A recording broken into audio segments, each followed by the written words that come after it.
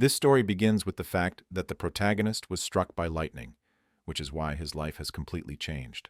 However, more recently, he was an ordinary guy who tried to get a job and underwent an interview. The guy tried not to be nervous, and said that he cleared the drinking water with a special cleaner that the state developed. The people who conducted this interview did not burn with special enthusiasm, and simply did their job. He was asked ordinary questions, and one of them was why he decided to choose their company. They looked at the resume of this guy, but he did not indicate any talents nor anything else. Then the oldest man and asked to answer honestly if he himself considered it a waste of time. This question caught the protagonist by surprise, because of which he did not quite understand what they wanted to say this issue.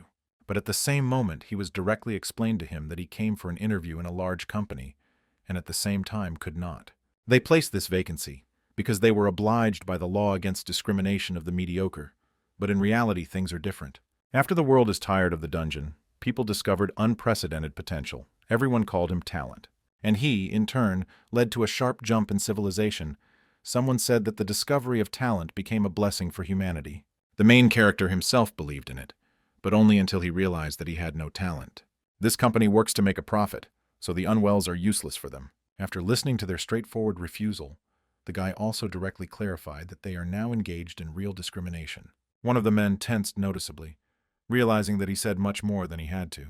However, the rest, on the contrary, continued to declare that they themselves were tired of people like him, who have no talent.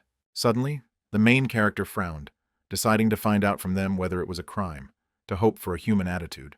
Then he asked them to apologize, but the employers thought the opposite, because it was the guy who spent their precious time. Slowly rising from his seat, he realized that they did not even think to apologize for their words. At that very moment, he took out a recorder out of his pocket, forcing 3 men to start from the awareness of the situation. Now, the obvious discrimination of the mediocre and recognition in the placement of non-existent vacancies have been recorded. They tried to stop the guy, wanting to do everything so that he would not give this entry to higher faces. However, the hero was already ready to give a record of the Human Rights Commission, wanting to receive justice from them. The guy came out of the building absolutely displeased because even if he had no talent, but he has pride. He received a notification to the phone that his request on human rights was considered, but it was no more easily from this. His mood deteriorated even more when he discovered that he had come for chewing gum. This day was like a curse, because while the guy was trying to clean the shoes, a stream of water flew into his face. He wet from head to toe, and the man in front of him watered the bushes and asked to turn off the water. Toward evening, the hero returned home and noticed that someone had ruined his window again. Having finished cleaning, the guy phoned his mother, who was sure that she was to blame, that he had trouble. She again reminded of her uncle, who was supposed to return the money to her. But the hero asked not to mention this freak under him. If he were one of those who repays debts, he would have already returned, and now he probably had already faded abroad. At that very moment, the guy picked up his hands, apologizing to us that she was screaming, and the fault was a hard day.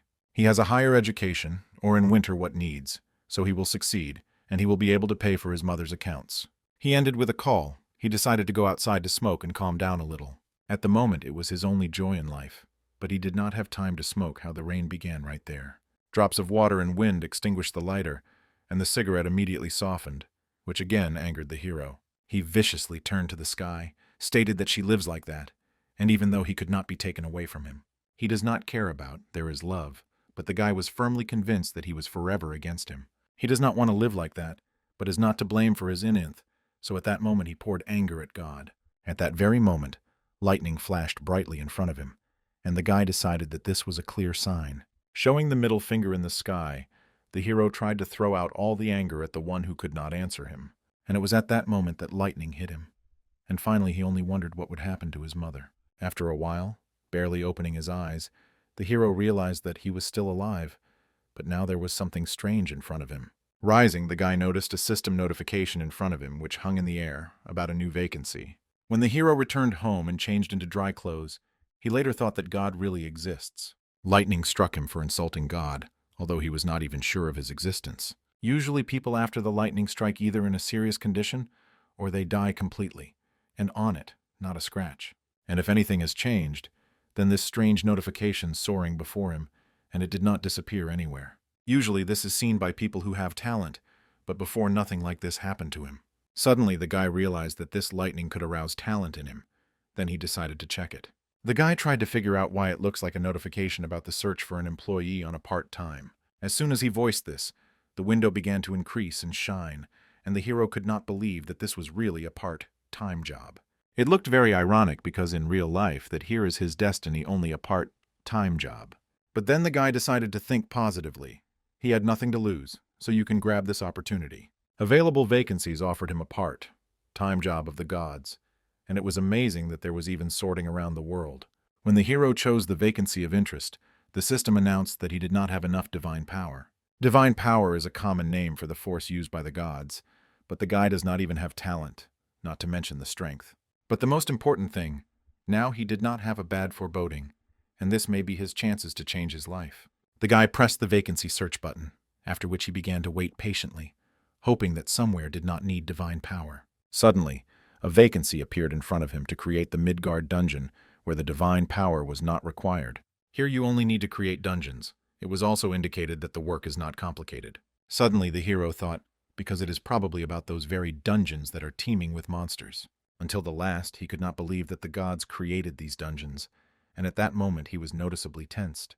Why did he notice that the payment per day is 12 tori, but he could not transfer it to his own money? The currency of the gods must be worth its weight in gold, so the hero decided to respond to this vacancy.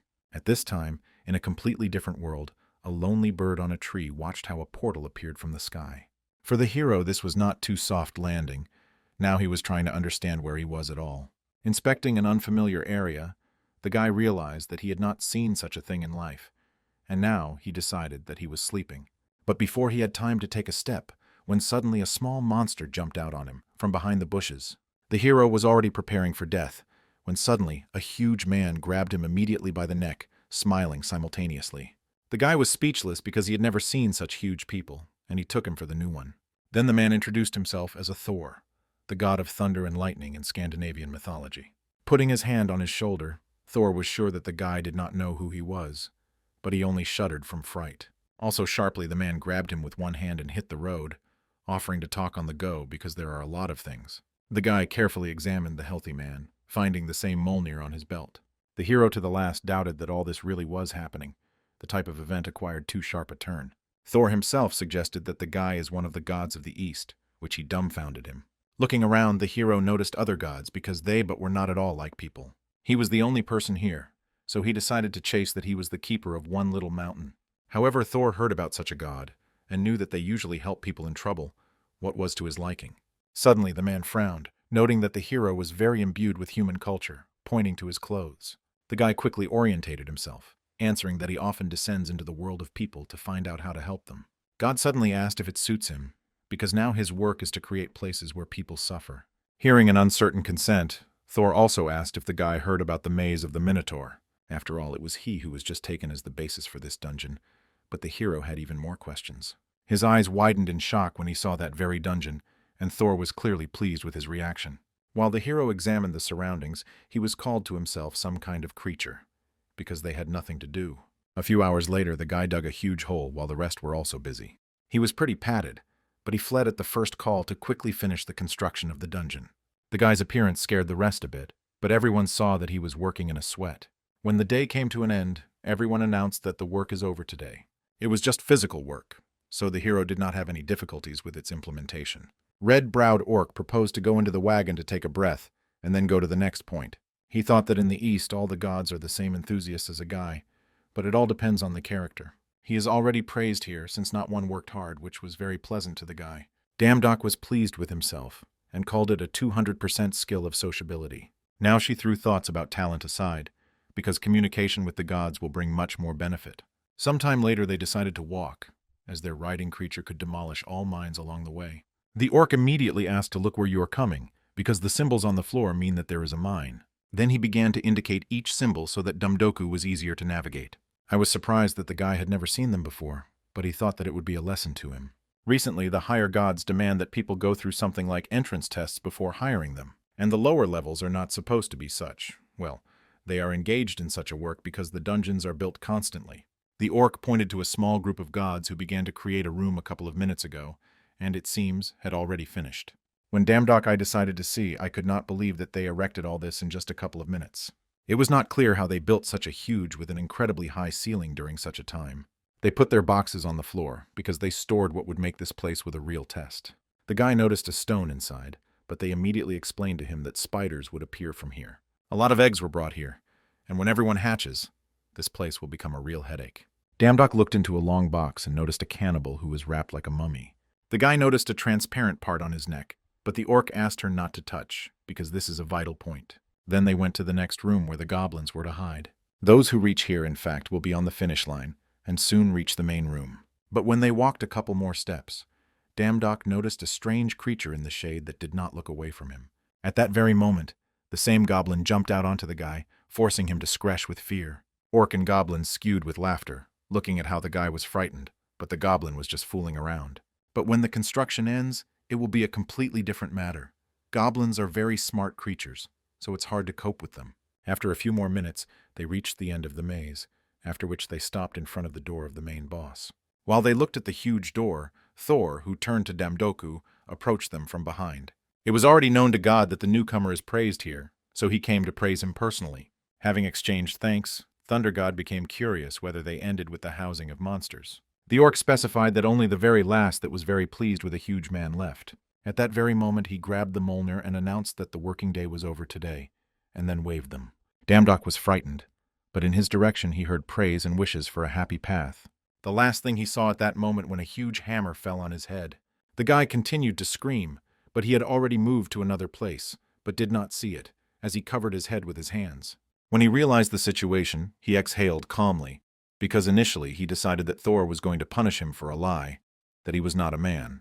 Tears performed before his eyes when he realized that all this was real. It was not a dream, but a real awakening. Screaming joyfully, Damdok was surprised to notice how the system announced that the salary was credited to his account. With trembling hands, he decided to check his account, after which the load of the god's store began. Among the assortment, he could see the omnipotent spear of Odin, Gungnir, which never hits the goal. There was also an armor of the Neme Leo, which neutralized all physical damage. Among the weapons and armor, there was also a necklace of Froya, which allowed to move between measurements.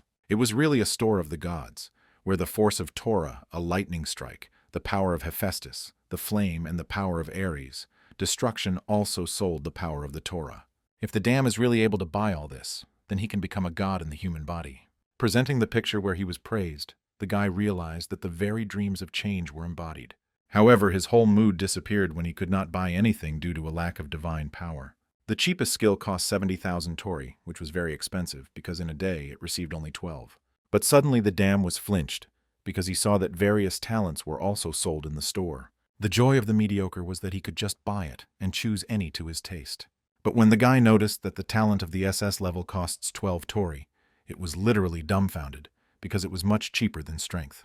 Then he saw the comments that the gods wrote, and realized that the price is so cheap because no one buys talents. This outraged Damdok, because it is not just talent, but a talent of SS level, and almost for nothing.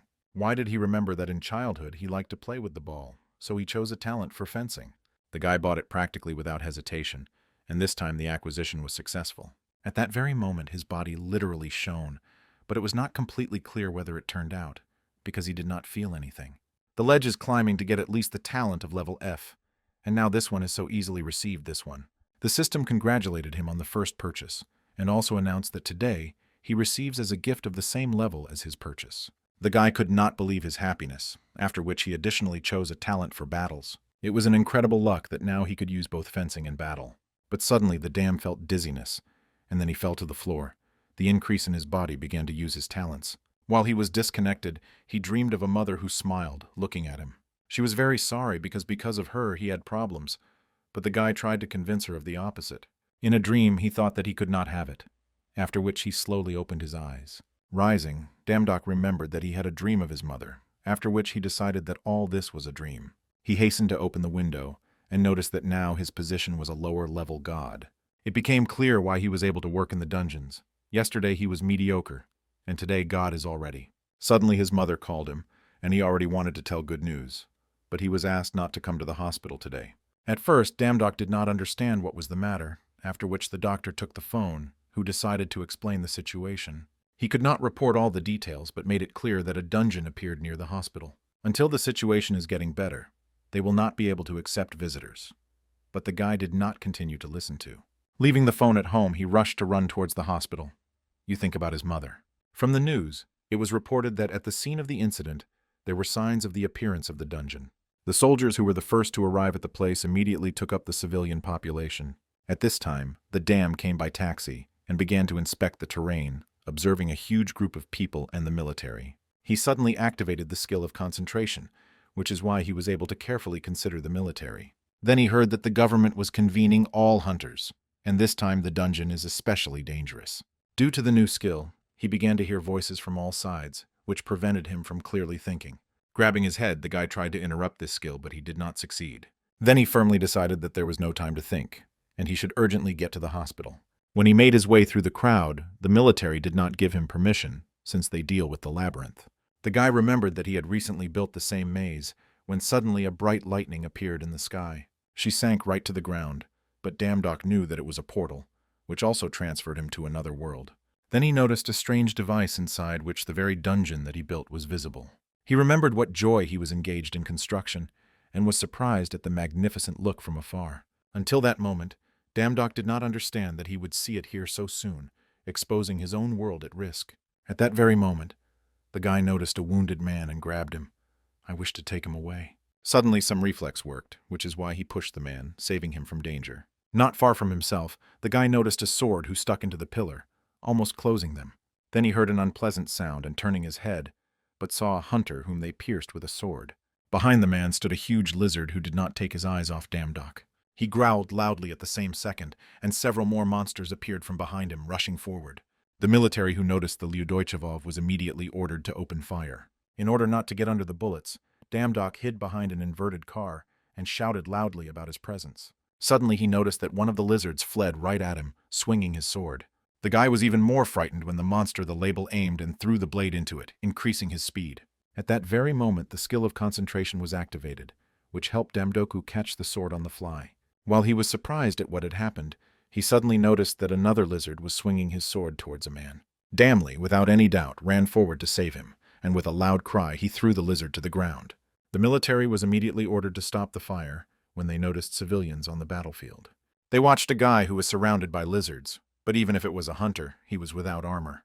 Damdok himself was trembling with fear because he initially acted on emotions, but now he did not know what to do.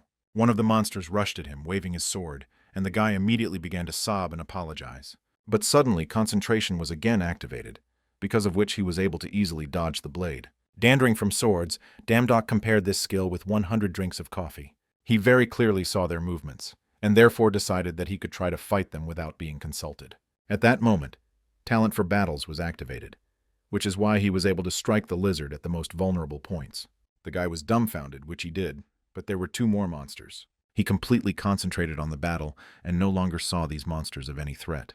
Having dealt with another lizard, the dam soaked into the air, forcing the monster to raise his head.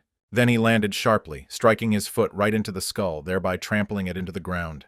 The military watched in shock that a guy without armor had just laid the Lyudoisters with his bare hands. Also, a man appeared behind one of the military who was surprised by what was happening. He was interested in which guild is the dam, because his face was not familiar to him, but he fought well. Without waiting for an answer, the man introduced himself to Namgun Adak. He was the head of the Sanguin Guild. Having shook hands, Namgun suggested that the hunter from the guild would hardly have appeared here alone. As it turned out, they came to clean these dungeons, and therefore suggested that Damdok join them. Looking at the huge gates, and the guy thought, because he is no longer an ordinary person. If you do not stop the monsters now, they will continue to appear, so he decided to go forward. The dungeon itself was very confusing, but Damdok confidently walked forward, as he knew the way. He was lucky that he remembers all the moves, all due to the fact that he walked through them hundreds of times. Suddenly, the guy asked everyone to stop, which surprised the whole group that stared at him. He announced that he himself would lead them from here, but one of the hunters asked him in displeasure to know his place. Damdok tried to explain that there would be traps further, so it is better to trust him. Namgun thanked him for anxiety, but he knew that the group was already taking care of everything. First, the guy agreed, after which he picked up a stone and threw it over the nearest corner. Having reached a certain point, several spikes jumped out of the floor, which crushed the same stone. Having demonstrated traps to them, Damdok proved that there was no advanced group here. Everything is activated under pressure, and the swords are cast from a special alloy that any armor will break. Namguna wondered how he knew all this, and the guy immediately strained because he did not want to tell them the truth. Having cleared his throat nervously, Damdok replied that this was his personal secret, hoping that they would not ask any more. Then they went on, slowly and carefully moving forward, bypassing all the traps. Suddenly, Damdok announced that it would be even more dangerous further, after which they stopped opposite the huge door. Meanwhile, the subordinates of the Namagun stomped small spiders, which did not carry threats. They only complained about the fact that they stuck boots, and that at such a pace they would all be worn. However, everyone knew that the web is not only their connection, but also traps, so it's easier to burn everything. They also suspiciously treated Damdok, because he could be a spy from another guild that is trying to disrupt their operation. Noticing a room in front of him, the guy remembered that here he unloaded a bunch of spider eggs. He also knows where they are hiding, but it makes no sense to complicate it so much, and you can just burn everything to hell. The rest with discontent noticed that everything was in the web, so they were happy to burn everything in front of them. Suddenly, the concentration skill was activated, because of which the dam was heard by a barely noticeable prayer for help. He abruptly stopped a comrade who wanted to go forward and warned that no one burned anything. Frowning, the guy made it clear to everyone to understand that somewhere nearby there was a living person. Namgun realized that their priority was to save the surviving people who were discovered in a stone chamber. They should be built in a protective position because they do not know what condition the survivors are in, so they need to refrain from distant attacks. He did not understand how, but Damdok knew where the survivors are located, so the support group will act under his command. The guy did not expect him to be appointed as a commander so suddenly, because he had never done anything like that. He wanted to object, but he was prevented by a girl who was in the support group. She held out her hand, thanking him that they had gone to this place, without hooking a single mine. Damdok uncertainly promised that they would do everything possible, while he was asked not to worry. As for the decrees, he can simply tell them where the survivors are. They will deal with the rest themselves. The girl was surprised that he did not use weapons, after which she advised him to buy a sword for himself. Damdok was surprised that they simply shook hands, after which she expressed what she wanted and left. He also was surprised to notice that she called him by name, but when he decided to find her, she suddenly evaporated. When the group entered the next room, then I began to look around for danger. It was too quiet here, but Namgun ordered everyone not to lose vigilance. Violating the silence, Damdok made everyone understand that the danger was on top, after which everyone raised their heads. The whole group noticed a huge spider which was already heading towards uninvited guests. The monster landed next to the subordinates of the Namagun, but the man was already in a hurry to his aid, chopping off the spider's claw. He waves 2 axes, and the leader immediately ordered everyone not to get lost and follow the plan. They needed to build in a protective position, and by all means to avoid contact with poison. Using the concentration skill, the lady called the support group, after which he found a room with survivors. Poor people were wrapped in a web, but they could still breathe, but their condition left much to be desired. When they freed everyone, they noticed a horde of spiders behind him, but Damdok knew a safe place. Hearing these words, Namgun frowned, because all this time he was tormented by doubts about this guy. He knows the moves and structure of the dungeon, and even where to look for surviving people, which causes suspicions. It was a talent that he never heard of, but now he is the most useful of them. Finding other victims, the support group continued to evacuate people from the dungeon. It was a good beginning, so they will continue in the same spirit, but now they should take a short break. Then Namgun turned to Damdok, wanting to talk with him face to face, which strained the guy. The rest who watched them were not very pleased that all the laurels would go to this guy. Taking into account 2 police officers and hunters, 10 people are in a trap. Among them were members of their advanced group. But suddenly the man laughed, praising the guy, because if not for him, they would burn all here. He also praised his talent because you might think that he built this dungeon with his own hands. The guy laughed nervously in response, trying to convince his comrade that this is simply impossible. Then he proposed to collect everyone and continue, so as not to fall under another tricky issue, which was not again in front of a huge door, and Dumad announced that there were goblins. Everyone was surprised, because they expected that it would be a boss room, which is why their mood fell a bit. The guy could not understand how to cope with a huge number of goblins, but decided to hide for concentration. But then he surprised everyone, asking him to go there alone, but no one liked this idea. They thought that he believed in himself, because the head praised him, and at the same second to kill, or that they would easily cope with the goblins. Namgun too is also not very pleasant to send the guy there alone, so he was against it. Damdok said that they would have to obey him when they go inside, since he has a plan. One of the subordinates wanted to use the opportunity to impress the chapter, but because of some moron, he will not be able to stand out. Well, when they entered the huge hall, who noticed that there was nobody inside, and it was just an empty corridor. Damdok immediately asked everyone to stay quieter because he felt something inside. The hunters immediately began to make fun, not going to listen to his instructions, being confident in themselves. At that very moment, the torches simultaneously went out, but the guy ordered not to light the light. The rest considered it nonsense, because they need to see at least something to fight. They decided that the guy was just a coward, so without any hesitation, they turned on the flashlights. Without delay, Damdok ordered everyone to fall to the floor, but not everyone managed to react. One of the subordinates at first laughed, after which he saw a comrade whose chest was pierced by arrows. The one who was originally laughed now shouted with fear, looking at his fallen comrade. Everyone immediately began to panic and scatter, but Namgun ordered everyone to stay in place. The man realized that the dam was originally right, and the goblins attack in the direction of the world.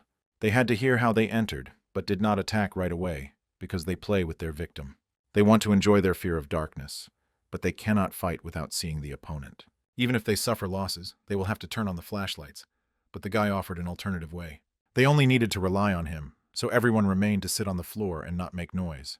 At this time, the dam slowly headed forward because his concentration skill was still active. The guy knows that they see nothing and nervous, so he ordered everyone not to move and not make sounds. Then he activated the skill of concentration, feeling several monsters next to him. Having instantly reacted, he began to attack them, after which he ordered his comrades to turn on the light, simultaneously holding the goblin's throat. No one could understand that the guy had for talent, and what other trump cards were hidden. One of the hunters literally torn with anger, because this guy constantly stood in his way. Namgun did this all his life, but for the first time he saw such a hunter as a dam. The guy himself did not know how he succeeded, but decided to joke that he was just lucky. Sometime later they got to the end of the maze, and now they stood in front of the boss's room. Entering the boss's room, darkness enveloped them again, and Namgun decided that an ambush was waiting for them again. But at the same second, torches on the walls lit up in the hall, and at the end they were waiting for the throne on which the monster was sitting. As expected, he looks impressive, and outwardly looked like an angry minotaur. But it does not seem that he was going to attack first. They have time to work out a strategy and study this room. Suddenly, Damdok noticed a notification that requested a sacrifice of 5 people. While Namgun gave the instructions to his subordinates, the guy realized that no one except him sees. Perhaps there should be some kind of hint how to get out of here safely. Then he decided to share this information. The guy distracted the leader to tell him important news, but the man first wanted to postpone this conversation. Damdok with all seriously stated that this could be related to the passage of the dungeon. Meanwhile, one of the subordinates was unhappy that this guy again takes his laurels for himself. This time he cannot just stand with his hands, so this time he is not going to dance to someone's pipe. Aiming the crossbow on the boss, the hunter decided to show everyone his firing talent, but the distance was too large. He needed to take a couple more steps, but because of his desire, he did not notice the line under his feet. Damdok immediately sensed something was amiss and turned around, noticing a lonely hunter who went further than required. The guy tried to stop him, in response to which he saw only the hunter's displeased look. He knew that Damdok wanted to pick up all the laurels for himself, but so far the boss was standing idle and he would kill him. As soon as his leg crossed the line, the notifications reported that 5 victims would be determined randomly. At the same second, the bodies of all people began to shine, and some loudly asked for help. Namgun quickly stood in front of a disgraced subordinate and began to report him for an insufficient act. However, now it was not the best time to discuss the fidelity of decisions, since they violated the rest of the boss. The monster already towered in front of them, raising a huge axe up, simultaneously choosing the first goal. But suddenly he growled loudly, thereby stunning all those present, and forced the floor to shudder. The hunter who wanted to deal with him the first to escape with him, but the barrier prevented him. Namgun barely managed to save him from an angry bull, who fled towards the guy at all speed. Without wasting time, the leader ordered everyone to take positions and act without panic, maintaining calm. They had to continue to attack the current amount, and he would win a little time for the rest. The man tried to take the monster with speed, and he even managed to attack him in the chest. The subordinates began to praise the commander, deciding that they would not be useful to him for victory. Damdok also noticed that Namgun was at a completely different level, but this was not enough. The axes of the man could not even break through the skin of the boss, who did not even make a sound. He barely managed to dodge the blow. This happened only thanks to the warning of Damdok. The point is not that the monster cannot dodge, he simply does not need it, and he himself left the scratch on the shoulder of Namgun. The man will have to collect the bones if they do not find a way to defeat the bull. Now they needed to avoid a direct collision and try to find weaknesses. The guy was surprised that the leader instantly orients himself and gives the command, a real veteran of the dungeons. This is the best that they can afford, but the boss is not even going to go to them, as if the distance does not mean anything. But when the guy noticed that the axe of the bull began to spark, he immediately recognized the power of Thor in him. Namgun also noticed that the monster had planned something, so it was necessary to stop him with all his might. Damdok wanted to warn him about the danger, but it was too late, and the man was already close. When Namgun realized that it was a mistake, he was surprised to notice how Damj hit the monster from his foot in the face. However, this was not enough. All those present still lit up bright light. The monster threw all the hunters away with one ability, and he remained unharmed. Those who were behind the barrier could not believe that the monster had given the commander. The rest could not get there in any way, and no one could foresee such an outcome, although they really wanted to help. Damdok, who was still conscious, realized that he had been struggling with all his might. But at least that. After so many years at the bottom, he received talent, seeing the light at the end of the tunnel, and he would die so ingloriously. But suddenly the guy remembered that there was something else that they had not tried, and he was not going to die so easy. The monster also noticed a guy who slowly stood on his feet, simultaneously putting the axe in front of him. Damdok did not try so hard to die in such a place. Having picked up the sword, the talent for fencing was acted, after which the guy asked the monster to prepare. Namgun could not even scratch him with his axe, but a man who did not hold a sword in his hands did not definitely lay him. He had to tell Damdoku to take his feet to him, but he could not say a word. The man mentally apologized to the guy, to whom the monster was already pulling his paw. But at the same second, a shock appeared on the faces of all those present when they noticed a severed horn on the ground. At first it was only excitement, but at the moment when Damdok picked up a sword, confidence came. The guy saw a real sword for the first time, not to mention the battles, but immediately felt that he was part of his body. A smile appeared on his face when he realized how strong his talent for fencing was. However, this was far from the end. The monster was only angry stronger, and rushed to the guy. Damdok reacted instantly and left the attack, simultaneously striking the monster's hand. Namgun could not believe his eyes when the guy made 6 attacks in a moment. The man thought that this guy was more in martial arts, and he was a swordsman all this time. Damdok was completely concentrated on the battle and underestimated the enemy, who had a very dense skin. The hunter, who was scared the most, realized that he could not be overcome with this level of abilities. However, Namgun considered it nonsense, because his level of ownership of the ball is comparable to the best swordsmen of the East. The only problem was that the sword was about to break, although he waved them only a couple of times. At this pace, he will soon remain empty-handed, and he can only get into the vital organ the first time. Then the guy decided not to waste time and rush forward, but on the way he had already met the fist of the monster. Having deftly dodging the blow, he activated the talent for the battles and hit the boss from his feet. However, he did not even move. Then the guy threw the sword in his direction, distracting attention, and he himself struck his chin. While the boss was disoriented, the dam managed to catch the sword in the air and waved it with all his might, sticking his monster into his head. A little more and the sword is the end. There is no sense in the battle with his bare hands, so the next blow is his last chance. If only such an opportunity was, he would finish everything as quickly as possible. Well, as soon as the monster began to use the power of Thor again, the guy realized that this was the same opportunity. Namgun was fully aware of the danger of this attack, but in shock noticed that Damdok was about to go ahead. Now there was a clash of 2 incredible forces, and it is unknown to the end who will be the winner. The man decided that he had to help somehow, after which he remembered that they could fight even in blind. Then the leader turned to a frightened hunter who had looked too self-confident before. He knew that this guy wanted to show himself, so he decided that this was his chance, since he would have a good little thing. At the same time, Damdok ran forward, and the monster did the same, waving the axe. The guy had only one chance to strike a vital organ, otherwise nothing would work out. His speed was much higher than the monster, so he overtook it first, hitting it in the very heart. From such a blow, the sword finally broke, and Damdok realized that he could not achieve the goal. He saw only a sequel, shrouded in lightning, which fell on him. But suddenly everything changed when a new sword fell into his hands, and he firmly decided that this was the end for the boss. Dan that of the monster's weapons, Damdok returned to his heart again to strike a final blow. 5 hours passed from the moment when the last monster appeared from the dungeon, and the gate gathered a lot of onlookers. Suddenly, one of the reporters pointed a finger at the gate, noting that someone was approaching the exit. The lady and the rest of the group, who were glad to get out, went out. The guy was surprised how Namgun knew that he would catch the sword, but he was not sure. He just remembered his words earlier. He also remembered when he caught the cannibal's sword on the fly, which prompted him to think. But if he had not caught the blade, then he would have brought everyone. In any case, they survived thanks to the Huset. However, the man was of a different opinion, after which he concluded that it was the dam of all of them. Then he sent the guy forward, because he made the greatest contribution to this stripping, so he to broadcast the people. He first heard such words, because of which his face acquired a surprised expression. After all, before all his life he had been looking down at him due to the lack of talent, but now he is not the same as before. Then Damdok stepped forward and raised his hand up, and the people standing in front of him did the same. After the incident, Damdok immediately ran to the hospital to check his mother's condition. Then he noticed how they talked about him on TV, because he made the greatest contribution to the cleaning of the dungeon. This was the first interview of the guy, because of which a lot of questions began to pour on him. This made him noticeably nervous, because of which he asked to speak more precisely, because he did not have time to answer. But then he gathered his strength and said that where he did not matter, because he fought to protect the dear person.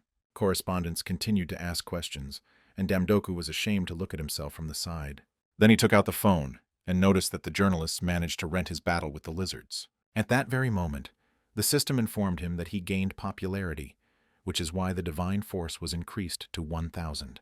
Damdok thought and remembered that it was about this force that they wrote in vacancies when he was looking for a part-time job.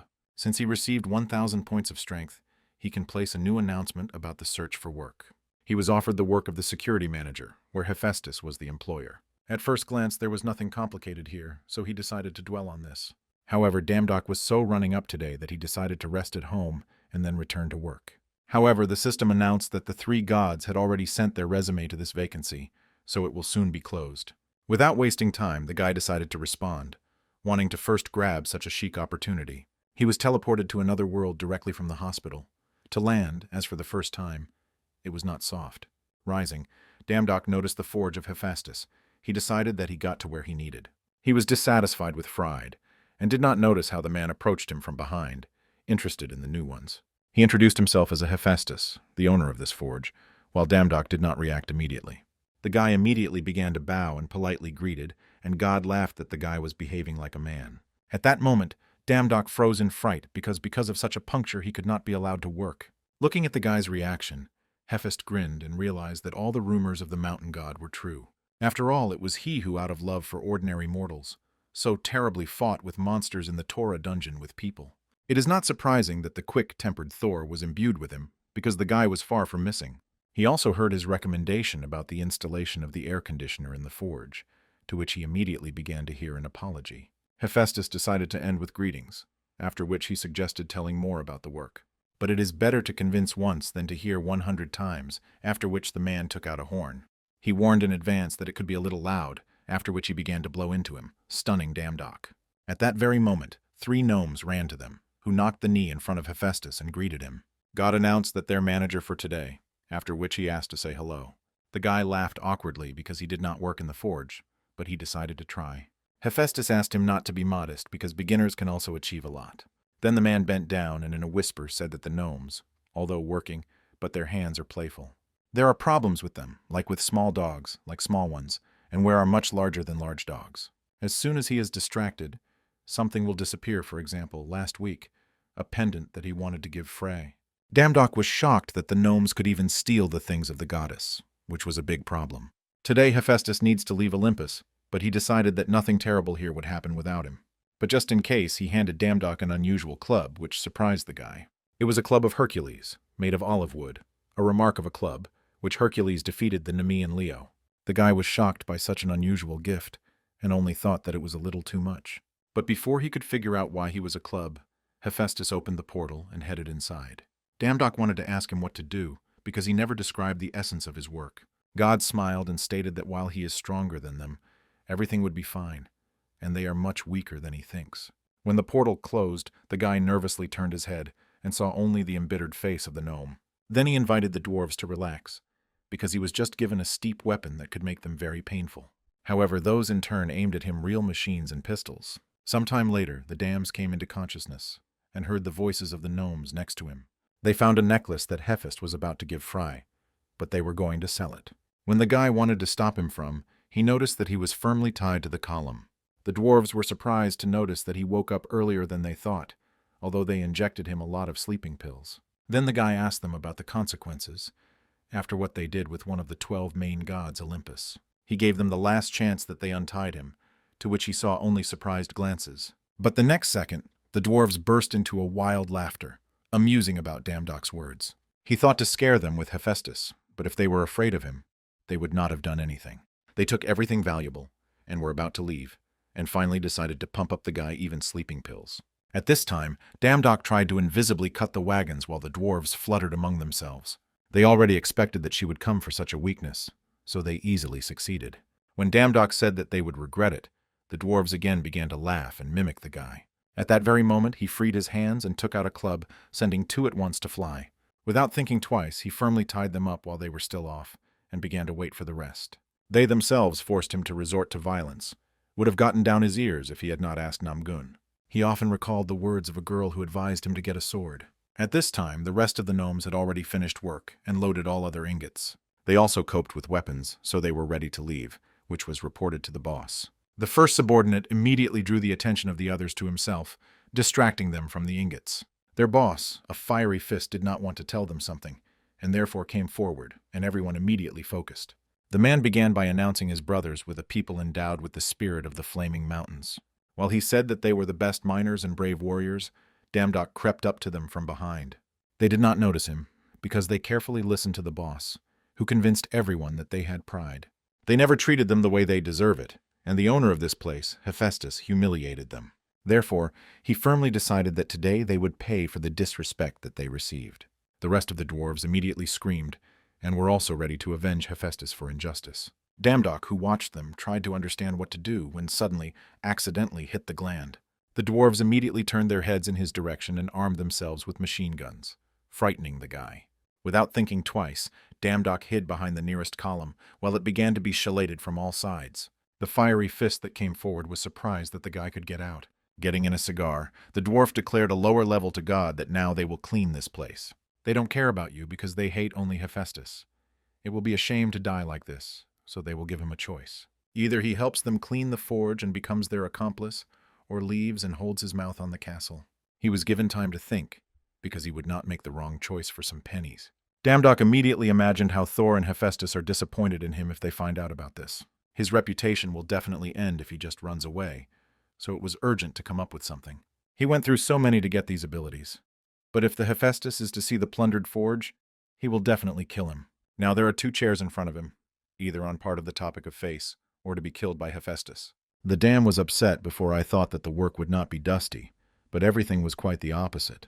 Thinking a little, the guy went out from the column, raising his hands up, still holding the club of Hercules. Suddenly, the guy decided to ask the fiery fist, where he and Hephaestus were not partners. He was interested in the reason for their enmity, because if Hephaestus finds out about it, he would not leave this so.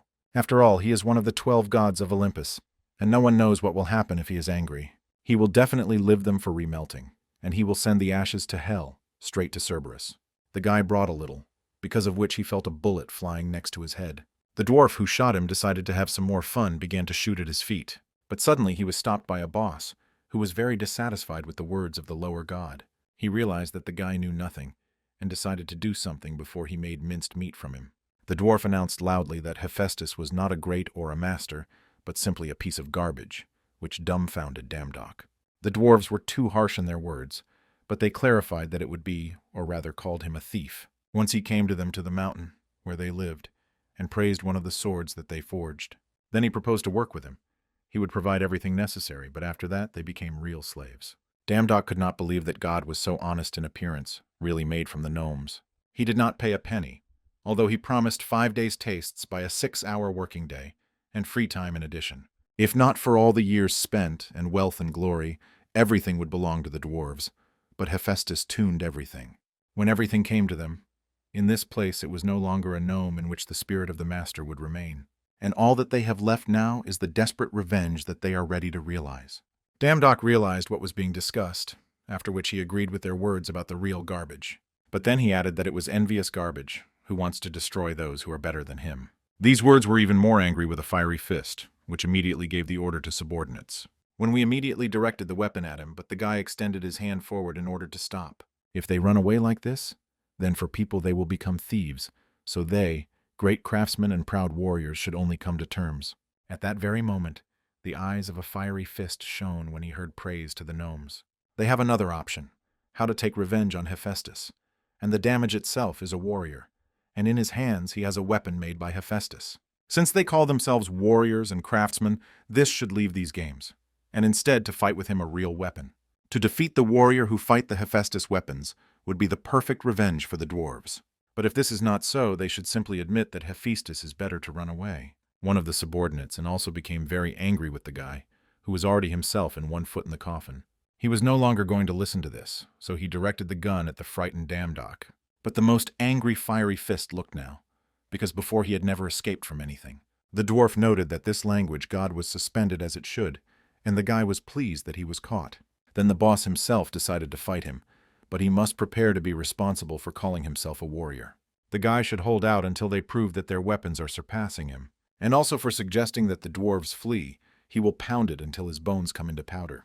At that very moment, a fiery fist grabbed his huge two-handed hammer. His weight was incredibly huge, since the earth under the gnome was multiplied. He rushed into the attack. Damdok reacted instantly and dodged the first blow that sank to the ground. The guy was surprised by such power, but then turned his head and noticed that the column behind him broke. Having thrown off the cigar, the gnomes noticed that the guy was surprised, because he clearly thought that without guns, they were on his teeth. The fiery fist was ready to fight in full force, and therefore doubted that such a god could defeat him. Grabbing the club stronger, the dam was sure that he had in the arsenal than to surprise the gnomes. Then he sharply rushed forward, quickly reducing the distance with the opponent. The fiery fist barely managed to return, and then hit the hammer again, wanting to break the distance. But the guy was already behind, quite announcing that it was only his illusion. The dwarf had already directed the hammer in his direction, but Damdok was faster and was already standing close. The boss praised him, but it was too early to be surprised, and the guy tried to strike the gnome's chest. But to universal surprise, a fiery fist pushed away from him with his foot, pulling away. For the first time I got Damdok from my feet, which seemed painful to him, but he found the strength to praise the dwarves. The dwarf again praised his speech, although he immediately noticed a guy's rack, who was strange. But it's even good that he immediately demonstrated his limit, and the guy was surprised that he determined this at a rack alone. It was clear to the idiot because the dwarf never saw a person who would hold a stupid weapon like him. In fact, from these exact strokes, goosebumps on the back even went from the fire fist. His heart did not knock for a long time, and here on one of the two, either this guy is equal to him, or even higher. The subordinates who heard these words could not believe that this puppy could be even boss. Suddenly the dwarf apologized that he called him a lower-level god, and for underestimating, and now he decided to prove his sincerity to him, otherwise to fight in full force. At that very moment they rushed to each other, and a huge hammer immediately sank to a club. They exchanged several more blows, and then crossed the weapons, looking menacingly at each other. The rest of the gnomes who watched what was happening loudly supported their leader. They compared this battle with the Battle of the Titans, and their heart pounded like frantic. It is like the sound of a forge, vibrating air, the roar of metal, such familiar sounds of the forge. The ardor of this guy seemed to knock on their souls, and his strength does not repel, but on the contrary, inspires. The fiery fist had nothing to object to him, because it is easier to blame the capable than admit his own inability. On the day they received Hephaestus's proposal, the dwarves were happy and very naive. They, like frogs, first gathered from a well, collided with a storm of emotions and swollen dreams. But they only reminded that they were not good enough, which made this story miserable. Everything that was after they left the well, everything turned out to be a waste of time. A dexterous and strong movement, Damdok managed to knock the hammer out of the enemy's hands, and the matter remained small. And now the fiery fist was completely ready to admit his defeat before the guy. But as soon as the guy wanted to deliver the last blow, he was stopped by Hephaestus, which appeared from nowhere. As soon as he moved, so real chaos occurred here, and he even thought at first that he had entered the wrong place. And now he would really like to know that this happened here, in the smallest details. Of course, he suspected that there would be a fight, but this is just some kind of light. However, the most of the Hephaestus was worried about the ingots, neatly folded and ready for export.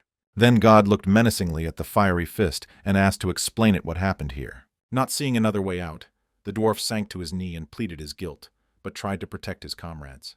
The rest immediately tried to join him, but they knew that this would not change anything. He can be punished for the wrong decision, but his guys only trusted their commander. When the boss wanted to admit, the dam came forward and stated that he forced him to do it. The fiery fist was stunned by the guy's act, who continued to claim that they were acting by his decree. Hephaestus frowned because he entrusted him with guarding the forge, but now everything looked completely different. Damdok was slightly nervous, but then pulled a necklace for Freya from his pocket and handed it to God. Hephaestus was surprised that it was found, and the guy allegedly could find him by arranging a mess. And the dwarf was dumbfounded, because it was the very necklace that he gave to those who followed the dam. If he says that he found him with them, The case will not end on him, and the Hephaestus will punish absolutely everyone. But suddenly Damdok said that he was found a fiery fist. There was enough time, so he told him to turn the entire warehouse. He is not tall with growth, so after he sprinkled every corner, the necklace was found.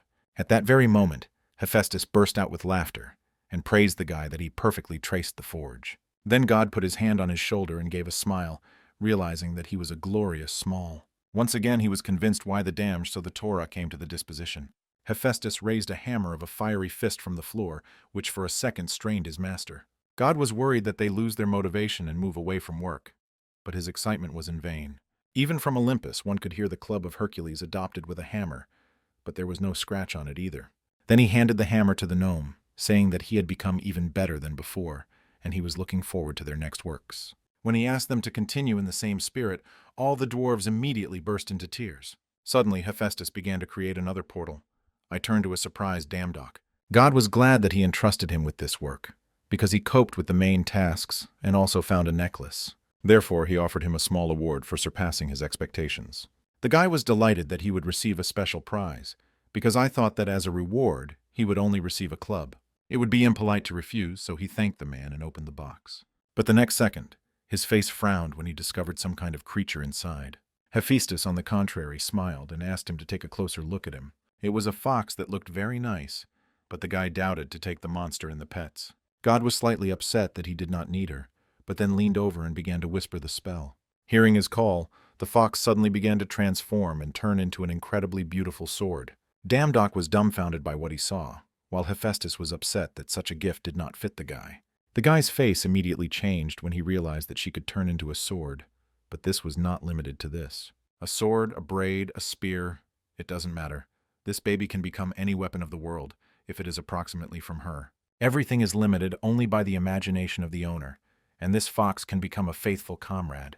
In other words, she is a real treasure that Hephaestus is ready to convey to an excellent employee. But since you can't write anything, he decided to give it to the dwarves, and Damdok began to regret a hasty conclusion. Then he stated that he could not refuse the gift of Hephaestus himself, although he thought that he did not like the fox. The guy laughed nervously and quickly came up with an excuse and refused only out of politeness.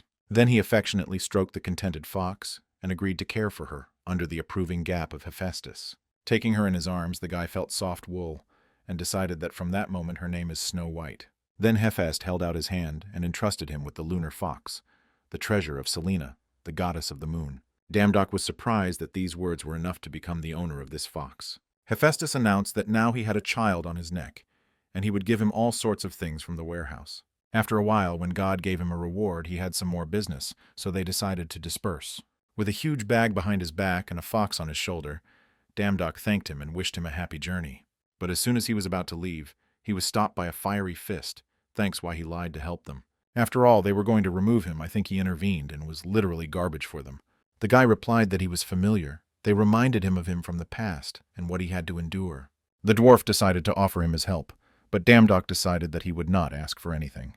They should help each other, so there is nothing strange that he removed them from the anger of Hephaestus. In addition, he thinks that Mr. Hephaestus from the very beginning knew everything, simply did not interfere. When the guy disappeared in the portal, the dwarf bowed and expressed gratitude to him from their entire tribe.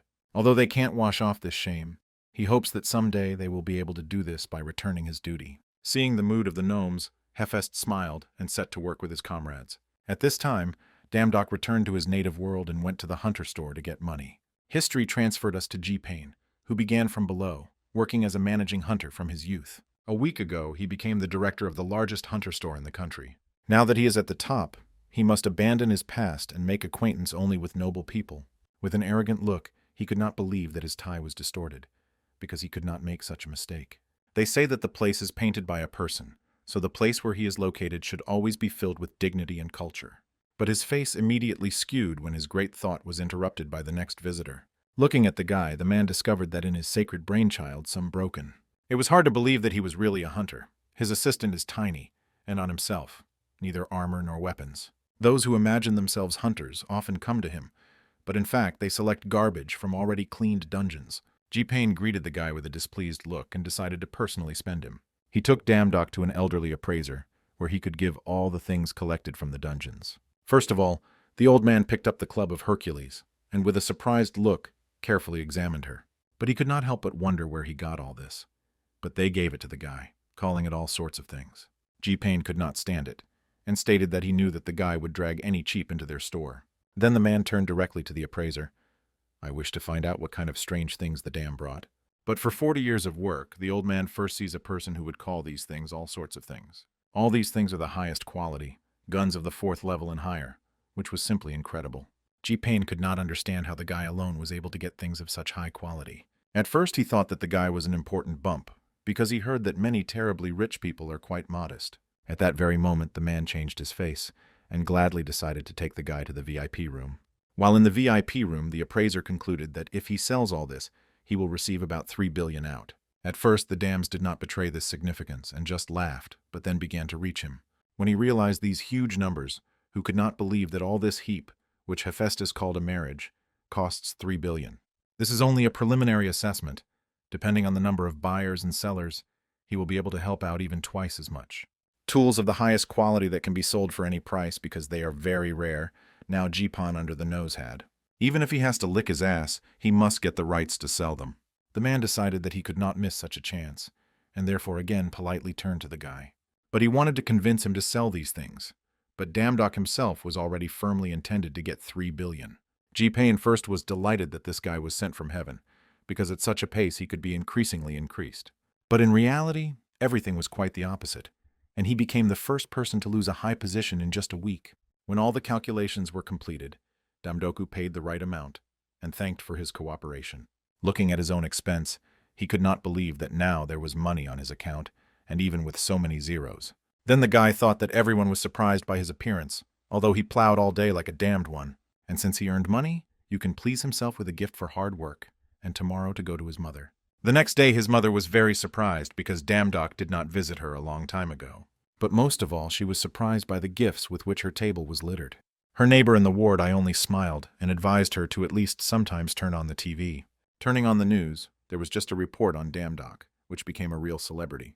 My journalists say that Damdok cleaned the dungeon with his talent, although he did this not alone. His mother could not believe that he had a talent that opened the other day. While he was trying to tell his story, the woman sharply lowered her head and cried. She thanked God for the fact that her son had a talent, albeit so late.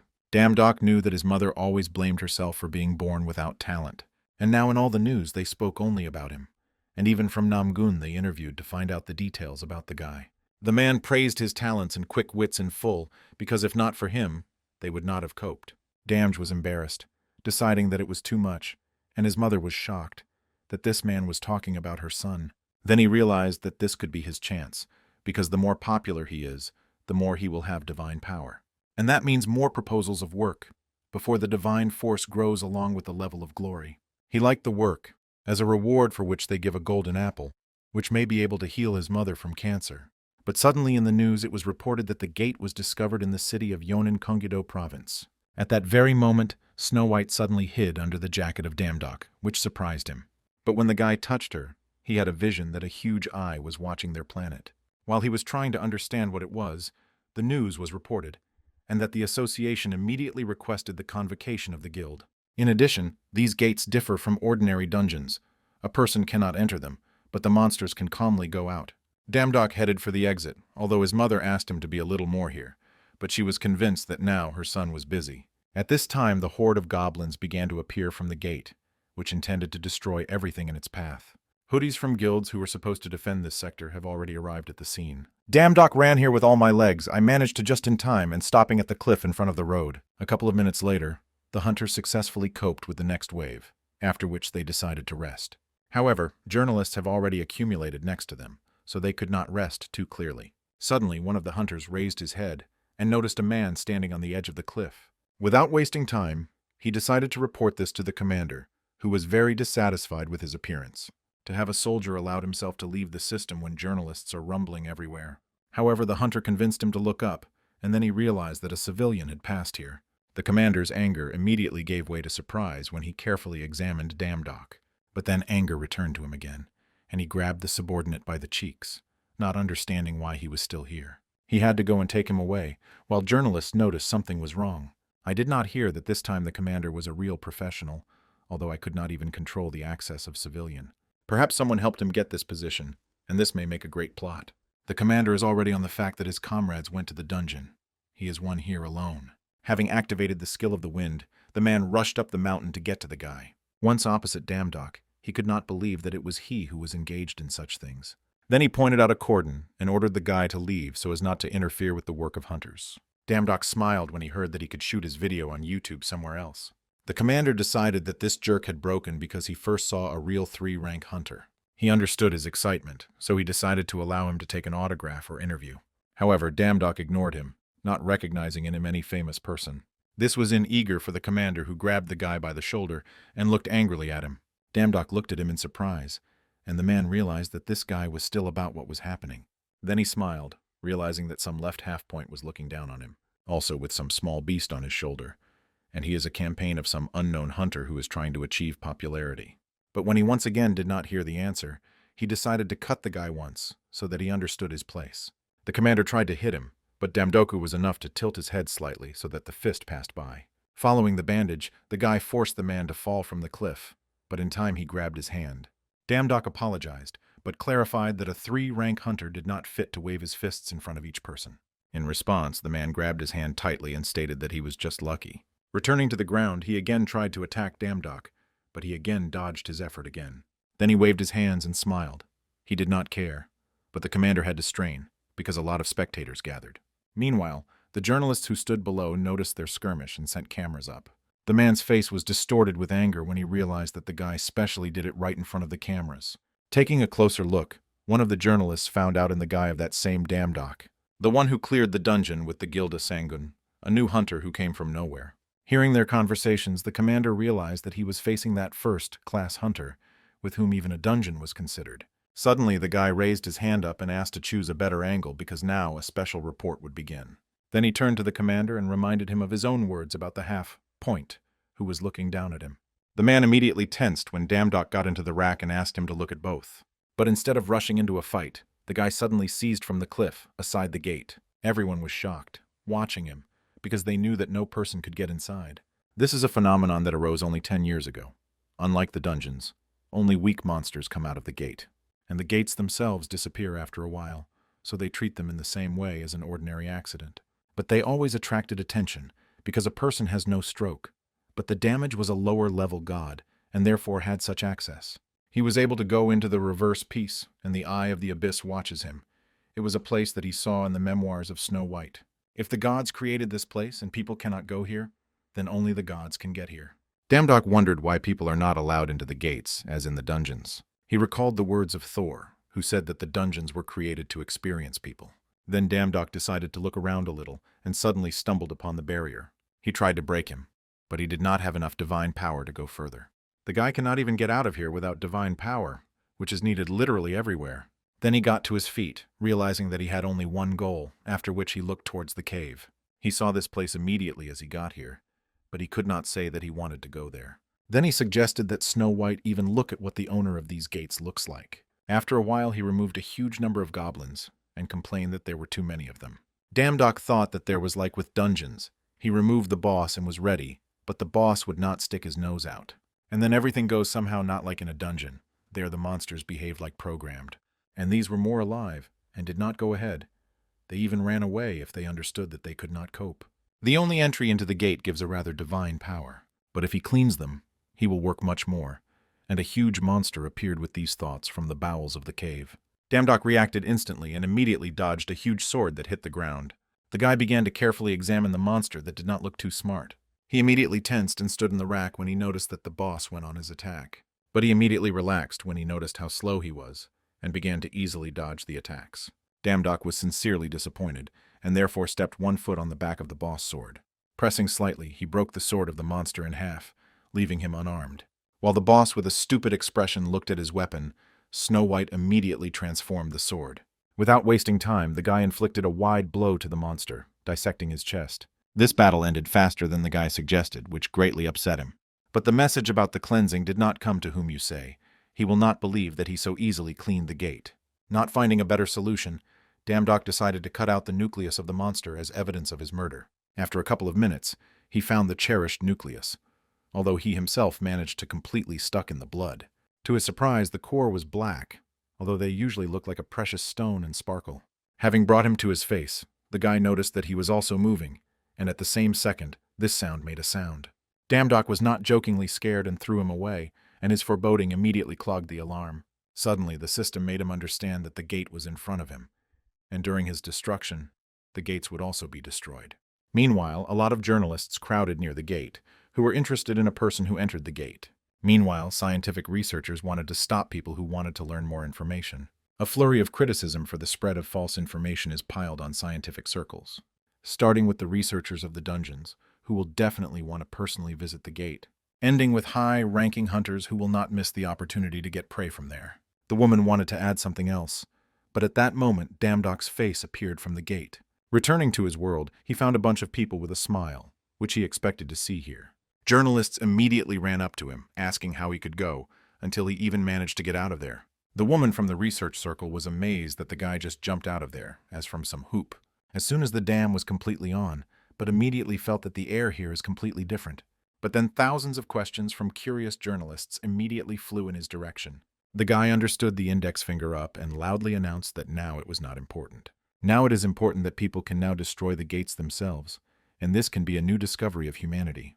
When they began to throw him again with questions, Damdok realized that their reaction is more than excellent. Then he showed everyone the core, which he pulled out of the gate from the boss, and then asked to look carefully.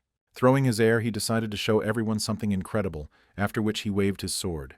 With a deft movement of his hand, he destroyed the core, after which he began to observe the reaction of the rest. The portal behind him immediately began to crumble, and then completely scattered into the fragments.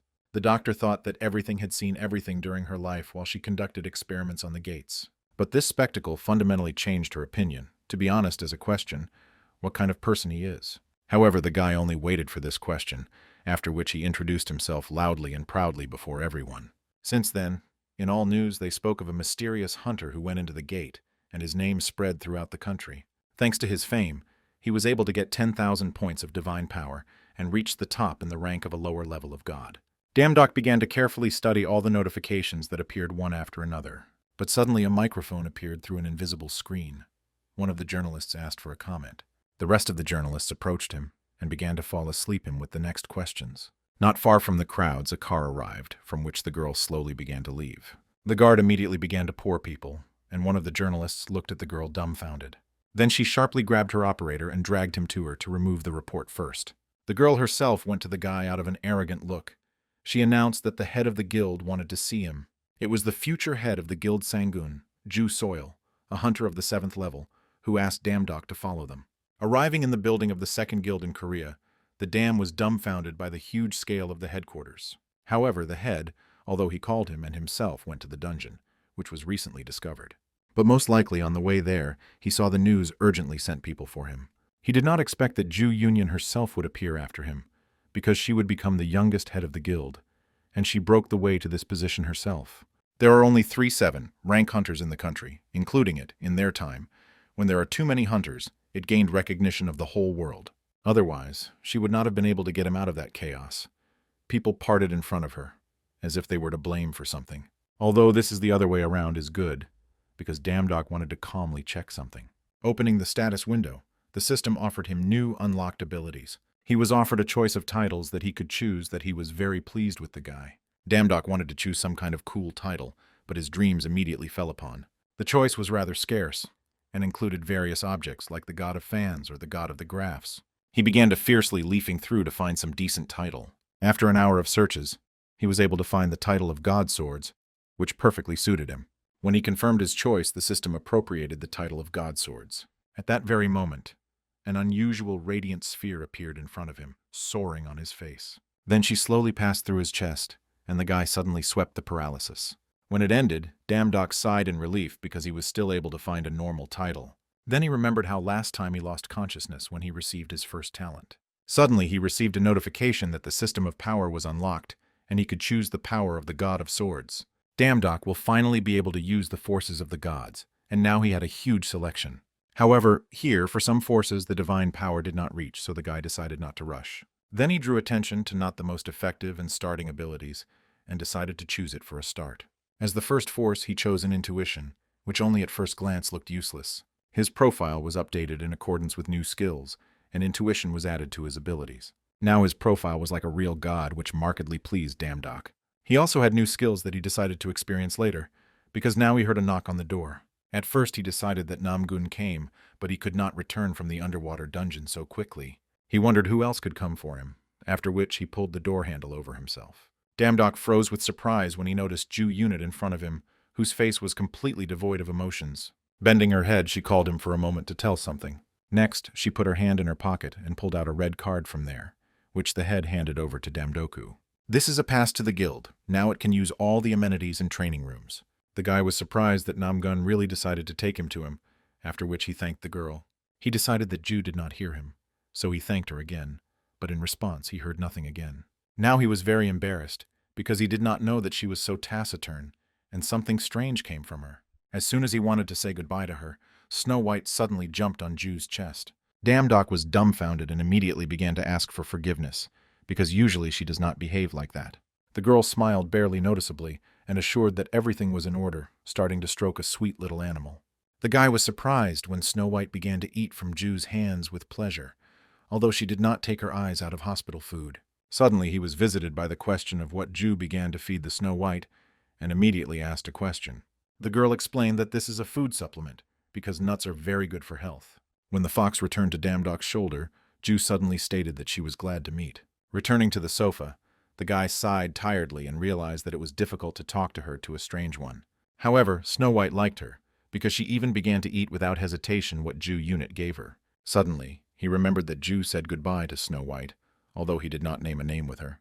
Now this girl was even more mystery to him, which is why even more questions arose. Without thinking twice, he decided to drive a request on the internet. What to do if a stalker started nearby? Damdok did not know what to do with Ju, because no one would have thought that with such an appearance she could be a stalker. While he was thinking about this, the system began to fill him with a bunch of notifications. The guy began to annoy this, but then he noticed that new vacancies became available to him. As soon as he saw that it was only necessary to take care of the Cerberus, and the payment would be double, the dam was immediately forgotten about Ju. Without wasting time, he quickly responded, although no one else wanted to do this work. At that very moment he was transferred to another world, but the guy had already begun to get used to such sharp teleportations. Suddenly, someone blinded him with a lamp, but when the guy saw the creature in front of him, he scaredly. Determining to his feet, he began to look around and noticed that he was in the boat. The creature gave a voice and announced that he was not a dead man. It was a Styx river, the dead move along it. There is no way alive here, but this guy somehow managed to get here. Damdok knew this river, and therefore concluded that the creature standing in front of him was the carrier of Heron. The guy smiled and explained that he was doing here, after which he asked to help cross the river. He needed to see aid, when suddenly Heron was angry, because the guy dared to pronounce his name. Having waved his hands, Damdok did not know what he was still calling him, because he is the god of the underground kingdom. Heron decided that the guy was tired of living, but he began to first provoke him. The carrier picked up a braid and again asked the guy to leave, because a lot of people like him here. He was not the first god of the lower level with hot blood, so this is his last chance to step from where he came. But contrary to his warning, the dam only grinned and showed him the middle finger. This was angry with Heron, who made the decision and kill him, because the guy himself wished. However, these movements seemed to Damdoka slow, because of which he was able to easily evade. Heron decided to give him a wonderful death, and then the guy ride this boat for its intended purpose. At this time, Snow White had already turned into a sword, and the lady's hand broke his braid blade with a slight movement. Heron did not understand where he got it, but after that the guy also took out the club of Hercules. The carrier immediately recognized the weapon in human hands, which raised his hand to him, and Lev crosses over the river. His complaints were interrupted by a club with a club on the head, and Damdok asked him to move faster. Heron decided to demand a fee, but when he saw the evil expression of the guy's face, he decided not to argue with him. After a while, when they reached the shore, Damdok thanked him with a smile. But as soon as the guy stood his back to him, Heron again waved his scythe at him, decided to finish the begun. At that very moment, the skill of intuition was activated, which helped Damdok easily dodge. While the carrier was in shock, the guy was surprised at the new power, as if his body had become faster than thoughts. But returning to the situation, he decided that he would not go, and he should have set a troll to Heron. A few minutes later, Damdok stood on the shore, while Heron was in a deplorable state. Suddenly, from behind the trees, there was a pleasant voice that the guy asked, he came or he looked after Cerberus. The smiling goddess of fertility, and the kingdom of the dead Persephone turned to him. Her husband was so angry that no one responded. If not for the dam, she would have had to do this. The guy could not look away from her beauty, but politely introduced himself, recalling the name of the goddess. The friendly girl decided to personally spend him to the place of work so that he would not get lost. Cerberus is very far away, although before they called him here, but Hades asked not to do this anymore. Half of the applicants immediately fled away. It was worth seeing, so those who could cope with Heron can overcome Cerberus. This was the first test, because in the myths of Cerberus, a terrifying monster, and is called a perpetrator of the underworld. At first the lady began to get nervous, but then he remembered that he was the god of swords, and Cerberus was just a dog. When they got to the place, a huge sleeping three-headed dog was in front of their eyes. Sensing a new smell, Cerberus woke up and headed towards Damdock, gritting his teeth along the way. The guy felt the spirit leave his body, and he remembered the word from the employer that his dog did not bite. Persephone was worried, looking at his expression, but the guy assured that everything was in order. Her husband wrote a list of precautions that he should read before starting work. Hades could not send him straight to this monster without saying anything. Usually Cerberus is affectionate, but during the feeder there is highly likelihood of injuries. There were also many points requiring special attention, which dumbfounded Damdock. Having discarded a sheet of paper, the guy realized that it was said by direct text that he should die. However, the daily routine is also written on the reverse side, which should be accurate. In order, only breakfast, lunch, dinner, and walk, but only in the underground kingdom were in order. Unable to stand it, the guy tore a sheet of paper, not understanding how he should walk it. Persephone herself was calm, and fully understood that the dam could refuse. But it is a little worried because the previous candidate escaped, and Hades caught him, now unhappy in hell. He tore his limbs, and you are so terrible that she can't even talk further. Hearing this, Damdock quickly glued a sheet of paper, explaining that he was just trying to cheer up. At first, he needed to feed Cerberus and Persephone, but pointed to the wagon where the nymph was transported meat. Putting a few huge pieces on his shoulders, the guy was ready to go to Cerberus. Now he had to throw these pieces of the dog one at a time, but very carefully. He just growled like that at the sight of food, it seems, becomes an ordinary dog. The guy tried to give him the command to sit, but he only fell asleep with sand, which caused laughter at Persephone. Sincerely laughing, the girl noticed that this time they had an interesting worker. It is useless to tell him the teams because Cerberus obeys only the husband, and it became clear why no one responded. Then Damdock decided to simplify everything, and grabbed a piece of meat, which threw the dog directly into the face. The first piece flew exactly into the face of the middle head, because of which the others immediately began to laugh. But at the same second, the other two pieces flew into the rest of the heads, because it is not good to laugh at the comrades. This noticeably angered Cerberus, who rushed right on a guy who remained calmly standing still. The dog could not do anything to him, sitting on a leash, and he perfectly calculated the length of the chain to be at a safe distance. But his confidence immediately disappeared when the chain began to break, and Cerberus began to come closer. Damdock realized what specifically hit when an embittered dog hung over him. Cerberus was going to literally devour him, but the guy deftly dodged his fanged mouth. Meanwhile, Persephone looked at the chain with surprise, because I did not think that they could be torn. However, now was not the time for delights, so the guy grabbed her hand and quickly ran. This crazy dog tries to bite him because of some innocent joke and even managed to scratch. Then he began to complain that they had strange chains, which is so easy to break, although the girl herself sees this for the first time. Cerberus quickly caught up with them, so the dam was offered to accelerate a little. Persephone offered to hold on to her because she is the wife of the god of the kingdom of the dead, and while she is nearby, Cerberus will not touch him. But when the dog overtook them, the girl was no longer so sure of this, and therefore was noticeably scared. Damdock reacted instantly, after which he pushed the Persephone away. Then he pushed off the ground and soared into the air, transforming the Snow White into a club. He tried to hit one of the heads, but immediately noticed a quickly approaching paw. The blow was so strong that he threw it a few meters, applying noticeable injuries. Raising his head, Damdock noticed a slowly approaching Cerberus, who was beside himself with anger. Meanwhile, Persephone asked him to stay away from there, because if he falls into the river, they will catch him and devour it. However, after the blow, Damdock had everything in the fog in the head, and he did not hear what she was saying. The worried girl realized that he did not hear her, and tried to understand what to do. The goddess did not come up with anything better than trying to order Cerberus to sit. However, he completely ignored her, and the guy realized that in the end he himself became the feed of the dog, which he came to feed. He was not going to die so simply, and therefore pushed off the ground and flew his back into the river. Damdock did not expect that it would be so cold in the water, and he could not even move a finger. He decided that he was dying, and everything that happened to him, his whole life and work, was only a dream. He still wants to buy so many things in a store of gods, although he didn't buy anything. There was a feeling that all his memories were flowing out, Probably this life runs before his eyes. Suddenly, Damdock noticed Snow White and asked her not to swim after him, because although she should survive. But the fox decided to wake the owner by any means and then painfully bit his nose. And when he came to, he noticed behind a huge number of hands that were going to drag him to the bottom. He has already begun to lose consciousness, but at the same second, Snow White began to transform into a hammer. The guy quickly came to his senses, after which he began to swing the weapon, driving away his hands from himself. Rising a little higher, he activated the skill of the gnome hammer and hit them. Having drove his hands away from himself, the lady suddenly realized that he could not breathe. He began to wave his hands furiously, and after a few seconds he was able to get to the surface. Having managed to get out of the world, and having reached the shore, Damdock noticed a huge mouth of Cerberus in front of him. Not having time to figure out anything, the guy felt that the floor of his body was already in his mouth. However, he did not feel any pain. It was the effect of the Styx River, which gave a lot of immunities. For a whole hour, Damdock could not get poisoning, camp, or any physical damage.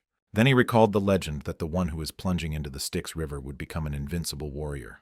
The goddess Fatida lowered her son into her. Only the heels of the child did not get wet, for which she held him. So the fairy tale about the Achilles Five, who knew absolutely every person on Earth, originates. While Damdock thought that he was invincible, outside the Persephone looked in shock at Cerberus with a guy in his mouth. She grabbed his leg and tried to pull it out, but the dog was not going to give her a toy. Realizing that the guy could not live, Cerberus spitted on the floor with displeasure. Persephone ran up to him worriedly, did not notice that he was still alive but completely covered with saliva.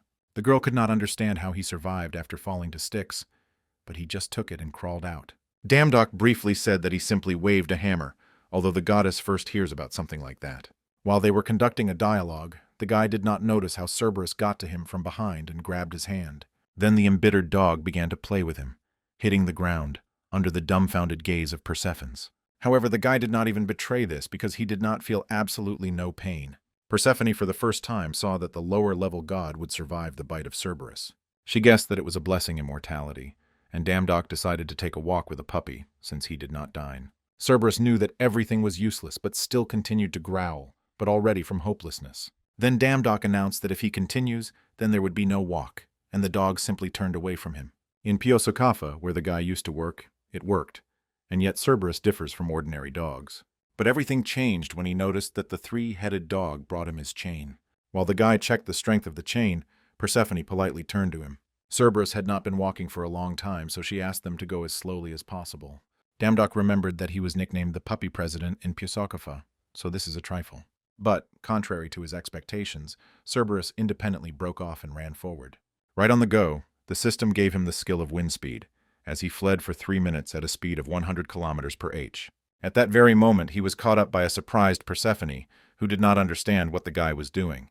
Running next to him, she advised him to use the divine power to strengthen the body. Damdock first missed her words past her ears, trying to understand how she keeps up with them. She did not understand to the last why the guy does not use divine power. In fact, Damdock did not know that it could be used because initially he considered it simply statistics. He ventured to ask her how to do it, and Persephone was surprised that he did not even know that. Because of the shock, she even stopped while the guy was trying to find out how to use it. But when she caught up with him again, she asked to remember how he feels when she uses power. In the battle with Heron, she was activated by itself. Then the dams did not even notice this. He needed to recall the image. Imagine that it is spreading through his body as water and control. When the guy began to feel something similar, he grabbed the chain tightly and pulled it over himself. Persephone praised him, adding that he should focus on force in the part of the body that he wants to strengthen. Damdock felt that Cerberus began to pull the chain more strongly and therefore decided to strengthen his hands. Then he pulled too sharply, because of which the three-headed dog took off into the air. The goddess in shock watched as a huge dog falls on her back from such a great height. Damdock, they quite announced that there are enough walks for today, and they go back. Seeing Cerberus, the guy smiled and decided that he would act in a while if he continued to resist. Then he grabbed the chain tightly, began to drag the dog back while he continued to lie on the ground. Persephone was surprised to notice that he first used divine power, but coped so well. However, the guy knew that the goddess was strong enough, but for some reason she did not intervene. After all, even to him, god of the lower level, to stop him, what to say about the goddess? Then he decided to ask about this directly, because he was sure that she would have easily managed with him. As it turned out, the point was in the restrictions, and judging by the girl's face, this is a sore topic for her. The Korber is protecting the underground kingdom, They do not allow countless lost souls to return to the world of mortals. He also stops those who are trying to look at them out of curiosity. It so happened that Persephone is one of those who want to return to the world of the living. Persephone is limited in his actions here, and nothing can do anything with Cerberus, all with whom she can be contacted, a couple of the lower gods, whom Hades allows to his monastery. To have, according to mythology, Hades abducted Persephone and imprisoned it in the underground kingdom, because he was fascinated by its beauty. It is difficult to imagine how much time she spent here in complete solitude, and how unhappy she is. Damdok decided to set aside the feeling of heterogeneous injustice, because her husband is Hades, the brother of the greatest god Zeus. At that very moment, a Snow White gave a voice, which all this time walked on its own. When she jumped on his shoulder, the guy immediately began to apologize for abandoning. Sometime later they got to the gate from where their original path began. Suddenly Cerberus growled, and Damdok could not understand what suddenly found on him. He follows the trail of the dead, and despite his appearance, he copes with work with dignity. And as soon as the guy swears the chain back, his tasks will be completed in the morning. This Hades is a real stubborn, since the dog trained to follow the gods. Damdok did not understand why he had to keep the dog, which was obeying only him. Suddenly the power of intuition was activated, and he noticed that there was something inside. Persephone announced that with morning affairs, everything, and suggested preparing for the daytime. But then her face skewed from shock when she noticed a guy breaking a stone. Damdok smiled guiltily, because it seemed to him that there was something valuable inside. As a result, he found Cerberus' collar, with the help of which the dog will now obey his teams. The goddess frowned, trying to understand why her husband hid it here. She searched everything but could not find him, so she became interested in how Damdoku succeeded. He threw everything to Troika, after which he began to ask with interest about the collar. Cerberus is a symbol of the underground kingdom. Managing it is the same as managing all this place.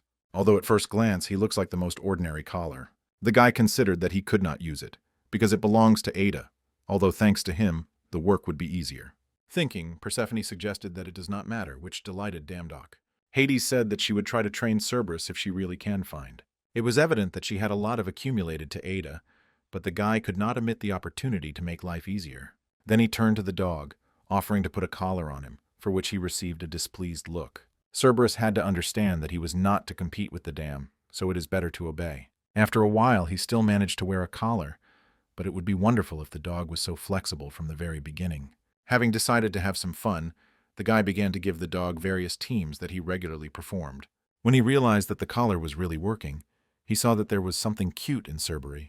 It was for him that he bit and dragged him on the ground, and now he would sit in the corner and think about his behavior. At such a pace, this work will really be very easy, which caused the guy a pleased laughter. Suddenly, Persephone turned to him, and Damdok joyfully stated that now the dog was listening to them. However, he did not manage to finish, since the goddess whispered the spell, touching his cheek. The guy immediately began to put a dream, because of which he slowly knelt down.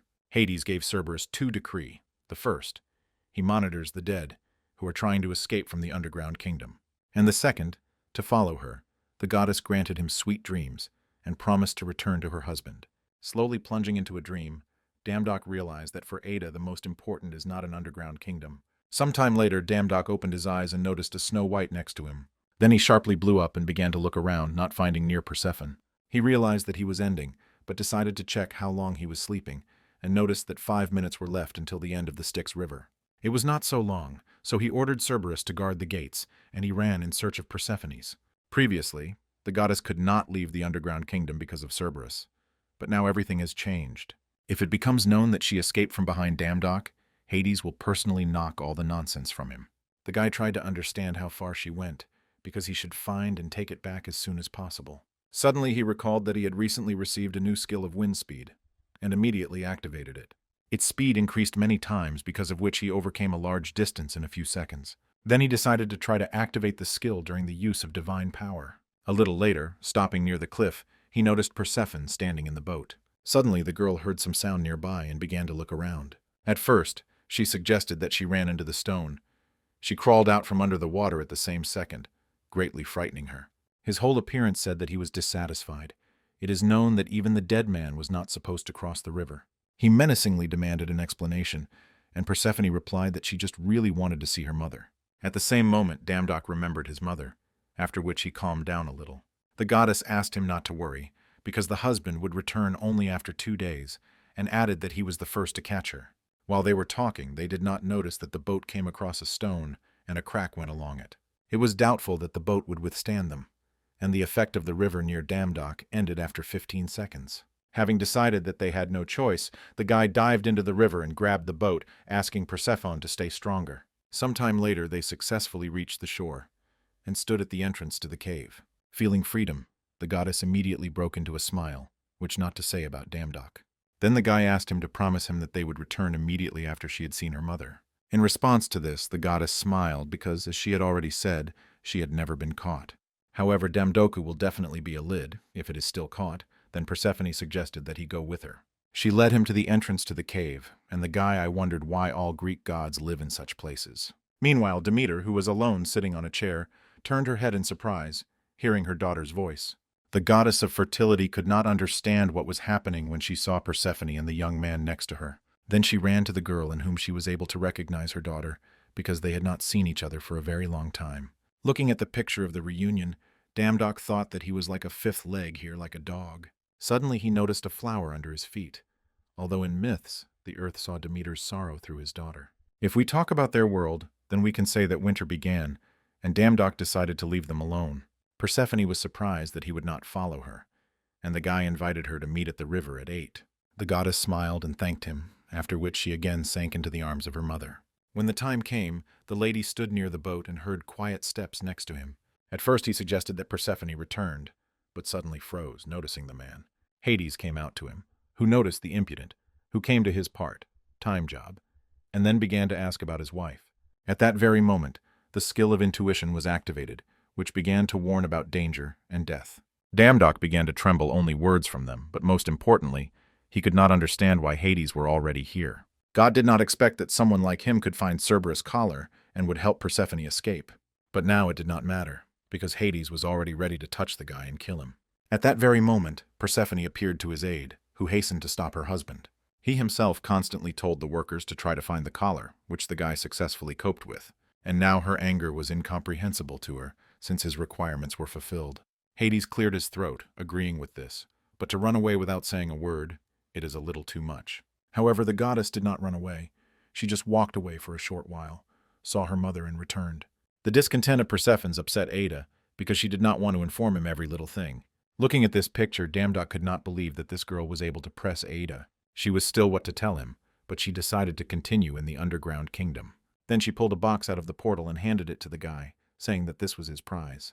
He coped with his duties perfectly, so she decided to give him a gift. She will take care of payment, so she asked not to send a complaint to the system, and also asked not to walk here anymore. Having waved her hand, she teleported Damdock to the world of the living, left alone with Aid. Returning to his world, Damdock in shock tried to calculate how many times he almost died on a time job. Then the box attracted his attention. Persephone said that this was a prize, and he took it without thinking. Looking inside, he was surprised to find a forbidden fruit and a golden apple. The first gave the ability to distinguish good from evil, and the second granted eternal youth. It is impossible with his help, Mom will be able to heal, but it is not known whether people can eat the fruits of the gods. Gently taking the forbidden fruit in the hand, Damdock doubted that he had to eat it. A little later in the hospital, the doctor could not believe that all the woman's cancer cells simply disappeared. He could not find an explanation in modern medicine, since this never happened. Damdoka's mother began to cry, and the guy with a smile said that he was only ahead of happiness. The golden apple worked, but he decided not to remove the peel. Otherwise, the whole effect would have disappeared. Doctors say that she is ready for discharge, so they can go home now. Leave the hospital. They immediately caught a taxi, after which the lady called the address of the house. The taxi driver specified that to get there, he would have to make a large circle to make it strange, because there is a short way. It was clear that they had not heard yet, but a complete mess was happening there now. In the news, they only talk about this, so the taxi driver made the radio louder. The news was reported about the dungeon that arose, and now the evacuation of citizens continues. Guilds and individual hunters were called to the scene, but traffic jams make their way difficult to difficult. At that very moment, my mother said that she would get a loan, and he could go to their aid. After all, they need him there, and she will not wait for him when he is shown on TV again. She will follow him on the other side of the screen, but still asked him to be careful. Not far from himself, Damdock noticed a high tower, and decided that there would be a lot of work today. To begin with, he looked into the god's store, but noticed that the salary had not yet arrived. Suddenly the guy noticed that his title had changed to Cerberus, who tamed, and now he could command dogs. Damdock was at first surprised, introducing himself as an ordinary dog handle, who was not inspired by fear. Suddenly, one of the journalists asked for a comment, and the guy tried to dismiss. But then he noticed that all cameras were riveted to Ju Alul, which also arrived at the scene. Damdoku immediately became embarrassed because they turned to him, but as a girl. She briefly stated that their guild Sangun as usual to give up the maximum. The guy was surprised to watch how she just began to ignore everyone, not wanting to give an interview. Pulling his cap on his head, he decided that he did not have time for this, and he needs to catch up with it. Inside the dungeon, a group of hunters noticed that the monsters hid quite deeply. However, that a sudden attack can be from the hounds is just a bunch of overgrown dogs. Some hunters began to argue among themselves because the last time they brought them a lot of problems. Ju, the Alul with a sharp movement, interrupted their discussion as she felt something. The rest immediately switched to a whisper, realizing that at first screaming was too loud. The red-haired guy was surprised to watch the commander because usually she behaves differently. She is not very talkative, but because of such nonsense is usually not angry, which means she saw something. Looking deep into the dark corridor, the girl announced that they were going, ordering everyone to prepare. A few seconds later, a huge flock of embittered dogs came out to meet them. All the hunters literally froze. This did not say that it would be here. In front of them stood deadly hounds, the slightest bites of their poisonous fangs, and after 10 minutes you are a corpse. While the rest were trembling in fear, Ju confidently took out the dagger, noticing what problematic guise granted them. Everyone who is not strong in close combat had to retreat back and cover everyone from the rear. Suddenly they heard a mockery of her address, and one of the subordinates decided that it was one of the hunters. However, the guy indicated that the sound was made behind the hound. Then everyone fixed attention to the dogs. They were surprised to find the silhouette of a man, and the dogs seemed to protect him. The hunters were dumbfounded that the guy was able to tame the deadly hounds, and they did not know who their enemy was. The red-haired guy stood in front of Ju and pointed out a sword at Damdock, wanting to find out who he was. Stepping forward, the guy with a smile asked to lower the sword, as the dog was scared. Suddenly, he activated the speed of the wind, after which he rushed straight to the girl. Everyone decided that he wanted to attack her, but Damdock hit the dog behind her and began to report. Thanks to the title of turning Cerberus, 32 dogs following him were subordinate. Damdock noticed an unusual bracelet on Ju's hand, after which he announced that they had met again.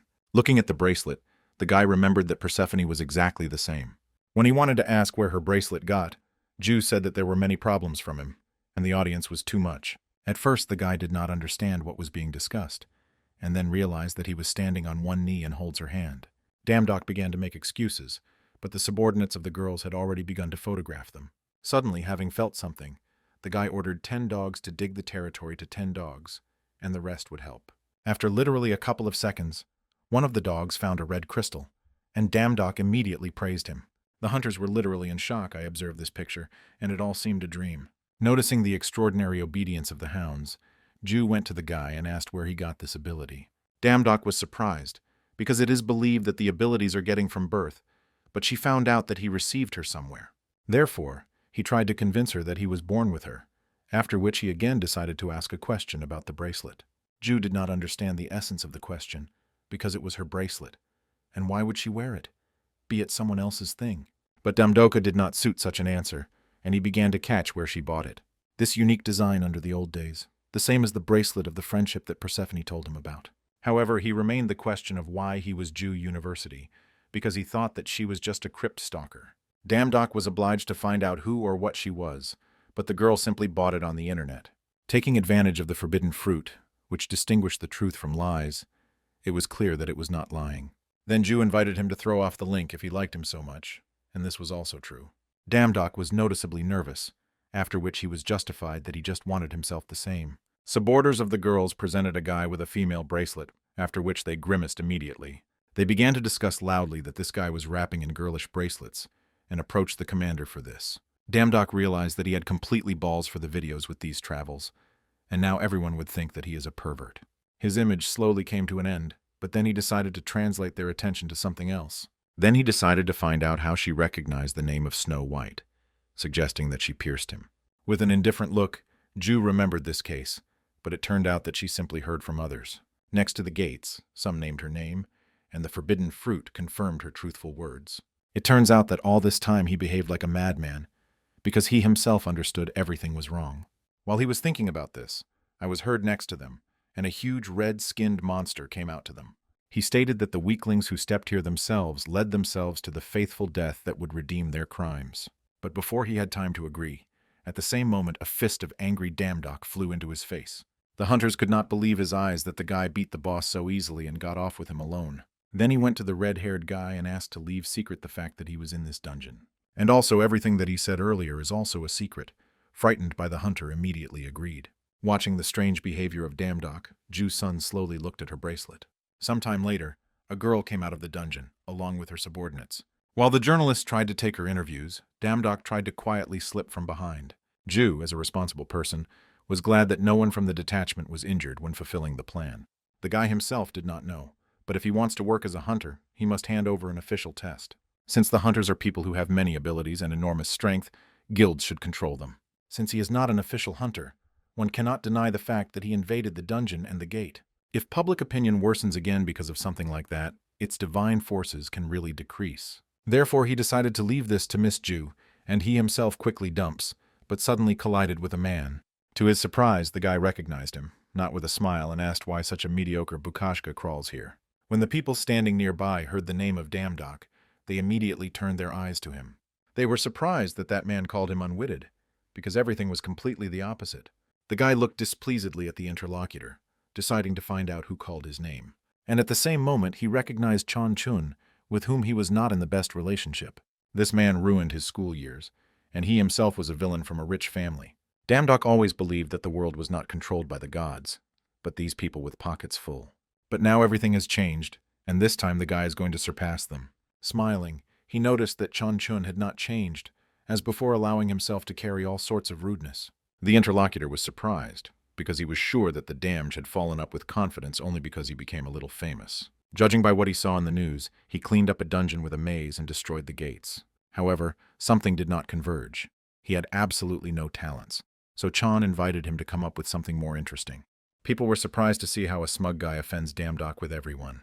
But at the same moment, they thought about the fact that it was really a lie, and they could not find it on the hunter's website. But suddenly, the situation decided to resolve Ju, who stood between them and grabbed a cap from the hands of Chon. Returning the cap Damdoku, the girl heard a surprised question that she protects the unwashed piece of garbage. However, if someone has no talent, it does not make it garbage. Then she invited him to take responsibility for her words. Pointing his finger at Damdok, Chon loudly stated that he knew him very well, and that he was simply an idiot and a mediocrity. He noticed that Ju was looking at him. The guy tried to understand what she wanted from him. Perhaps that he showed himself. At that very moment, Damdok made a high somersault back and landed on the car, which dumbfounded the old acquaintance. However, he still did not believe that he could have talent, continuing to insult him. I realized that chatting with him was a waste of time. The guy decided to simply leave silently. After the case with Chon Chun, Damdok realized that he needed to get the hunter's qualifications as soon as possible. Fortunately, he heard that the check would be carried out on the island of Dokdo, so he decided to go there. Go out into the street. He noticed the car in front of him, although he thought to get there quietly and calmly. At the wheel was Ju, who found out that he was going to check the hunters, so she offered to take him. When they got to the place, the guy thanked her with a smile because he arrived with comfort. Damdok noticed huge lands to test the hunters, but then noticed that the girl made this whole way here with him. He did not understand how the guild successor could be so careless, but Ju explained that she was free today. She talked with him not formally because he was a peer of Chon, so she offered to be friends. The forbidden fruit confirmed her words, so the guy agreed with surprise. At the same second, the loud connection was announced by his number and the place of passage of physical training. Damdok decided to leave Snow White on Ju, as she does nothing suspicious, but only feeds in the forest with seeds. After a while, he was asked to pay attention that for the test you can use only the provided equipment. Standing under the bar, he decided to start with strengthening the lower part of his body. But suddenly he was declared that his number had increased complexity and maximum settings. He could not believe that this was called a simple physical training exam, but suddenly he heard the familiar voice of Chon. He advised the guy to hurry, otherwise he would be automatically disqualified if they perform exercises at least once. Initially, Damdok wanted to calmly get a license and dump, but it seems that he would have to get up.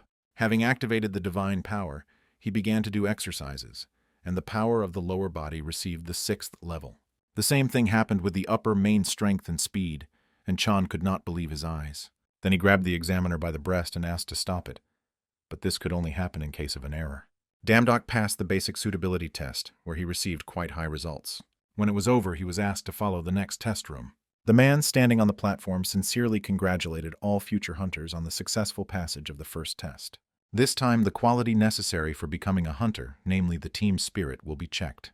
They are allowed to use only the equipment provided, and the murder of a monster from other groups will not affect the results. The platform on which they stood suddenly began to move, and below they noticed monsters. These were monsters, similar to amphibians, who immediately broke out and began to attack the hunters. One of the amphibians threw the hunter to the ground, but the dam came to his aid immediately. Having decided to stand on this side, he threw the enemy's sword to the side, after which he decided to counterattack. Standing the monster's chest, the guy threw him a few meters, making sure that he was dead. Suddenly he heard the cries of help. I noticed how two hunters could not cope with amphibians. Damdok ran there at full speed, simultaneously destroying other monsters. The rest could not believe that number 1117 killed them all alone, and thanks to him, they were able to easily pass the test. Watching his failure, Chan poured some strange liquid into his mouth to the fallen monster. The system said that an intent to kill was discovered, and the monster immediately attacked the guy from behind. He barely managed to set his sword to defend himself from the attack, but he could not get damage. The frightened hunting reported that one of the amphibians is still alive, and looks much more dangerous than the rest. Having made a sharp jump, Amphibia quickly pulled out to the hunter and grabbed her by the face, trampling in the ground. The next second, the monster managed to deal with the rest of the hunters. Damge was dumbfounded by such a turn of events because all participants except him failed the test. He will not be able to score a single point without his teammates, but he needed to continue. The guy immediately realized that this was the whole work of Chongchuna, who advised him to play at his level. This man went to this only in order to substitute him without regretting the rest. Chan watched in surprise as the guy headed forward, surprised that he was not going to give up.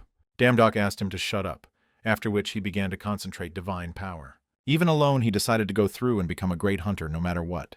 He was cut off his head with a dangerous monster, and then easily figured out the monsters of the rest of the groups. Even if he cannot get points for teamwork, he can still get individual glasses. Therefore, the guy definitely had to earn about 200 out of 100 necessary points. But as soon as they wanted to declare the results of the second test, the loudspeaker asked everyone to hide in the nearest shelter. Not far from the island of Dokdo, a huge tsunami was noticed, which is moving in this direction. Looking up, Damdok decided to personally see what was happening there, and perhaps help with it. Dropping to the platform to Kron, he pushed away from her and went upstairs, although even Jung warned that it was dangerous. The guy in shock discovered that a huge wave pierced the hole in the wall, and at such a pace here, everyone could die.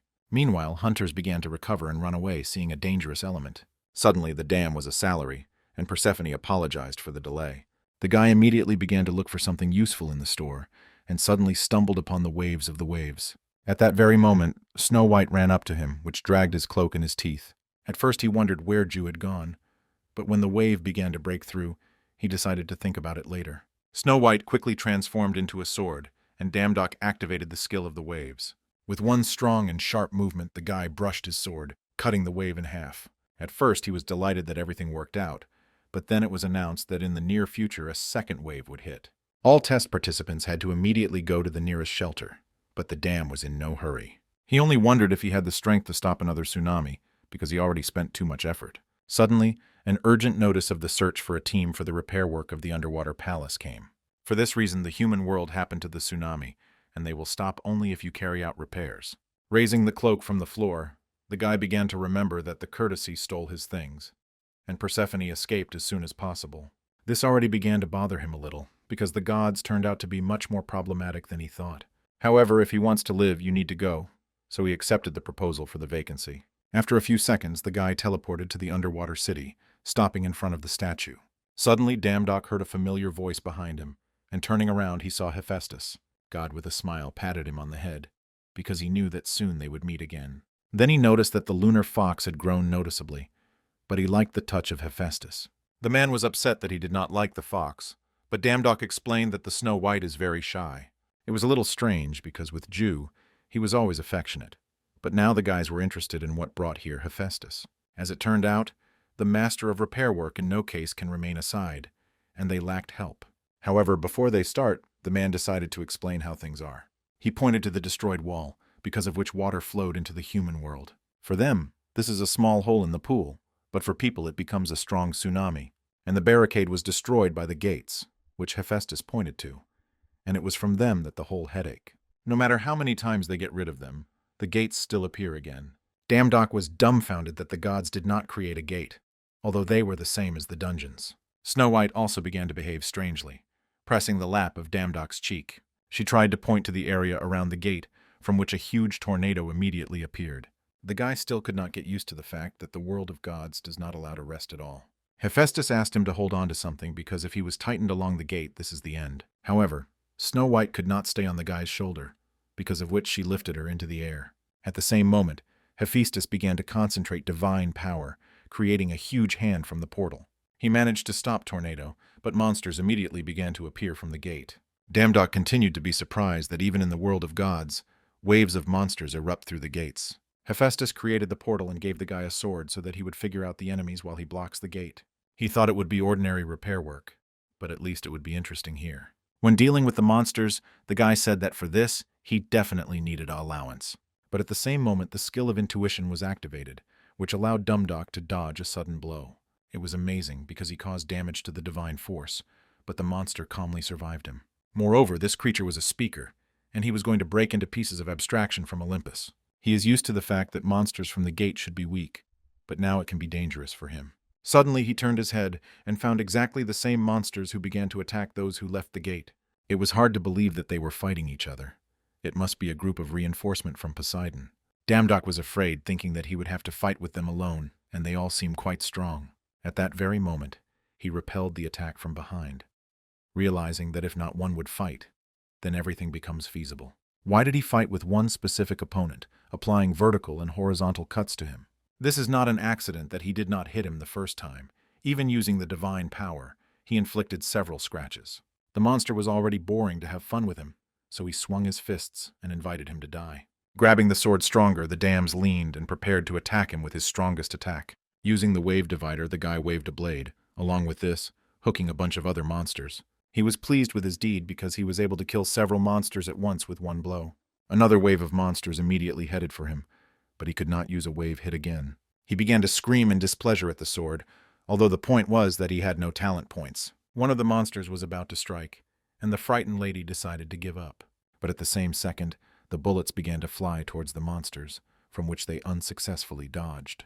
The guy immediately heard a familiar voice, and the fiery fist announced that the fish in fried form would be better. Then he threw a grenade in their direction, creating an epic explosion for his appearance. Seeing the gnomes, one of the sponsors rushed forward to attack him, insulting him along the way. He, in turn, put up a gun in front of him, ordering the enemy to attack. However, the monster was more smart, and threw a stone towards the pistol, and he attacked himself in the jump. The blow was so strong that he threw the gnome several meters and imprinted it in the wall. Then he could not stand the fiery fist, because of which he grabbed his hammer, deciding to deal with it on his own. One blow was enough to imprint the monster in the ground and interrupt its chatter. Damdok immediately remembered how he fell into the sticks, and accidentally used this hammer. Then he opened the status window and found the skill of Hammered Dwarf to find out more about him. He did not require a large number of skills, so it could be used quite often. While the guy was dealing with the skill, the monster behind him grabbed one of the dwarves by the throat.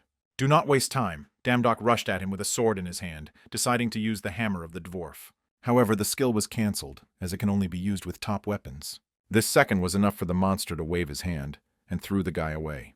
The skill did not work due to the fact that he did not have a stupid weapon, and Snow White now was not at hand. Suddenly he looked at his fist, and suggested that it could be a stupid weapon.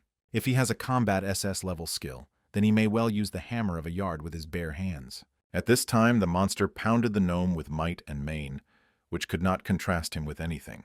Damdok had no time to doubt, so he decided to trust his combat skill. Then he rushed forward to save his comrade from imminent death. Swinging his fist, he tried to hit the monster in the chest, but he quickly intercepted his hand. However, the guy was not at a loss, and used the hammer of the dwarf, imprinting the monster in the ground.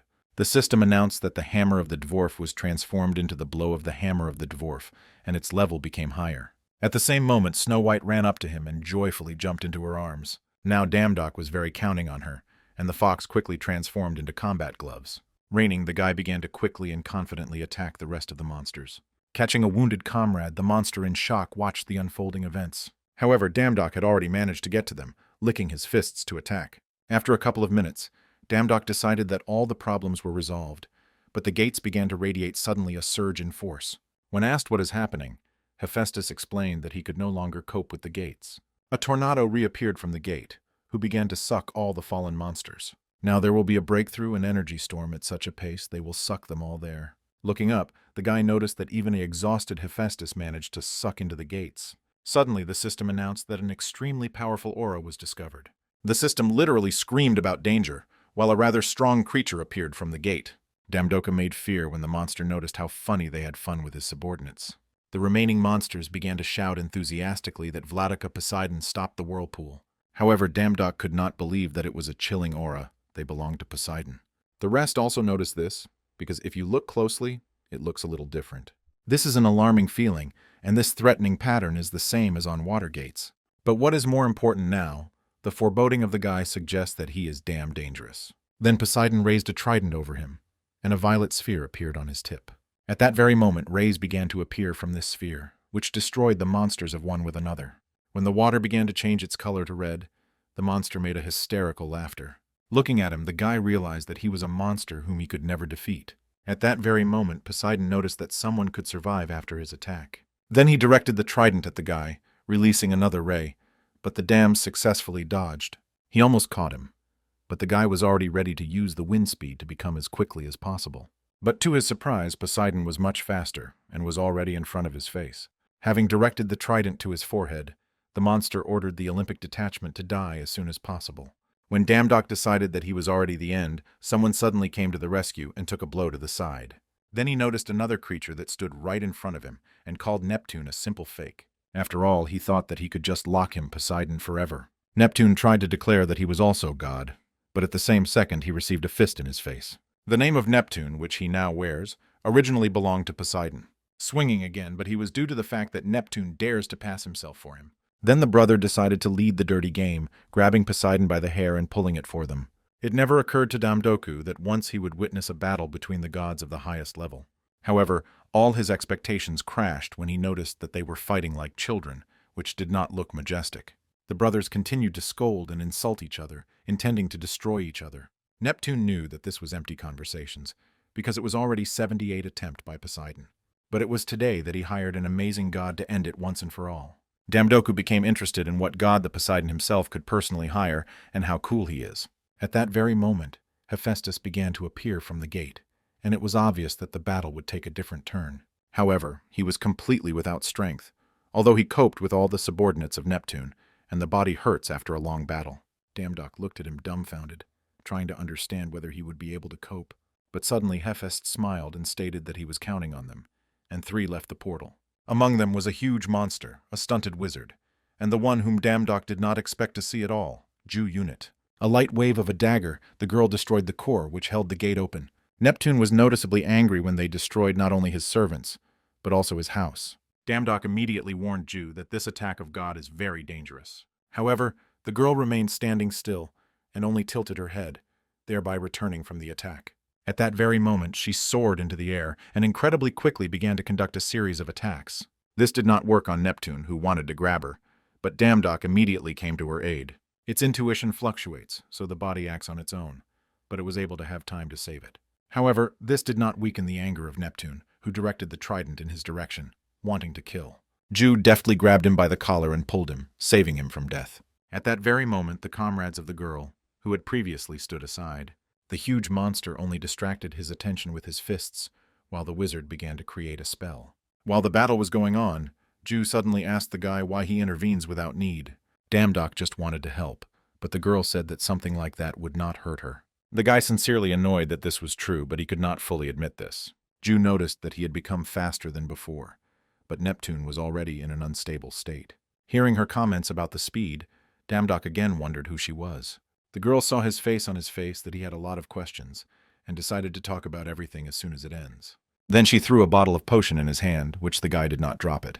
Jew asked him to drink this and keep in mind that it was he who should interrupt the last breath of Neptune. He expected to hear more detailed explanations, however. The girl had already run on the attack. For Damdok, all this seemed some kind of madness, and he did not understand what all this means. At this time, Jew Uniel again began to wave a dagger in front of Neptune, trying to inflict damage to him. It was obvious that it was useless, but comrades immediately came to her aid. A huge monster was able to strike him, who pressed God to the earth, temporarily cutting him out. The wizard who approached him wanted to create a spell, but did not have time. Neptune quickly came to his senses after which he grabbed the poor man by the face and trampled him into the ground. The monster wanted to help him, however. The anger of God helped to throw his opponent away. Damdok, in shock, watched Neptune alone scatter the gods in an instant. Moreover, Ju wants him to deal with this monster, which clearly got out of control. A few days ago he was no one. Let him now be a lower-level god, but how he can defeat someone like him. At that very moment, the anger of Neptune moved to Damdok, because earlier he dared to prevent him. Looking at how a huge sphere flies in his direction, the guy suddenly felt a push from Ju soil. Instead, a girl who received many wounds and injuries fell under his blow. After forgetting about the guy, he did not then go to Ju and brazenly stepped on her until she was able to move. She could calmly escape and stay alive, but thought that something would work out if she saved Damdok. However, the girl was sure that the guy is much more incredible than it seemed at first glance. As a result, Neptune will die at the hands of the low-ranking god, whom he so underestimates and despises. Damdok himself could not believe in her words because he knew that he could not against this monster. Suddenly, Ju smiled gently and stated that he could do everything because she believes in him.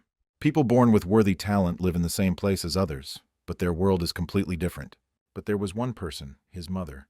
She believed that talent was not so important and believed that he would succeed. Damdok tried his best to keep up with those who have talent, but then something happened. On the day when they were in debt because of the uncle, the only person who believed in him was his mother. Then he realized that the trust of this person was only a consolation in order to relieve guilt from himself and his child. What he experienced then was not anger or sadness. Then the first thing he felt was relief. There is no one to disappoint him, because no one believes in him, because of which the guy had an aversion to himself. This feeling pursued him all his subsequent life, and he managed to forget how it feels when someone believes in you. He once ran away once, but then he had nothing. But now everything is different. Now he has people who believe in him. Thank you what the blessing spreads throughout his body. After drinking the potion, donated by Ju, Damdok realized that he felt that this girl was strange. This time he decided not to run away for anything, instead of which he grabbed Ju and carried her to a safe distance. The guy asked her to relax while he quickly finishes, but at that moment Neptune decided to attack him from behind. Snow White quickly transformed into a sword, more acutely, which immediately turned out to be opposite the eyes of God. Damdoka literally overwhelms power, and now everything can work out. However, Neptune asked him not to be arrogant, because he became only a little stronger, but this will not help him. The guy is sure that he became stronger, but there was still a huge difference between them. But even if so, he cannot retreat anymore, and therefore decided to fight to the last. He was able to cause damage to Neptune, after which he began to move even faster, continuing to beat God. He beat him without stopping, preventing him from taking a break, and his body was increasingly accelerating. Neptune began to go blood, because he sharply grabbed the guy and pulled him to him, starting to create a sphere. Damdok reacted instantly and pressed him on his stomach, knocking down the path of attack, and he pushed away from him. However, this did not stop the monster, who decided this time to put everything to the end. The guy noticeably strained, but a Snow White came to his aid, which was transformed into the shield.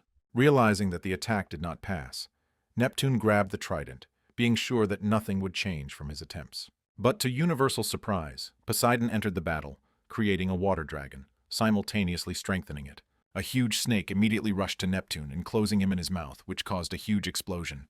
This attack caused rather serious damage to God, but it was still alive. He decided that he was enough from him, and they would die altogether, after which he began to create a new sphere. Meanwhile, Damdok decided to put all the divine power into increased cuts of the waves. Faith does not prove the truth, but the guy who first received sincere trust cannot trample all the expectations of this person. Having inflicted a decisive blow, the system congratulated him on the victory over the forgotten god, and the unknown goddess was very pleased with his battle. The conditions of progress were also fulfilled the last blow, thanks to which he absorbed the power of the forgotten god Neptune. Snow White was also able to increase its level, but now Damdoka was not worried, because he spent a lot of effort. When the guy realized that he succeeded, he immediately collapsed, losing consciousness. Sometime later the guy woke up, and was surprised to notice that he was in front of the throne of Poseidon. His wounds healed, his clothes were returned to his previous state, but his hands were connected by a chain. First of all, God thanked him for victory on Neptune, but decided to ask him one question. Due to the fact that he dealt with Neptune, more than part of his strength returned to God. However, due to the fact that he inflicted the last blow to him, some of the force passed directly to him. Thanks to this force, you can establish order in the world, but also arrange chaos. Intuition told the guy that anger comes from the goal. The question was what he was going to do with this force. The eye of Poseidon saw him through. Now he experienced him, so the clumsy lie would not work. More likely he is going to kill him if he answers incorrectly. Damdok killed Neptune not for the sake of strength, but he uses it to become stronger and become a god recognized by everyone. Poseidon repeated his words, and suddenly noticed that he was looking at his former. These were completely sincere words, as if he was looking into the soul of a newborn god. Having destroyed the damned gates, and having met such a smart god, there is no reason not to celebrate today. Therefore, Poseidon got up from his place and loudly announced to everyone that they would roll up a grandiose party. Sometime later, the dams was released and paced around the hall, where he noticed the lonely Jew unit. He quickly approached her, because he wanted to talk and find out everything that she hid from him.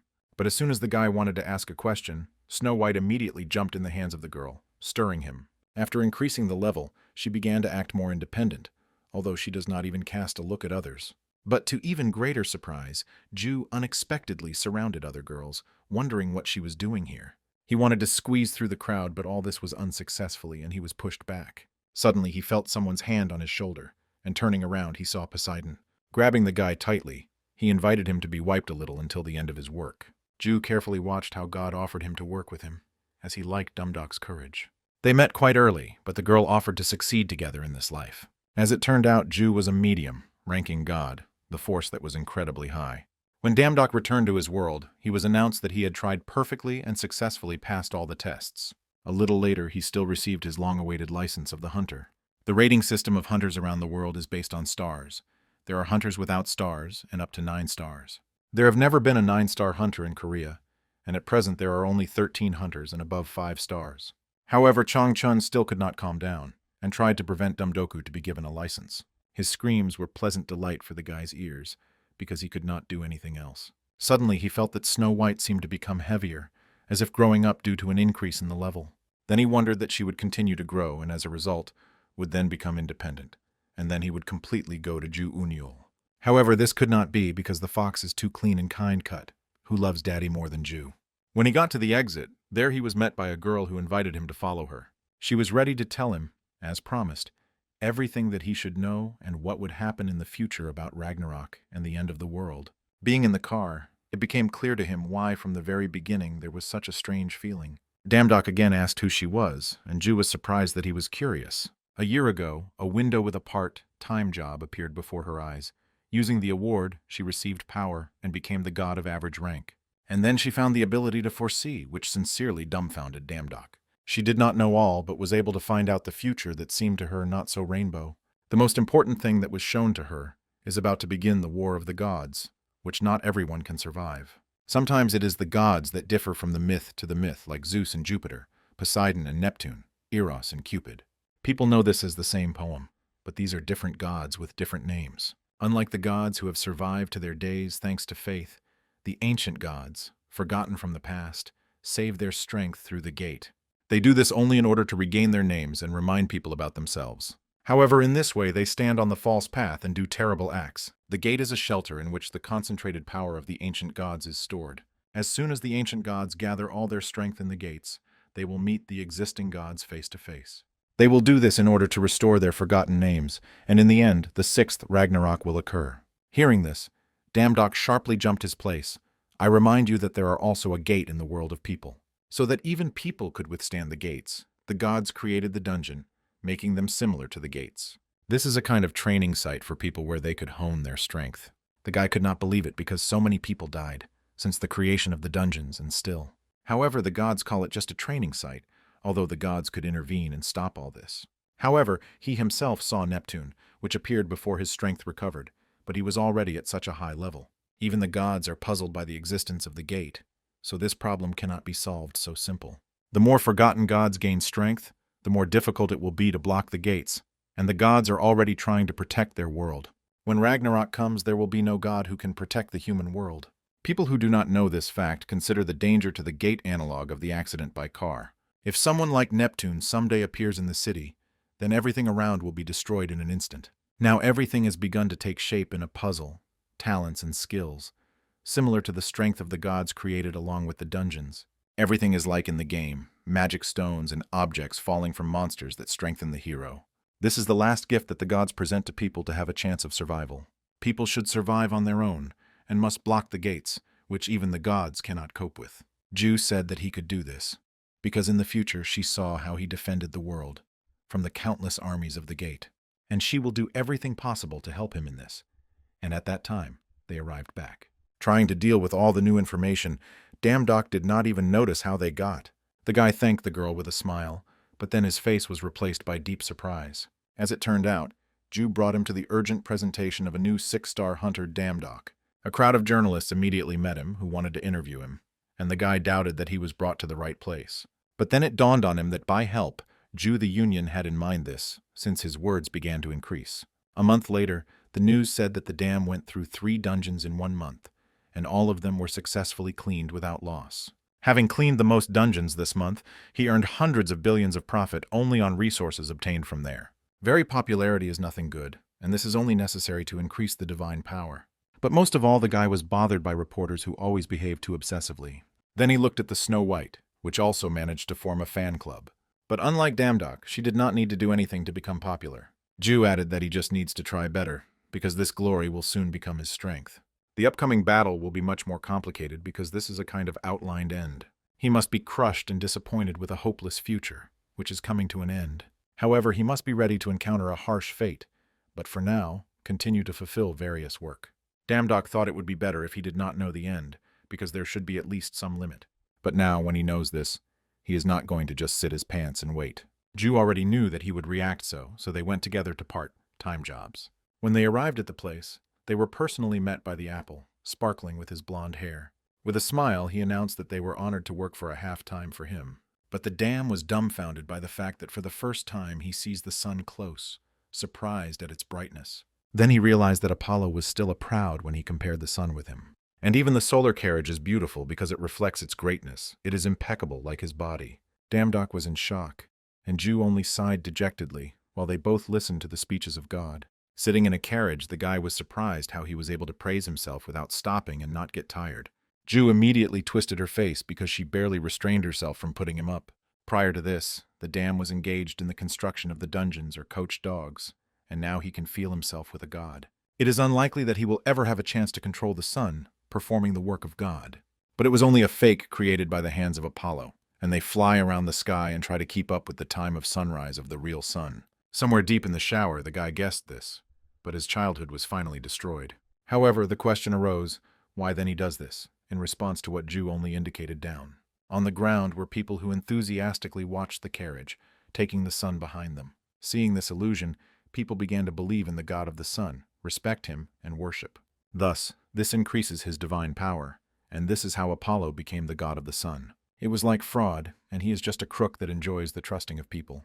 However, they have nothing to worry about, and you just need to focus on their work. After that, a generous reward awaits them, and then they need to quickly deal with everything. Descending in the sky, Damdock was surprised that Ju was so good in this matter, and decided that she had already controlled a carriage. She was engaged in this work countless times and can do this even with her eyes closed. Damdock was surprised at this fact, because he was sure that Apollo did not recognize her. Most of the time it is slow, but in moments, as now, it thinks quite well.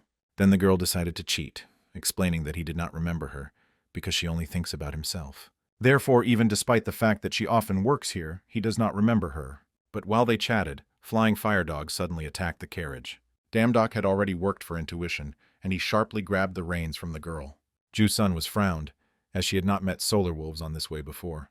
At first she decided to manage with them personally, but the guy activated the skill of Dog Lord.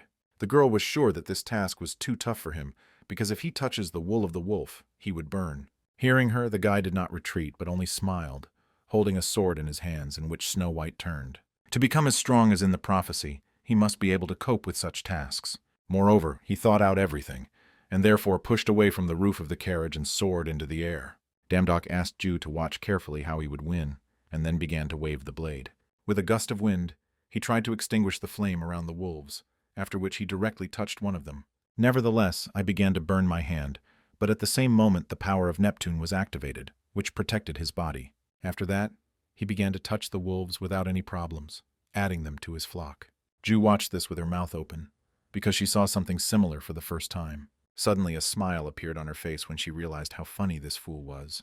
When she first met him, he was an ordinary idiot who knew nothing, regardless of how hard or painful it was, but still moving forward. To achieve such success after returning 1869 times is not so little, and the damage is the only one who is able to kill this. Ju unit passed countless reincarnations only for the sake of this purpose. Meanwhile, the guy returned to the carriage, ordering the first and second wolf to help him drive the rest. Pointing ahead, the guy sent his fiery and embittered puppies forward. The wolves who remained conscious were surprised that they were suddenly taken up against them. Then Damdok himself attacked one of them, promising that soon they would again become friends. He began to jump from one wolf to another, knocking down the flame from their body. Touching them, he used the abilities of the Lord of Dogs, which already had 40. When he decided to tame the remaining, the system congratulated him on the achievement of 40 tamed dogs. After that, the ability was unlocked by the additional skill of Dog Lord. Now he can urge all the dogs that he once tamed, and what he did not say, they will follow his orders. Of the tamed dogs, hellish hounds are currently not the most useful, but he could call Cerberus. While the guy was thinking about it, Ju decided to hurry him and tame the remaining. Their current appearance is not so dangerous, but at the moment when the wolves are in the threat, they unite into one. At that very moment, several wolves became one huge dog that launched a ball of fire into the guy. The shell hit the target exactly, and there was a loud explosion that was able to destroy the carriage. Having saddled the horse, Ju, the Elul directly in the air, grabbed Damdok, who slows down at the most crucial moment. Behind him, you really need an eye and an eye. Otherwise, the guy may not live to the prophecy. She asked him to act faster because they did not have much time, but Damdok was interested in the carriage and the sun. As it turned out, a giant sun wolf destroyed wagon. All this fell into the village. At the moment when a giant solar wolf appeared, the nearby villages were already in danger. Therefore, the salvation of people is now in the first place, and they really should hurry. Frightened people ran away from all their feet, trying not to fall under the shelling of a sunny wolf. Suddenly, one of the columns began to crack and fall directly on the runaway girl. The dams who came to her aid cut a piece of stone and asked her to run away as soon as possible. The guy himself ran forward and rushed into an attack on a huge wolf, which had already swung his paw. He took a blow, but he was able to avoid injuries. But at the same moment in front of him was the mouth of a wolf. Even though the solar wolves have become one, and he is sure that they will not be able to resist Cerberus. Damdok very on time called on a 3-headed dog, who immediately grabbed a fiery wolf by the neck. The guy asked him to hold the prey stronger, after which he waved his sword, deciding to end him. The old man who watched all this began to be interested in who this man who fell from heaven so easily defeated such a beast. Ju, who approached him, introduced the guy, dubbed him by God, who arrived to save them. Watching him, the girl smiled, thinking how D'Amato loves to be in the spotlight. A few minutes later, the guy ordered new tamed friends to remove the whole mess. Then he looked at the others, saying that if he does not look at them, this does not mean that he could ignore his words. At that very moment, an old man came up to him who turned to the guy like a saint. Suddenly, he fell to his knees and began to thank him on behalf of the whole village, because he was its representative. Damdok did not expect such honors, and tried to explain that all this happened due to their negligence. However, the man was sure that this is thanks to the gods who care about them, and they are grateful to them for all kindness. That is why from now on they will deliver his offerings to him every month, giving him their wealth. He began to shout the words of the praise, but when he raised his head, he noticed that the guy disappeared somewhere. Running off to a safe distance, Damdok tried to understand what Ju unit told them. Then he remembered what troubles he was. The carriage was smashed to smithereens, and the sun was eaten by a solar wolf. But the worst thing is that they need to work his Apollo for a half-time to work for another week. Ju, who approached him, looked at ease because they can simply make a new sun. Damdok did not understand how something like that could be done, but the girl clarified that it was about who the guy is well familiar. Arriving in the forge, Damdok decided to ask how much Ju earns, since she suggested creating the sun. However, she did not have a penny, but no matter how close they were with Hephaestus, he will not make the sun for good eyes.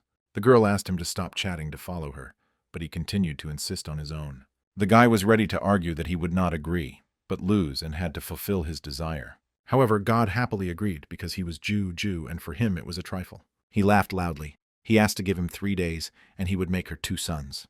A little later they got out, where it was already quite dark, and Ju wanted to talk to Damdok. Having straightened her hair, she reminded that he owed her one desire, but before that, she needed to tell him something. The guy did not like her tone right away, since he felt that it would not end in anything good for him. As it turned out, to prevent the war of the gods and the end of the world, he must acquire priests. When the divine power of the lower god of the lower level exceeds 50,000, the ability of God is unlocked. Thanks to her, he will be able to enlist the support of the priests and call them for help during the battle. But Damdok decided that it was impossible to simply grab the priest and ask him for support, because he did not even consider himself God. However, he will still have to do this, because he will not be able to prevent the war alone. He needs to collect 12 priests from the prophecy, which are in different dimensions. Not only with them, he will be able to save the world. The guy hastily stopped her and tried to digest a huge amount of information. He decided to omit the fact that there should be 12, and not 1 or 2. He was more confused by different dimensions. Now, he can only earn extra money on continents, but this is only in the initial stages. By increasing divine power, a part-time job in each dimension will be available. There is nothing special to worry about, because the first priest lives in their world, who in the future will become a combat-ready assistant. Previously, Damdok said something about the fulfillment of her desire, so Ju had already come up with something. When morning came, people living in the villages began to observe the dawn. Having knelt down, they raised their heads, and in surprise began to discuss Damdok, who recently saved the neighboring village. They decided that Apollo really appreciates the guy, since even a banner with his name attached to the map. Damdoku was very embarrassing and embarrassed, although she wanted to increase the divine power, but this is a shame on the universal scale. Ju Uniel calmly looked at him, because he himself agreed to do everything she wishes. Now his goal is to unlock the power of God, and he must in any way, so that as many people can learn about him as possible. A little later, being inside the room, the guy decided to inspect the assortment of the store. He acquired a talent for shooting, which to some extent will improve the battle at distant distances. Then he decided to look at the status window to check the commas how his divine power rose. To drag around every day with a banner, just a disgrace. Because of it, the guy could not really fall asleep. His eyes widened when his divine power has already reached 50,000, and the ability of God was unlocked. But then he was scared even more when someone crept up to him, looking into his status window. It was Apollo, who knew that the maternal system was not visible to others, so there was nothing to be scared. Giving him a hand, Damdok realized that God was talking about the system window, calling him the mother system. The guy decided to tell Apollo that the sun wolves attacked them, but they coped with them. Suddenly, the man thanked him for his work, promising, in addition to salary, to give out a small bonus. He gave the guy the ability of self-healing, which Damdok could now use. Apollo laughed loudly because this ability can only be obtained from his part-time job. People line up in line to get this ability, and it sounded like another boast. The guy noticed that the Snow White woke up and asked her to help him a little. Apollo was surprised to watch the lunar fox turned into a small knife. Damdok decided to check in advance what kind of ability, because he slightly cut the fingertips. Having activated the ability, he began to observe how early began to drag on slowly. Snow White, which returned to its former form, began to lick his wound. At the same time, Apollo began to ask about a spiritual creature that turns into a weapon, which was a rarity. Then he became interested in whether the guy could tame animals, which he agreed, remembering his dogs. Recently, Apollo has been bothering something, and the soul is not in place due to the fact that he does not know how to glorify with them. He was tired in order that his son is constantly eating, so he thought about taming the solar wolves. God heard that no one had yet been able to tame them, but at the same moment Damdok proved the opposite, calling them up. Apollo could not believe his eyes, because the lower-level god did what none of the gods could do. He immediately asked to tell how the guy tamed the sun wolves, then agreed, but with one condition. Damdok asked him to teach him to shoot from a bow, because Apollo is also a god of medicine, arts, muses, and archery. They went outside, after which the man began to describe in detail what needs to be done in order to shoot aimed. To create an arrow, you need to concentrate your spiritual power on your fingertips, hold your breath, and pull the bowstring. His actions were quite primitive, but the ability to shoot at the level of God looks pretty spectacular. The shot that God made reached an apple that served as a target and flew quite far from them. Apollo was a rather strict teacher, and since he began to practice hours of shooting, a month has passed. Now Damdok knew exactly what archery is, because he took possession of this skill enough. He still honed his abilities with the help of videos on YouTube, or copied the movement of gnomes or monsters. But, as expected, the study of the techniques of the gods themselves is a completely different matter. If the guy combines his talents by the study of the gods, he will reach a completely different level. Ju, who approached him, announced that it was time for them to return to the world of people and meet with the first priest. However, before leaving, Damdok wanted to say goodbye to Apollo and thank him. As it turned out, now he plays a sunny wolf as a madman, and could not get enough. When the guy worked part-time in a cafe for dogs, he learned something. Any dogs can be trained with treats. They were lucky that it worked, otherwise everything could have turned out poorly, but the dam only waved his hand. Ju Unit again asked him to think before doing, because someday it would end badly. She was worried too much because Dumadov improved divine forces, gained abilities, and learned techniques. At the same time, in the afterlife, Hades learned from his subordinate that this is true. He checked several times. Apparently, Cerberus without permission was called to this world a month ago. It was very bold, because someone dared to touch Cerberus, the symbol of the underground kingdom. Whoever it is, He will get him from under the ground, and he will find out what the price of the courage to insult him. When they arrived in their world, they immediately went to the headquarters of the Sangun Guild. Damdok immediately began to hone the level of ownership of a sword, which quickly increased. He was glad to train here, but doubted that the Reaper should come to them himself. Ju, the Alel, offered to wait a little longer, even though it had already been a week, as he waved his sword in complete loneliness. And the longer he trains alone, the slower his skill and divine powers grow. He decided that it was better to finish the work on the part-time job, but at the same moment the girl found something. Damdok thought that we were talking about his wife, but Ju only found a part-time job and asked the guy to stay here. He did not want to put up with this outcome of events, and wanted to go with her, but she stopped him.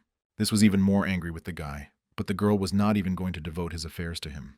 No one had appeared for a whole week, and it would be better for him to work than to sit here. Suddenly he heard a familiar voice that mocked that the part-time job in his blood. He turned into his head. He noticed Chan, who was joking that Damdok was behaving like a hungry beast. In this world, those who have no talents have to pickery for part-time jobs. However, the guy was interested in what he was doing here, because he himself was in another guild. Suddenly, he in horror suggested that this guy would be his mentor, which he really did not want. But Chan only laughed again, explaining that the competition of trainers would pass here soon. Then he looked at the Snow White, not realizing that he was going to do with this useless cat. He held next to him a dog that he took out in the German dungeon, and the blood of hellish hounds flows in his veins. Chan asked Damdok to go to his part-time job and not get down underfoot, because today is a rather important day. After a while, when the competition began, the presenter announced that Chan had set a historical record, gaining 39 points. The guy was glad that this was a good dog for something, and it was a great chance to show his father what he was standing. Among the spectators was the Gun AK, leader of the leading guild of Korea Iris, who watched his son. The presenter announced that the time of the last participant had come. He talked about Damdok, who was the main topic of discussions in Korea. When the guy went on stage, everyone was shocked in him, seeing next to him a sunny wolf. The people who were on the jury evaluated dogs for 10 years, but they saw a fire-breathing hound for the first time. They made it clear that the rest of the participants have no chance, which is why Chona's sore anger. Damdok put his hand on his shoulder, and with a grin stated that everything happens for the first time. He was good, but this was not enough, because he could not win with such a miserable little animal. Unable to stand it, Chan grabbed the guy by the breasts, being dissatisfied that he was in his way all the time. At that moment, Gunak came up to them, who began to report to his son loudly, and advised him to learn how to lose. Chan immediately tried to make excuses, but the man asked him to shut up until he shoved him on the exchange somewhere away. Then he looked at Damdok. I apologize for the behavior of his son, because he could not restrain himself. The guy politely greeted him, not expecting that he would meet the head of the best guild of Korea here. Gunak immediately admitted Damdok, noticing that he had greatly matured from the moment of their last meeting. Pointing to his son, he asked not to worry about him, because he was wrong and realized it. Being behind the scenes, Chan grabbed the nearest vase and threw it on the floor with all his might.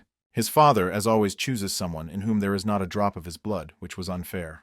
The guy sitting next to him and playing the prefix asked who brought him this time. Chang looked at him in surprise, because he exchanged everything for games, which was due to which he disappeared for a long time. Damdok probably thinks that if he is a favorite of his father, then you can do whatever he wants. According to Chan, they are all the same, but such morons in any case will tear each other into pieces. Toward evening, Damdok wanted to tell Ju the Alliance what happened while she was on a part-time job. He talked with a smile about Chan's displeased face, because he looked like the end of the world had happened. For Damdok, this was unforgettable, but the girl did not particularly share his joy. I felt someone else's presence behind me. She realized that the Reaper finally appeared to them. The guy's intuition also noticed a mortal danger, and the stranger said that he had come to his brother. Getting a sword from behind, the guy also waved him and attacked, with a satisfied smile on his face. Chan thought about a white cloud, an elite member of the Guild Iris and one of his father's favorites. He was born with the talent of owning a SS sword, a genius who developed his abilities to the level of the master by 10 years. Because of his arrogant and ruthless nature, he beat his opponents to half to death. For this, he received the nickname of the White Demon, so Chan was sure that this time Damdoku came to an end. However, contrary to his thoughts, Damdok was able to block an unexpected attack with his sword. This noticeably surprised a white cloud, because he did not expect that he could repel his sudden attack. Damdok immediately guessed that Chan sent him, after which they again exchanged strong blows. Wiping the scratch from the cheek, the white cloud grinned, because he planned to finish everything on a lot. But now he is ready to fight seriously, and at the same moment he increased his speed several times, almost hitting the enemy. Damdok managed to dodge, but the rival was not going to retreat. But you waved his sword in the air. The blonde suddenly activated and was able to apply a deep cut on the guy's cheek. However, this was not the end, and while the dam was trying to recover, the white cloud again reduced the distance. Looking into his eyes, full of thirst for blood, the guy realized that it would be difficult to fulfill even the first condition. A little earlier, Ju said that the first condition is to inspire a reverent fear. The easiest is to show the overwhelming superiority in strength, but now the situation was quite the opposite. Damdok did not know how he could inspire him with fear and surpass in force if he owned a sword better than the god of swords. The white cloud was clearly not going to stop while the guy could still breathe, because he attacked him non-stop. Obviously, one sword cannot be defeated, but they can fight not only on swords. Then Damdok decided to change tactics, and Snow White transformed from the sword to gloves. Having activated the skill, the guy tightly grabbed the blade of the enemy's sword, and with his other hand, he struck his face. But Damdok was very surprised when he noticed that the enemy did not even budge. The white cloud asked him to shut up with displeasure, and calling the coward of the swordsman, which launches his fists. There are things that cannot be achieved with a sword alone, but he is still very green, since he does not understand this. The white demon tried to justify himself by losing vigilance. Then Damdok, with an evil smile, invited him to continue. The confidence of the blonde guy immediately evaporated when he realized that he had lost this battle. In the evening, being at home, Damdok was waiting for the reap, to whom he left a note asking him to come to his house. However, he doubted that he could do this, because he was quite fragmented. Ju was confident that if it was a white cloud, it would undoubtedly appear, because his ego was well padded. However, now it seemed to the guy that it was still tiring than a part-time job.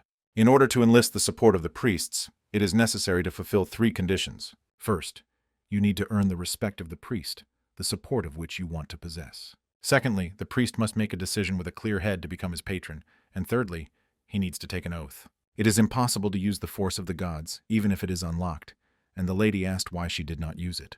As it turned out, due to circumstances, she cannot use this skill, but did not reveal the details. The guy tried to ask directly, but he did not hear any answer that strained him. Ju decided that this was a long story, when suddenly they both felt that someone was standing outside the door. Without getting up, Damdok asked him to enter, and a white cloud shuddered in surprise. Then he asked the guy to close his mouth, because he wanted to ask him only one question. Not daring to enter, he, standing outside the door, asked who the damn is still like that, a fighter or swordsman. The guy tried to calmly explain that he could be a swordsman and a fighter. The cloud opened the door from his feet with displeasure, saying that there could be no genius that is good at once in 2 areas. He wanted to find out once and for all what the damn is better, in fencing or martial arts. The guy invited him to fight him again to make sure, but he did not come to fight. In fact, he wanted to know and analyze the reasons for his defeat. Damdok was surprised that he did not know them. Slowly rising from his seat, he added that he would not tell him about the reasons for his defeat. He did not really want to reveal the secret about the weaknesses to such a rude as he. But if he wants to know so much, he must ask the brother of Damdok to take him to his students. The white cloud decided that it was better to die than to say this, and decided to quietly leave. He could not believe that Damdok wanted him to call him an older brother. 10 years ago, he was the older brother of this idiot Chan, and call someone he sees for the first time is unthinkable. Damdok decided to cheat, saying that he wanted to teach him all wisdom, and he could have a decently pumped.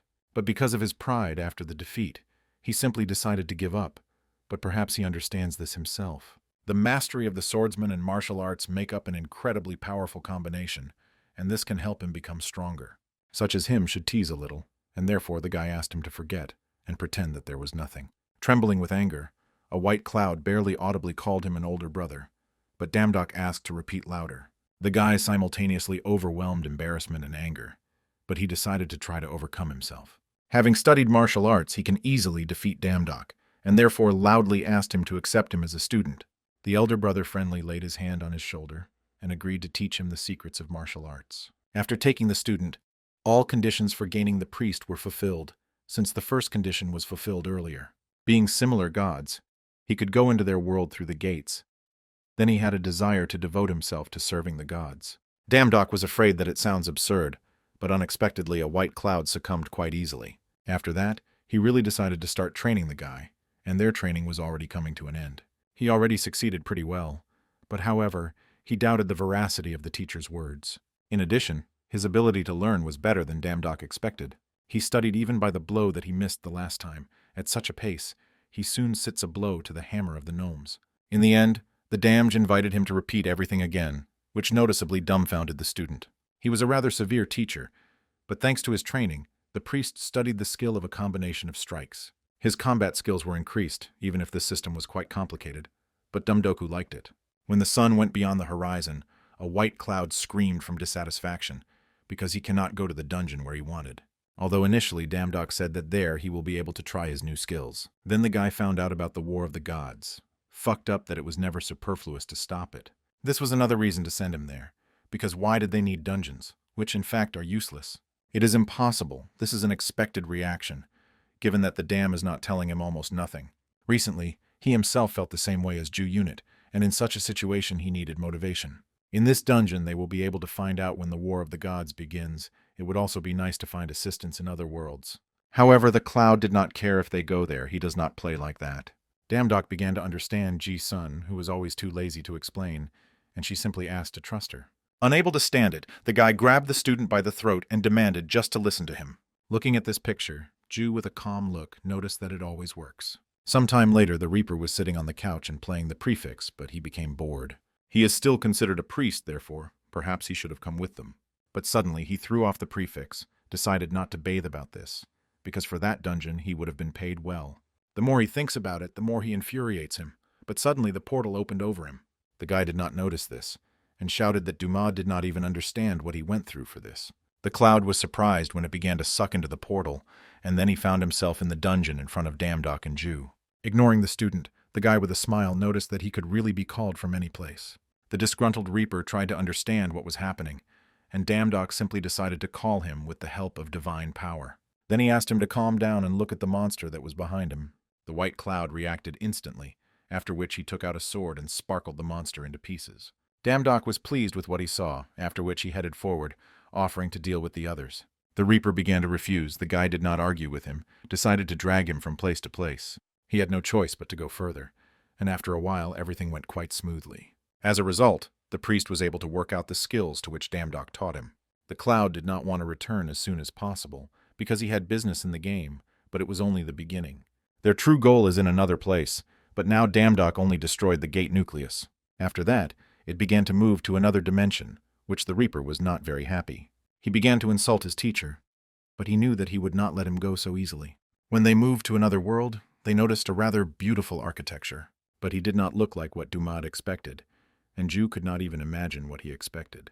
He did not know how to find a priest in such a vast territory, because they did not even know how he looks.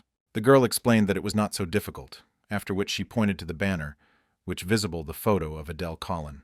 The guy could not believe his eyes, because can a famous personality become his priest? Ju explained that other priests would be even more difficult, and a white cloud suddenly changed in the mood. The girl added that it would not be as simple as with him, but the cloud was angry, because he was called a simpleton. He was not going to allow everyone around him to wipe his legs on him, after which he suggested that she find out the relationship. Ju, the aloe was enough for one blow to lay the Reaper, who decided not to argue anymore.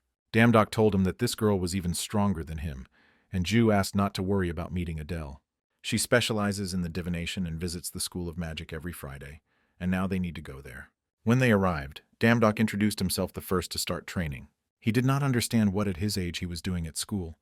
Probably Ju had it in mind, saying that she was going to work alone. Suddenly he heard someone mocking him, because he came here simply on the recommendation.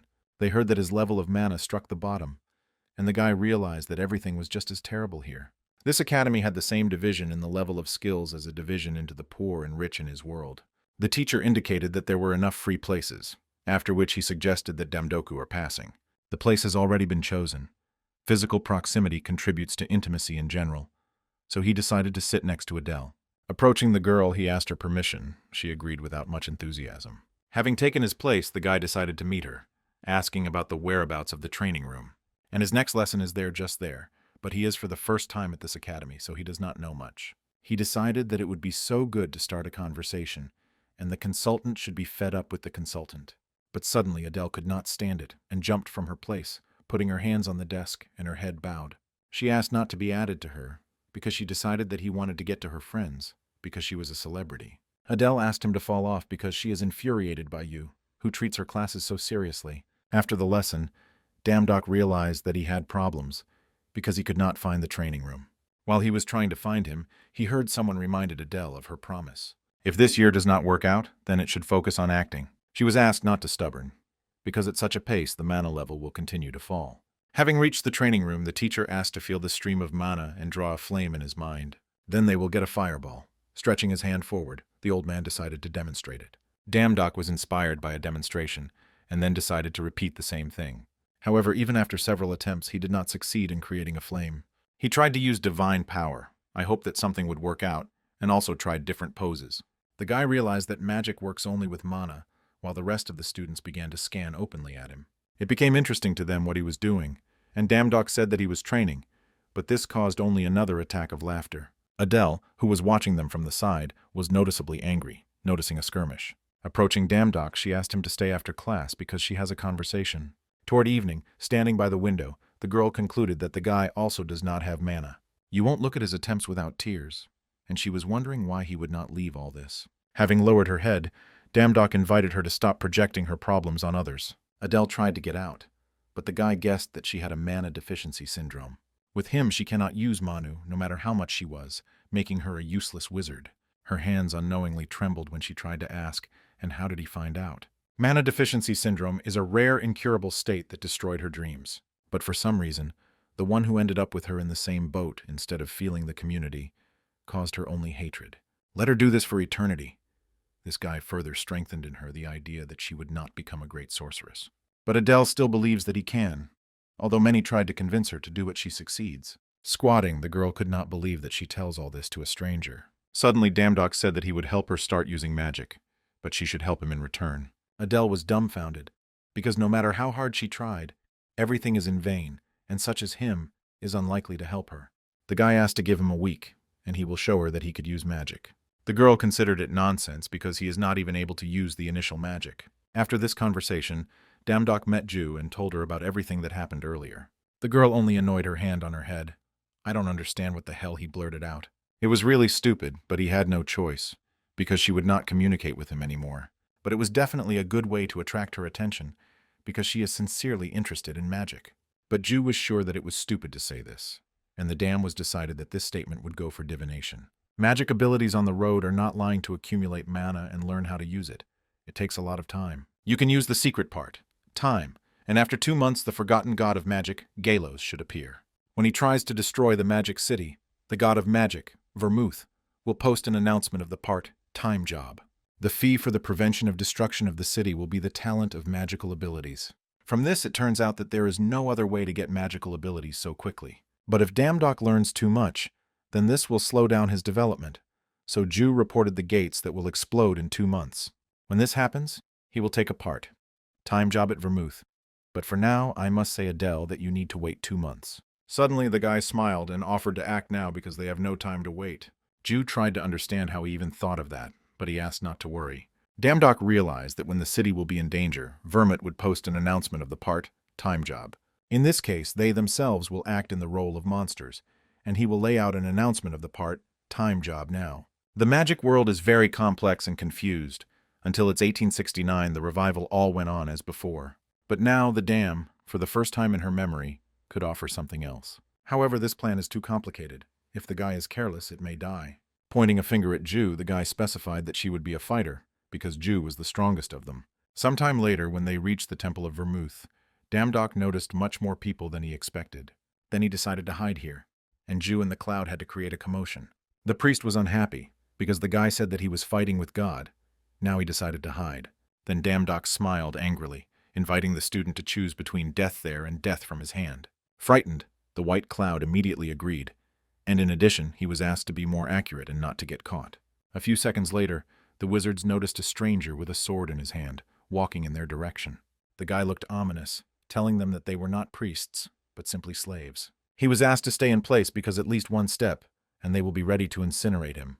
The cloud decided that these two were simply mocking him, and therefore rushed forward. Reflecting the fiery spell with a sword, the priest ran on the attack, promising Dumdoku and Ju that they would be inclined in front of him. Suddenly, the priest received the skill of a fiery destroyer, and if he himself was able to create a new skill, then he is definitely a genius. Apparently, it remains to add the last strokes, after which the dam was used by the skill of calling. By releasing the solar wolves, the guy asked them not to kill anyone, and just play a little. Frightened wizards immediately loudly announced that monsters attacked the temple. They quickly created barriers in front of them so that the wolves could not get through it. It was ordered to call for help, and not to let the monsters into the temple, but at the same second, Ju crept into them. She knocked out the wizards with a deft movement of her hand, thereby destroying the barrier. She was worried because Dumadok said that it was a rather strong god, but everything turned out to be much easier. There was a rather weak security, but after what they did, God must appear. While the building was burning in front of the guy, steps were heard behind him, and the question of what they forgot here. The man with glasses frowned, because he did not hear the answer to his question, after which he repeated him again. If he wanted to finish Damdok, he would already be dead. Perhaps Vermouth did not yet understand the situation. The guy explained that someone attacked the temple, and he wanted to check what kind of madmen they were. This happens so rarely they are both gods, and probably it is interesting to both of them. Suddenly, the man rudely grabbed him by the cheeks. He will decide that the guy underestimates him. He decided that they were equal. Damdok continued to look friendly, and tried not to answer as Vermouth would not like. Suddenly, the mood of God immediately changed when he shook his shoulders of the guy and asked him to get up. The man noticed that it was a little rude, because of which the lady was scared, and asked for forgiveness. He simply checked whether he was telling the truth, but did not feel any threat from him. The guy explained that he had no need to attack the temple in the middle of the day, and at that moment Ju noticed them. Approaching the temple, Vermouth noticed that terrible monsters appeared from the gate. The white cloud looked tense, because it seemed to him that the man looked very dangerous. Ju grabbed him by the collar and asked to prepare, after which she abruptly pushed away from the ground. With one jump they disappeared in an unknown direction and fled, and at such a speed they could not be stolen. Damdok doubted that God would rush in pursuit. In any case, he should not weaken vigilance. If he chases them, then the guy will click on the movement button between the measurements. Ju agreed to this plan for several reasons. The first was the personality of Vermouth, who does not like battle, but only magic and studying spirits. At that very moment, God became interested in where Damdok came from. He did not bounce, and told the truth. Vermouth has never heard of Korea, but there was another god who arrived from a place called America. The guy was surprised because someone from America passed through the window between the measurements as they did. But he did not have time to think about it, as Vermouth decided to ask about the service of God from another dimension. Damdok suggested that we are talking about suppressing the gate, so I decided to help. In response to this, Vermouth laughed, because the guy's speeches sounded reliably, but he had in mind something else. Starting with monsters at the gate, even a small insect has its own circumstances. The temple can be restored, but if he sees the violators again, you should just scare them and send them back. Looking carefully at the butterfly that he was sitting on his finger, the man said they had a miserable life. And the guy became clear why he loses even with such a powerful divine force. Based on the prophecy of Ju, it seems that Kairos knew the personality of Vermouth well, and he would ambush him. The request of Vermouth was such that the lady merged with people and taught their magic. Monsters crawling out of the gate are like a wave of wings of a butterfly for him, but for people they are like a destructive storm. People need to master a lot of things so that they are able to protect themselves. He is a sudden invasion. If the monsters are strong, people will never cope with them. He would have gone, but he needs to restore the temple. He would also send his priests, but unfortunately now they are off, so only the dam can help him. Vermouth promised to thank him, because he will have to teach people magic, and he will facilitate the use of magical power. Hearing these words, Damdok's eyes immediately shone when he happily agreed to this work. Sometime later, in the backyard of the Academy of Magic, the students noticed that Damdoka was not visible lately. Apparently he realized that he had no talent and dumped, but they were funny to see his dull face when he could not use magic. The teacher, noticing the conversations during the lesson, ordered everyone to keep silence and focus. Adele, who was also present there, would be a bad mood, because for the sake of this she did not go to the set. Suddenly she heard a familiar voice behind him who complained that it was not an academy but damn a maze. Other students did not expect the dam to appear again, and even with such a pompous look.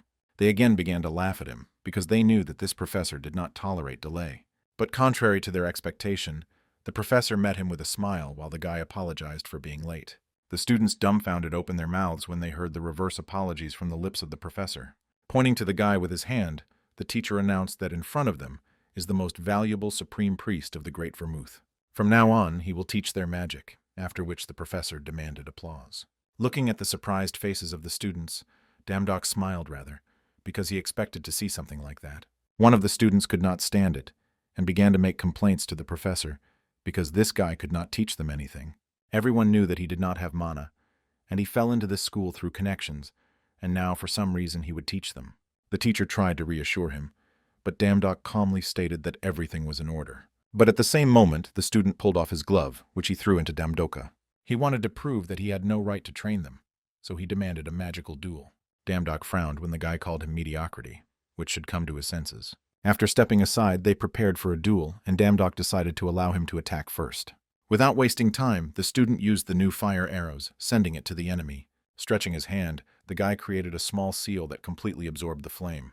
Damj, in turn, created a small sphere on the tip of his finger, asking the student to block this. Earlier, Vermouth explained to him that it is difficult to use high-level magic at the very beginning, regardless of talent. Therefore, he shared a part of his strength with him, and now the guy could use the hellish flame. Those who watched the duel were shocked, and his duelist immediately recognized the defeat. Hearing these words, Damdok sent magic to the sky, after which a loud explosion rang out. Then he went to a frightened guy who began to crawl back, unable to answer anything. He asked to convey to all the sourness that from this moment this mediocrity would teach them. The teacher could not believe that the supreme priest could use the magic of 8 circles, which no one could use in this era. However, Adele was stunned the most, who could not believe that Dumato really could master magic. Sometime later, the girl was beside herself with rage, because the guy asked her to observe these conditions. He asked her to calm down, remembering how simply he solved this problem with a white cloud. Waving his arms, the guy asked him to listen so that he could slowly explain everything. But before that, she could say that she did not like it, and as it turned out, literally everything did not suit her. There was no sense about this, because she should always come to him at his call, like a devoted dog. It was like a slave agreement. Damdok called himself a god, but in fact turned out to be a fake. He promised that he would not call her in vain, because they just needed her strength to stop the disaster. And for the upcoming battle, he will do everything possible to help her cure the lack of mana, so that she could master magic. Adele was surprised to hear about treatment, because it is impossible to fix it even with millions of gold. Damdok, with a nervous laugh, said that there was no way yet, but he would do everything possible. In response to this, the girl loudly hit the table, saying that it was a divorce of pure water. Not seeing the way out, the guy turned to Jew. Perhaps she could know about the way to correct the lack of mana right now. He quickly mastered magic and went so far, but Adele is still a little thing when it comes to beliefs. The weakness of the superstar in the magical world that does not envy anyone. Only one is a lack of mana. The medicines did not exist at the moment, so Jew asked for time to give her, because before the breakthrough, the gate was pleasant. The girl wanted to add something else, but suddenly they felt some strong energy. A huge gate appeared outside, but Jew was sure that she was left for another month. But for some reason, Kairos had already begun to act. When various monsters began to get out of the gate, the inhabitants of the village began to run away in a panic. Looking at this picture from afar, Adele could not believe her eyes that something similar happened in front of her. Meanwhile, Damdok ran into Jew because she said that there was still a lot of time before Syros. Previously, Kairos had never appeared so quickly. The same with Sunny Wolves. Something is clearly wrong in this life. Then she was surprised to notice how the guy took out his sword, deciding that he had gone with his brains. Kairos is at a completely different level compared to unstable Neptune, and not the fact that they can win. At the same moment, the system urgently sent a request for a recruitment of personnel to delay Kairos and Gate. A little later, some gods were already on the battlefield, fighting with monsters on the ground and in the sky. The Damdok team also participated in the battle of seeing the end and edge of annoying monsters. This is a luck that they will be able to get a reward only for this, because Vermits never sends requests. Damdok had long understood this when he had to train students of the academy. Since they do not know how the situation will turn around, they must continue to detain the monsters leaving the gate. Even if the situation is different from the prophecy, Vermut will not lose to Kairos. Jew wanted to talk about her plan, but at the same second behind her there was a loud explosion. Damdok was very surprised, because Kairos and Vermouth should be far from here. Suddenly, the loud voice of Vermouth was heard throughout the village, who asked for all the gods blocking the gates to listen to him. The situation is patho, perhaps it is unscrupulous, but he corrects his request and asks to quit everything that they protect right now. At the moment, they needed to focus on the evacuation of citizens while he wins them time. The white cloud did not understand where the voice came from, and Jew explained that this was the message of Vermouth. Adele looked in surprise at the gods who began to go in the opposite direction. Vermouth gave the order to retreat, but the girl did not quite agree with this decision. After all, now their city was on the verge of devastation, and people who did not manage to evacuate are in danger. Jew could not say with confidence because it differs from the prophecy, but this measurement will be destroyed by Kairos. Hearing this, Adele's heart literally went into the heels. She believed to the last that it was a lie. All the union was sincerely sorry, but they could not do something. Right after her words, the rain began. Then Adele rushed to Damdok, begging him to do at least something, because there should be a way. But the guy only apologized, and the girl fell to her knees, not understanding why he surrendered so easily. Even people who do not know about the gods are fighting to protect themselves and their loved ones. She reminded Damdoku that he is God, and the gods help people. At the same moment, the guy remembered himself before gaining his strength. Now he saw himself the past in place of Adele, who knelt down from hopelessness. Then he opened the interface of the store of the gods, and the worried Jew replied that he was not going to die. The guy did not think that the award would spill so quickly, but now there was no choice. He acquired the lion's armor and the club of Hercules, and received the effect of the kit, increasing the attack by 500%. Jew called him an idiot, while Damdok asked her to take care of the rest. Meanwhile, Vermouth was completely covered with wounds, and his forces were running out. Kairos, who was in front of him, rejoiced, but he was disgusting from the thought that he was his student. However, Vermouth stood on his own, and was sure that his student lost his way, forgot what he was taught. However, his rival was sure that he and the people of this world lost the way. Kairos did not understand why his teacher did not crave more, because only one is natural for the magician. This is nothing more than an entry to the highest level, which is far from available to many. Its black flame exists for destruction. This is not the truth that needs to be followed, and the gods should use the force to protect people. At that very moment, the man created a spell in front of him, which blocked the black flame. But Kairos did not care about people, and he wanted them to feel the power of his dark flame. Suddenly, Vermouth felt that he was becoming more and more to restrain this attack. But at the same second, the hellish flame flew towards Kairos, and Vermouth noticed Damdox nearby, who came to the rescue. God said displeasedly that he had nothing to do with his level here, because he could not give him more divine power. However, the guy made it clear that he was not here for the reward. In the end, there is nothing more valuable than human lives. Clutching Hercules stronger than the club, Damdox said with a smile that he had a plan. Kairos laughed loudly when he saw the guy who arrived in time, trying to understand what kind of miserable creature was. Establishing that this is his new student, Kairos again created a dark flame, deciding to burn both of them. Vermouth again created a huge barrier in front of him to prevent the flame from surround them. Supporting the barrier, he informed God from South Korea that he could not restrain him for a long time. Damdoku needed to inflict only one blow to him. This would make it possible to neutralize him. Vermouth was surprised to look at Hercules' Dubin, learning this strong weapon.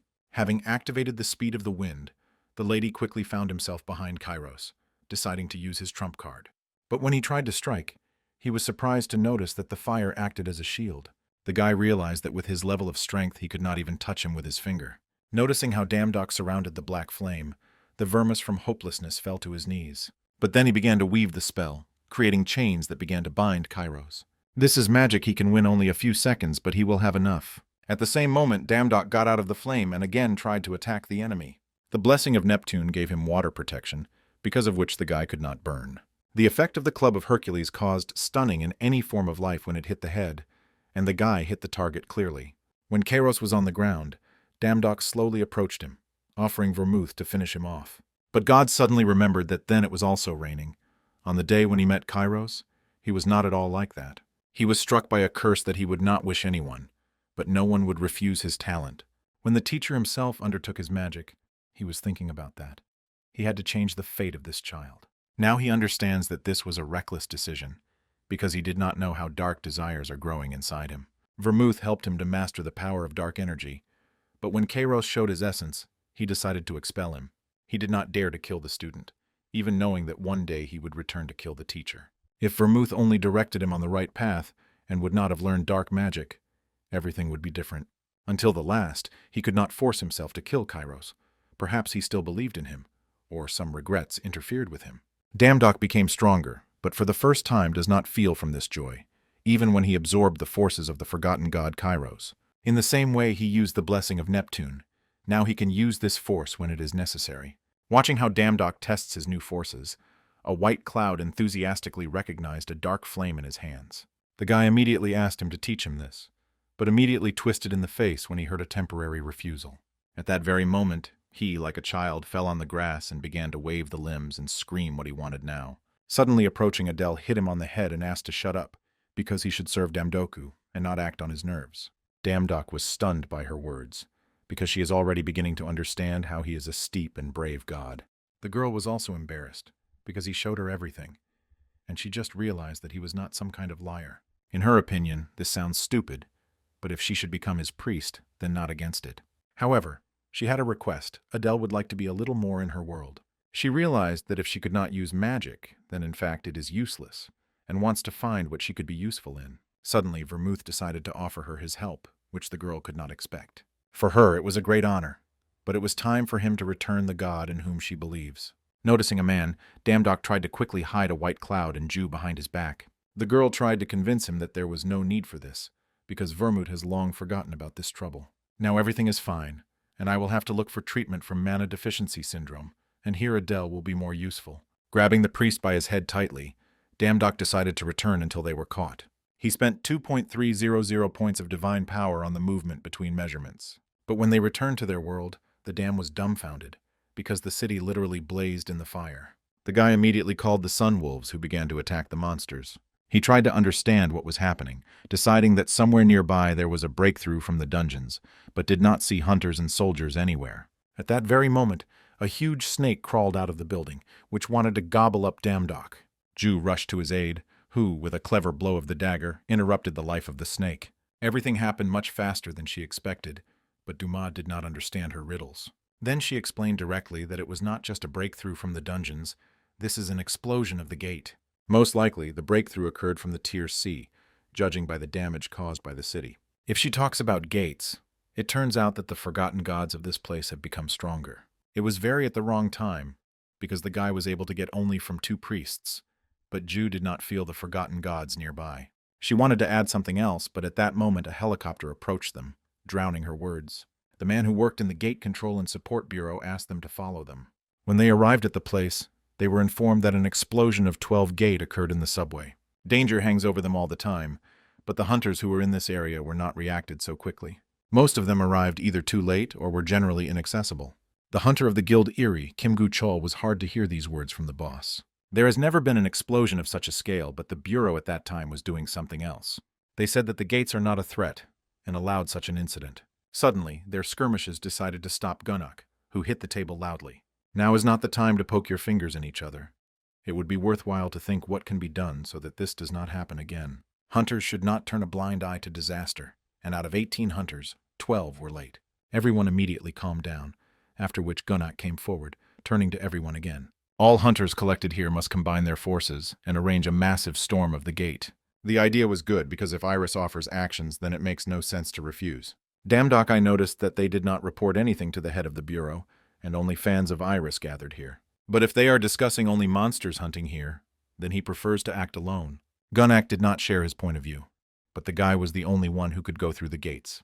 If one of the attacks that he saw in the magic world is used here, then no one can withstand it. This is only temporary measures, so the best decision is to stop the reason for all this, the war of the gods.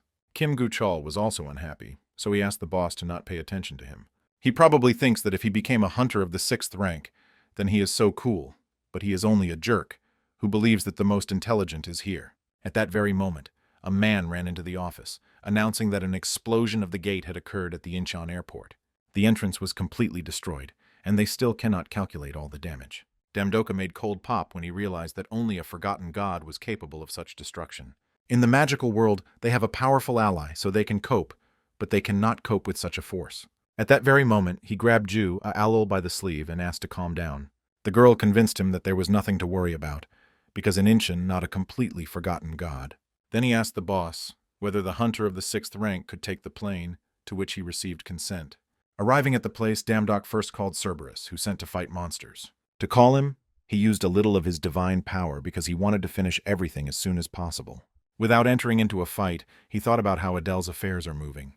He thought in this that it should be completely ready before leaving, but suddenly intuition worked.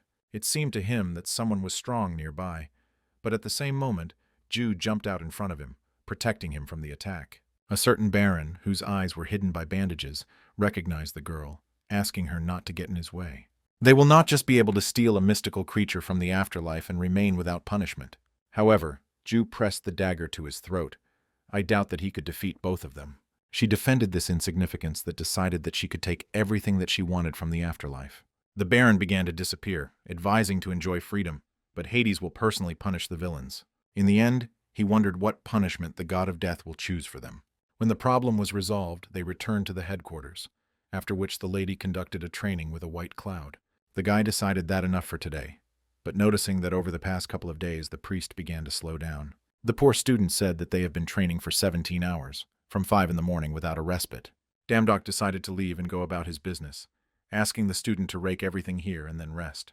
The cloud became interested in what happened at the airport, but even if he asks, then the dam is simply changing the topic. He doesn't even see the priest in him, but even for the better because the game will not play itself. Suddenly he remembered that he needed to go, otherwise the teacher of a wet place would not leave him. He tried to convince himself that he was not cleaning out of fear, but this is only part of the training. Suddenly the guy heard someone's voice and immediately got angry, deciding that Damdok had returned. However, it turned out to be only Chong, who was surprised to see a cloud engaged in cleaning. He was unhappy that he did not appear ahead, but simply fights the training room. The cloud smiled because he thought that he had a serious matter, but such trifles did not bother him. Why did he ask me to teach his life since he needs to stay here for a while? Chan ordered him to destroy Damdok and not turn into his henchman in response to what the priest called him his brother. This even more dumbfounded Chan, because the white cloud even in the last 10 years did not call him that. Then he grabbed the guy by the hand, informed that on the orders of his father, he must take part in the destruction of the gate. The priest tried to refuse, although he knew well what was happening for failure to fulfill orders. Then he pulled out his hand, looking angrily at Chan, after which he pointed to his TV. There was a report about Damdok, who had just successfully destroyed the gate. The people standing next to them discussed the skills of a swordsman, martial arts skills, and now also a dark flame. The cloud could learn from him so many things, and for some reason he needs to go with Chan. Damdok once again angered the guy because he was again in his way. At this time, Damdok himself only calmly scratched his ear, deciding that someone remembers him. Jew Unit called him frivolous with a dissatisfied look because he again whines in the clouds. They do not even know where the Hades will appear, and the dam so easily destroys the gate. If it becomes famous, this will be able to increase the level of its divine forces. This will make it possible to protect people. But if he decided to increase the level of divine forces, then it is better to do this with the help of part-time jobs. And what he is doing now will only be angry with Ada even more. Then Jew decided to move to another dimension. But if you run away all the time, then Ragnarok will come even faster that it was not in their hands. Suddenly Damdok said that if Hades wants to find him so, then he will come to him himself. Hearing this, Jew choked on coffee. She was categorically against, because if he meets him, he may not survive this meeting. They just need to find a place where, when meeting, Hades will not be able to kill him so easily. The girl with all her appearance doubted that such a place exists anywhere in general. Then they decided to engage in a part-time job with Zeus, where it was necessary to serve guests and work in the kitchen. On Mount Olympus, the centaur adjusted the workers, because less than 3 hours were left to the banquet. A white cloud and Adele also participated in the work, which were supposed to prepare vegetables and fruits from Demeter.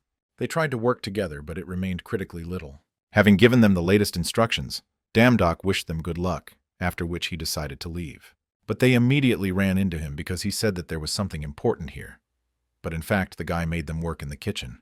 Damdok tried to convince them that this is part of the plan to prevent Ragnarok and the salvation of the world. They did not believe it, but suddenly a centaur entered the kitchen, calling the waiters as the banquet begins. While the White Cloud and Adele were breaking themselves for agreeing to this, Damdok headed for the hall with a pleased look. He mentally thanked his priests, because if everything goes according to plan, then all the problems will be resolved. The gods who came to the celebration communicated amiably among themselves, drank, and had fun. Some were surprised, looking at Damdok, who was very similar to Hercules, coming to a banquet in a lion's skin. Hades had not yet appeared. Jew is worried, but the guy understands that everything should go well. While he was carrying drinks, Apple suddenly hugged him by the shoulder and joyfully greeted his beloved student. Poseidon, standing behind, could not think that the guy would record the ordinary waiters, which was pretty funny. Seeing him out of the underwater palace, he did not think that their next meeting would be so, although he invited him to join the ranks of the knights. Apollo decided to remind him that he was the first to start talking with his beloved student. Poseidon, on the other hand, asked him to leave them, because he has something to talk about with the lower level of God. Some guests were surprised to observe the lower level of God, which was so close to the higher gods. When they noticed that Apollo and Poseidon began to pull Damdok to their side, they first thought to intervene. Suddenly, the third familiar voice was heard, noticing that the mountain god was still full of energy. Damdok turned his head and saw a Thor, who directed his side with a wide smile. At that very moment, the guy rushed to his knees, apologizing for what happened in the dungeons. Suddenly the voice gave the Hades, which seemed that the guy did not change before who should be. The man did not know, and what Dumad was thinking about, how he got here, but he greatly facilitated the solution to his problem. He was going to interrupt him 3 times in unnecessary life, and Damdok felt that he began to choke. Thor sharply grabbed his hand, decided that it was unfair to use such power against the one who weaker than him. Hades was surprised, noticing Asgarda, but let him know that he should not climb into the affairs of Olympus. However, Thor understood everything correctly. Recall that the main on Olympus in this banquet is Zeus. Freeze into the divine power, the room began to shudder, and the rest realized that the battle of the higher gods would now begin. But while Thor and Hades were measured by force, the trident of Poseidon pierced the wall between them. The god of water ordered them to stop, because there is no need to shed blood on such a beautiful day. However, the god of thunder was sure that there was nothing beautiful here, and Hades tried to kill the one who is weaker than him. He also insulted him, the valiant warrior of Asgard, and in the name of Odin, he will not leave this. Apollo asked him to calm down while Hades turned his head away from him, looking at Damdok. Poseidon also stood up to defend the guy, who did not want to allow Ada to shed blood. This enjoyed the god of death, who decided that the others wanted to die with him. He decided to provide them with such an opportunity, after which he began to release his divine power. Even the higher gods were difficult to resist the power of death, since Hades became furious. The man carefully watched the attempts of a guy who was supposed to die from his hand. But suddenly lightning began to sparkle throughout the hall, and another god came forward. The most worthy are collected at this banquet, but one of them dared to arrange a fight here. Zeus did not understand what the god of death was doing on Olympus, because there is a festive banquet, not a funeral. Hades apologized to him for misunderstanding, and his strength began to weaken due to the presence of the supreme god. Zeus became interested in whether his wife, or Hades, was in the know, but then replied that something was stolen from the underground kingdom. The supreme god could not believe that someone could steal from him, and judging by what he had arranged here, this is something very valuable. The god of the underground kingdom stated that he had stolen Cerberus, at the same time in a very arrogant way. The guardian of the dead was stolen by that small god, after which he pointed his finger at Damdok. The guy himself was in shock because it was not theft, and he used it for the common good and let it go home. Suddenly, Zeus approached him and began to carefully examine, considering the guy interesting. The supreme god was interested in what the dams commanded, to which he heard the answer that he is the god of the sword. Zeus realized that the guy was quite smart, and it is immediately clear from them that he is a lower-level god. Then it is even more strange how he was able to steal a dog, which is able to catch up with fear even on Zeus. Damdok described in detail the whole story with Cerberus, as he found and subjugated him using the collar. He felt him in one of the columns at the entrance to the kingdom of the dead, after which the dog began to obey him. This story seemed to Zeus very funny, and he did not fully understand how the lower-level god could crank this. His reaction was unexpectedly positive. Maybe with his help it will be possible to relieve stress in relations with Ada. However, the supreme god decided that the best way to solve the problem was to arrange a duel between them. The Apollon was against, because the duel between the gods of the lower and highest levels, it is too dishonest. Then Zeus decided that they would fight without the use of divine forces. These two ruined a banquet, and must be punished. Poseidon was also shocked, and Thor tried to encourage Damdok, who was speechless. Hades noticed that the guy's execution is delayed, and he can enjoy his life while he can. The guy hoped with all his heart that there was something in the store that would help him not to throw off the hooves. Jew, who approached him, noticed that the situation was out of control, and although she said that it was dangerous, they headed for the exit, throwing guilt at each other, although they knew that this would not help solve their problem. Suddenly, they were stopped by Hercules, who suggested that Damdok help with training, and invited Ares to the stadium. A few minutes later, they reached the place that reminiscent of the Colosseum, and for a month the guy could train here. Damdok sincerely thanked him, because he did not expect him to help him so much, and Hercules joyfully declared that they were brothers. It was unexpected that the greatest hero of Greek mythology gives so many meanings of his ammunition. Turning his head, the guy noticed how 2 gods sparked among themselves. It was noticeable with the naked eye that they were fighting very violently and at such a high level. But suddenly the guy fell to the ground, although he loosened the defense for only a moment, but said he had not lost yet. The girl who defeated him clarified with a smile that in a real battle he could die 10 times. The defeated proposed to agree to a draw and remove this sword from his face. Judging by their skills, these are unusual gods, but they were not at the banquet, and perhaps they are not very strong. But when Hercules called the names of Ares and Athena, who literally fell into a stupor, he could not believe that one of the 12 gods of Olympus, patronizing the war, had just fought before him. It was good for them because they specialize in battles and can help. Noticing Hercules, Ares immediately grabbed him, deciding to check which of them is stronger. Trying to break out of a strong grip, the man said that he wanted to imagine someone. It would be worth it to come to the banquet, and not waste time on the fights among themselves, because they missed one of the hottest news. They arranged absolute chaos at a banquet, and one of them will have to fight Ada. Ares and Athena noticed that the girl's skills would be stronger, but they have not seen such energy as that guy. Suddenly, the god of war smiled because he just needs an entertaining sparring partner. The only way to determine the truth is the level of power is a duel, and now they will see who is the strongest. When Ares pulled the sword out of the scabbard, the dam was noticeably strained because he did not expect that everything would happen so quickly. Ju suddenly stated that she was going to return to Korea, since help with gates needed there. The guy realized that he had no choice, and Ares began to walk in his direction. He was interested in checking the unusual energy of the guy, so he asked him about his readiness. Athena asked his comrade how he reached the fight with Uncle Ade, but it did not matter. Aida, with his grumpy nature, is not the first to get involved in conflicts, so there is nothing to be surprised at. In any case, in order to survive in this duel, Damdoku needs to be laid out in full. The god of war ran to the guy, after which he delivered the first blow, destroying literally everything in front of him. Athena could not understand with a dissatisfied look. Ares pretended, or he is really dumb. However, the guy was lucky that the surface here is soft, so he certainly survived. The god of war again rushed forward, asking him to show him how a guy he owns a sword. Turning off, Damdok began to violently reflect every blow, completely going into defense. Athena was surprised to notice that the guy began to fight back, and this is not bad for the lower level of god. However, in strength, speed, and energy levels, they are absolutely not comparable, which was expected in the battle of gods of different levels. It seemed funny to Ares, after which he ran on the attack, offering to continue. Damdok barely managed to dodge an incredibly strong blow here, after which he decided to give up due to a big difference in skills. However, the god of war I got too much and asked to come, because for him there is no word surrender. Watching their battle, Athena was surprised that the guy could hold out for an hour, surpassing all her expectations. Hercules agreed with her, after which he suggested stopping them, as Ares was too carried away by a battle. However, the goddess suggested observing more, noting that something had changed during this time. Although Ares smelled him, not one god of the lower level could not stop the sword of the god of war.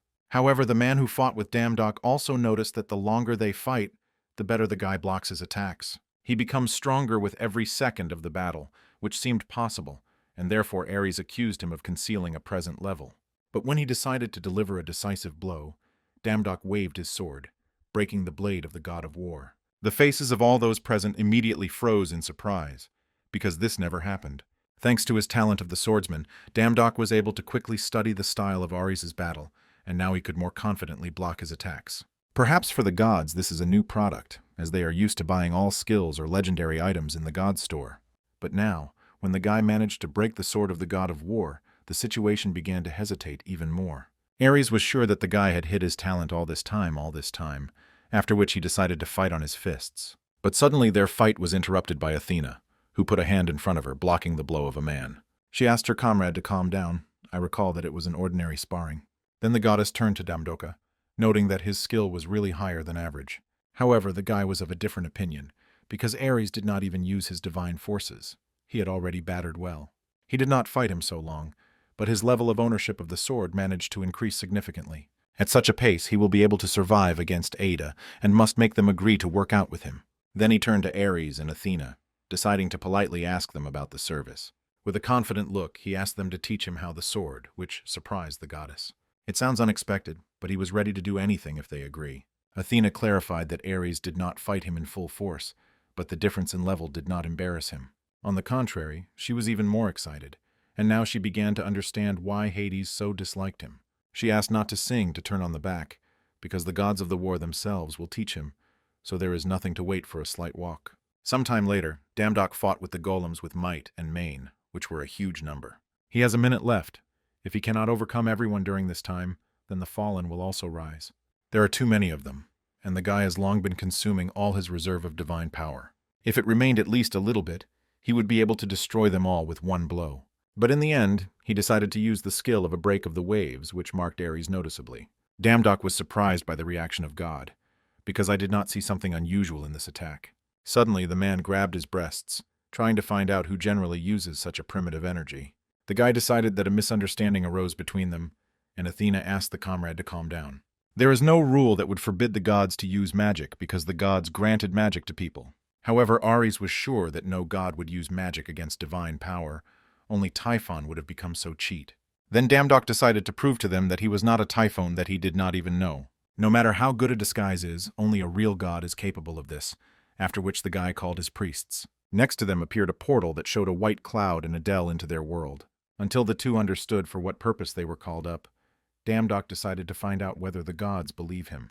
Athena rudely poked Ares with an elbow and asked to apologize to him, so the god of war did. Suddenly, Adele began to scream that the damned promised to heal her, and he only carries her devil knows where. Hercules was surprised that God could be so close to his priests, as if they were long-standing friends. Athena also did not expect that the guy had priests, because their strength largely depends on the power of God. They could practice them, and then their training will be much more productive. The three of them will have much more options for fighting, so the number of monsters can be increased once every 10. The priests did not like these words, who did not even understand what was happening, and Damdok immediately apologized to them. Having clicking her fingers, Athena created iron golems that surrounded the dumbfounded trinity. At this pace, a month of hellish training from Ares, Athena, and Hercules took place. When the day of the fight with Ada came to the training arena, Ju approached. Finding Damdok, she asked if he could defeat him, but the guy was sure that this time he would not lose. A couple of hours later, the stands were filled with the audience, and there were already a Dam, Hades, and Judge in the arena. The god of death was surprised that the guy decided to fight, and not to escape, because he was about to pursue him throughout the worlds. At that very moment, the eyes of which were hidden by the bandage, took off into the sky, wanting to start a fight of the gods. She clarified that the use of divine forces is prohibited in this duel. The wreaths that she lowered to their heads will block their divine forces during the duel. When the battle began, the lady immediately rushed to the attack, activating the gust of wind, approaching the opponent. To the surprise of the guy, Hades did not even defend himself and was completely open to attack. But at the same second, the god of death decided to inflict his attack, which hit the target exactly. Cutting his neck to the opponent, the man decided that it was a shame to call himself the god of the sword with such skills. Hades invited him to the afterlife, after which he rushed forward, starting to attack him with his bare hands. The audience was sorry for Damdok.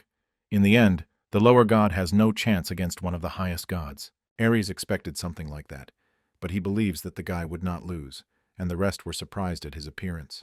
They did not expect that he would decide to look at such a boring duel, but the god of war explained that he personally taught him.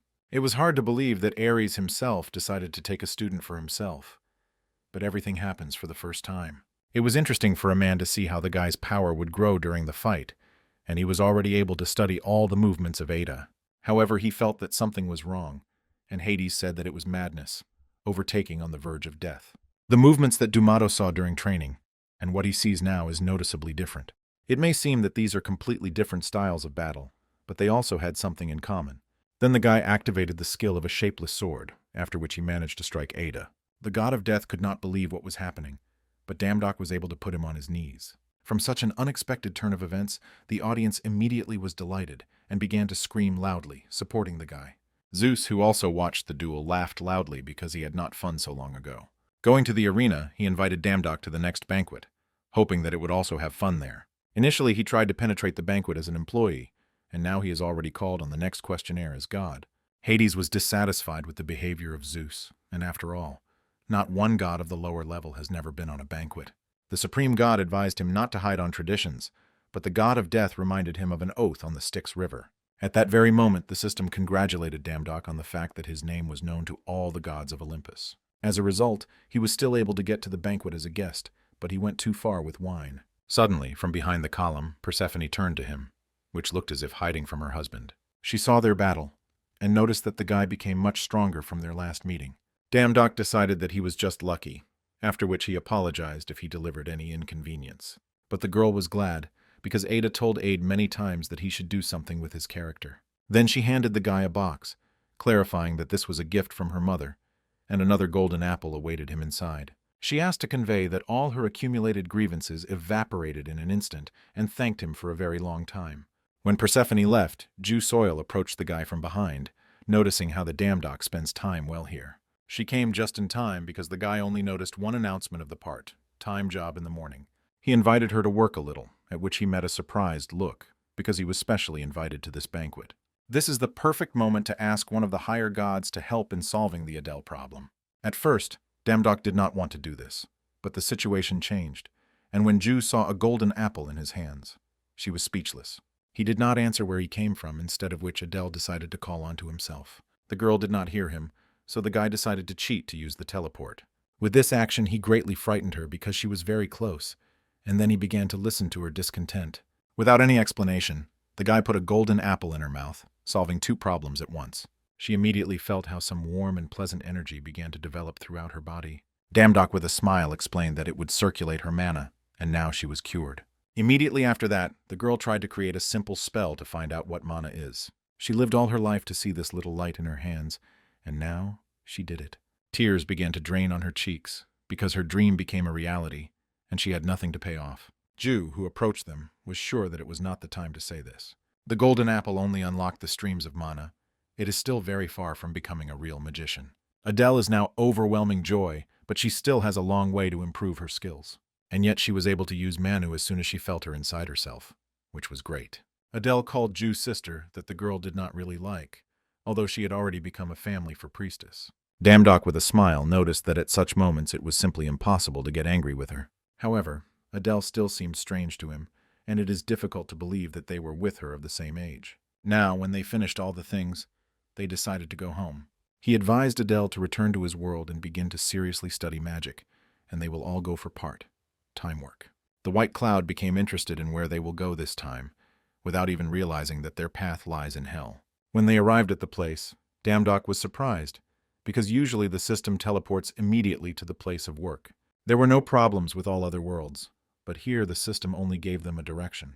At that very moment, from under the gate that hung in the air, a crack on the ground began to follow. One of the men handed over to the headquarters that a medium-sized gate increased sharply to a large size. When his comrade began to fall into that very crevice, Damdok ran to his aid, pulling him out.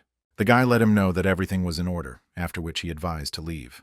Approaching the gates, he immediately realized that this is the gate to the hell through which he needs to go. Damdok, along with Ju and the cloud, decided to go more likely until they were interfered. On the other side, they were expected by the night and mountainous terrain, and the system announced that they had arrived at the destination. It turns out that these gates led to hell, which means that forgotten rolls are located right inside the gate and in hell. Suddenly, behind the guy appeared a huge worm, which wanted to attack him stealthily. But once again, Ju came to the rescue. She advised the guy not to be distracted and clean up everything here. At that very moment, several more huge worms appeared in front of them, who wanted to enjoy them.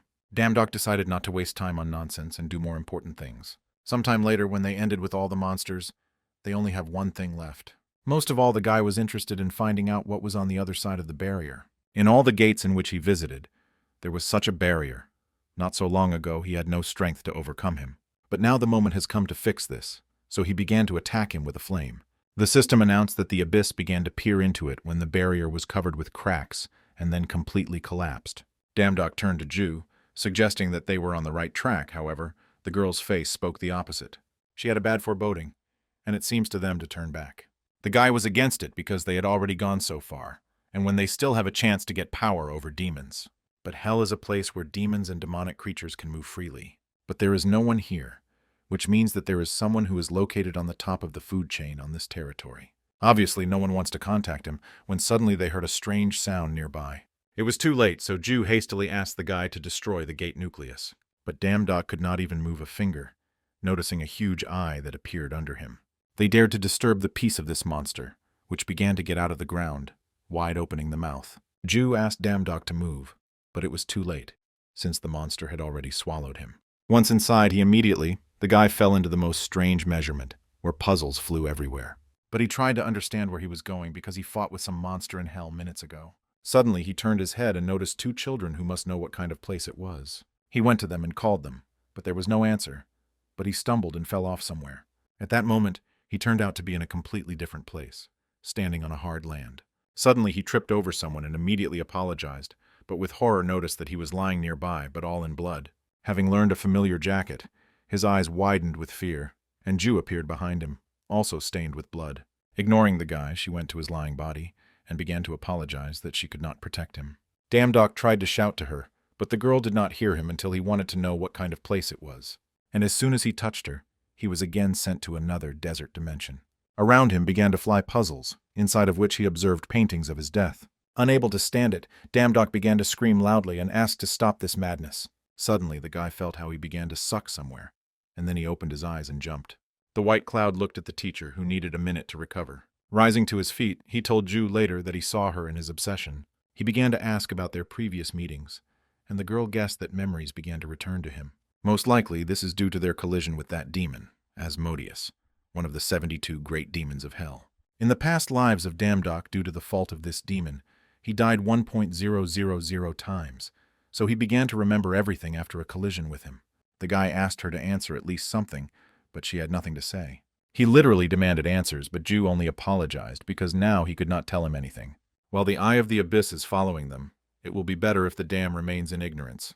The guy thought that the truth did not always benefit, and the girl decided to choose less evil. Then he decided not to be inquired, because he understood that she had important reasons for this. Seeing the expression of her face, Damdok realized that she was surprised that he was so simply behind. However, he would have lied if he said that he was not at all interesting, but he was sure of something. These visions appeared to him for a reason, so he asked Ju if she would abandon him. She was sincerely surprised, but was not going to throw it, and the forbidden fruit confirmed her words.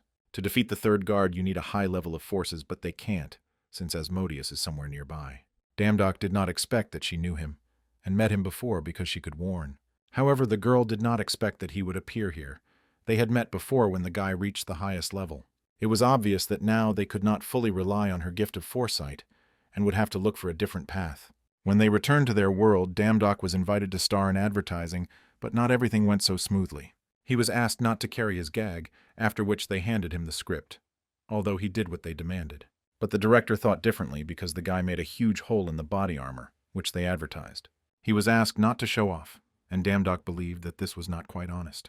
However, honesty is not a place here. They just need everything to be as natural as possible. The director agreed to his conditions, but warned that the guy would regret it, offering to remove the combat scene. He called the 5-star hunters of the Company M, warning that these guys would shoot without warning. When the filming began, the hunters immediately ran on different sides, changing their positions. Then all of them simultaneously tried to attack Damdok, who was quietly standing still. It was a scam created by Midas and Guild Iris to pump money from novice hunters. The guy knew this, and mentally apologized to Ju that he pulled her into this plan. When the girl appeared on the set, the director made a cold sweat, and he immediately stopped the filming. A little later, the guy gave interviews that the hunters' values are individual skills. It doesn't matter how good the teamwork is, because if the team has only weak hunters, then they have no chance against strong. If he called himself a hunter and decided to protect people, then you need to pump your individual skills. All this teamwork, which the companies are trying to push through, is complete nonsense. Only the hunter who has pumped himself will be able to protect his country and its inhabitants. A little later, going out into the street, Damdoka called to a stranger in a suit. This was the head of the Korean division of the company Midas, and their president would like to see him. The guy reluctantly agreed, after which they went to the office of Midas. There he was met by a smiling director, for whom it was an honor to see Damdok at home. The guy noticed that this man has a good Korean, but decided to find out why he was called. The man continued to smile, even getting down to business, after which he asked the guy to officially apologize for saying, Damdok realized that there are many in America, dumb hunters who do not care about everyone. If he agrees, then they will not regret the resources to support him, and they had what to offer him. The guy pretended to be surprised by such a proposal, after which he asked to give him a script for advertising, and he would do everything as it should. The other day he put his eyes on one weapon from Britain. The sword is so famous that its name is transmitted from generation to generation. The director became interested in what this sword is called, because they have a bunch of weapons with 5 stars and higher, and he asks only one. But when he heard that we were talking about an Excalibur, he immediately choked on coffee. Seeing his reaction, Damdok recalled that they promised to give him what he would ask, but it seems that this was too much. This is a strong sword on the planet. There are many rumors around it, but no one could find it. The man suggested that Damdok was somehow able to find out that they managed to get the Excalibur. This was secret information, so the director is sure that he would simply bluff, so he pretended not to understand what he was talking about. However, the guy said that he already knew everything. His final condition is Excalibur. Moreover, he became not only about the Excalibur, but also about what they went to get him. The man said that the guy was crossing the line and nothing would achieve, insisting on what he has no idea. Damdok asked him to calm down, because he does not demand him in his possession. He just needs 5 minutes to look at him. If he agrees, then the guy will take all the words back and do everything to promote his training program. The director suggested talking later, because while the dam was carried some nonsense, they will not be a productive conversation. He could not go to his conditions, so he offered to choose any other weapon, except for the Excalibur. A little later, Damdok retold the entire dialogue of Jew, concluding that he would not have so easy to give him such a valuable artifact. The girl did not expect to hear about this sword, but at the banquet Thor told the guy something interesting. Employees of the company Midas killed an unclean number of people to get some kind of sword, and God was very glad that King Arthur did not see this. Then Damdok guessed what was being discussed. While they are waiting for the director's response, the guy is going to visit several dungeons. Their cleansing will not give him enough experience to increase, but that is why he was going to do it. A month later, the director of Midas was furious when the news was informed that the dungeon on the island of Cheju was completed. The hunter Damak was able to clean this dungeon in a record short time. With the exception of this dungeon, in a month he was able to clean up a few more, previously considered impregnable. The guy explained that sometimes he relied on his equipment, although when meeting a strong boss, this could not help. If all the hunters in the group have a fairly good level of skills, then there are no need for a large number of hunters. Understanding that because of him alone, a whole company collapses, the man ordered him to contact him and say that he accepts his conditions. When Damdok and Jew arrived, the director immediately led them to the lowest floors inside the base. They will have only 5 minutes, as they agreed, after which the man launched them into a separate room. Inside, they were surprised to notice a huge mountain of gold, on the top of which there was an Excalibur. Compatibly showed that this sword reinforces the fighting spirit of the owner, doubling all the characteristics for 10 minutes. Some data were hidden, but this was enough, so Damdok asked the Snow White. The moon and the fox created the second copy of the legendary sword, while the director was looking for the desired brick in the wall.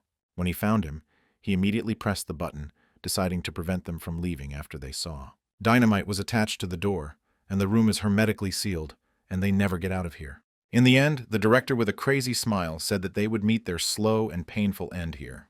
Damdok was waiting for something like that, so now he decided to experience their new prey. At this time, the director thought that in 3 months it would be necessary to fix people to remove the bodies. But before he had time to answer far, when he suddenly noticed that a strange light began to come from the locked room. A little later, the news reported that the head of the company Midas was found, and was accused of committing a number of crimes. The personality of a person who discovered his location remains unknown, but Damdoku was not necessary. He has already received a sword, still not believing that such weapons can exist on Earth. The guy was sure that he was made by Hephaestus, and none of the people can do this. At that very moment, the door swung loudly, and a white cloud entered, which had not seen the teacher for a long time. He glowed all the time on TV, but he never spent him, which caused discontent in him. But suddenly his anger in an instant evaporated when he saw an unusual sword in the hands of Damdok. The guy began to push him away, asking not to paw the weapon because he doesn't need it. But the priest strictly asked to look at the weapon at least with one eye because it is dishonest. Damdok agreed, offering to stroke the Snow White, which turned from the sword back into the fox. He wanted to look at the sword, and Snow White and sword are a single whole, so there is no need to upset it. Putting on a warm jacket, Jew invited them to get down to business, because they need to find the third priest. They went to the rather cold edges that Damdoku did not like, who offered to look for the priest in another place. The girl explained that Ethan lives between the 4th and 5th river. If they rush, they would come to it until night.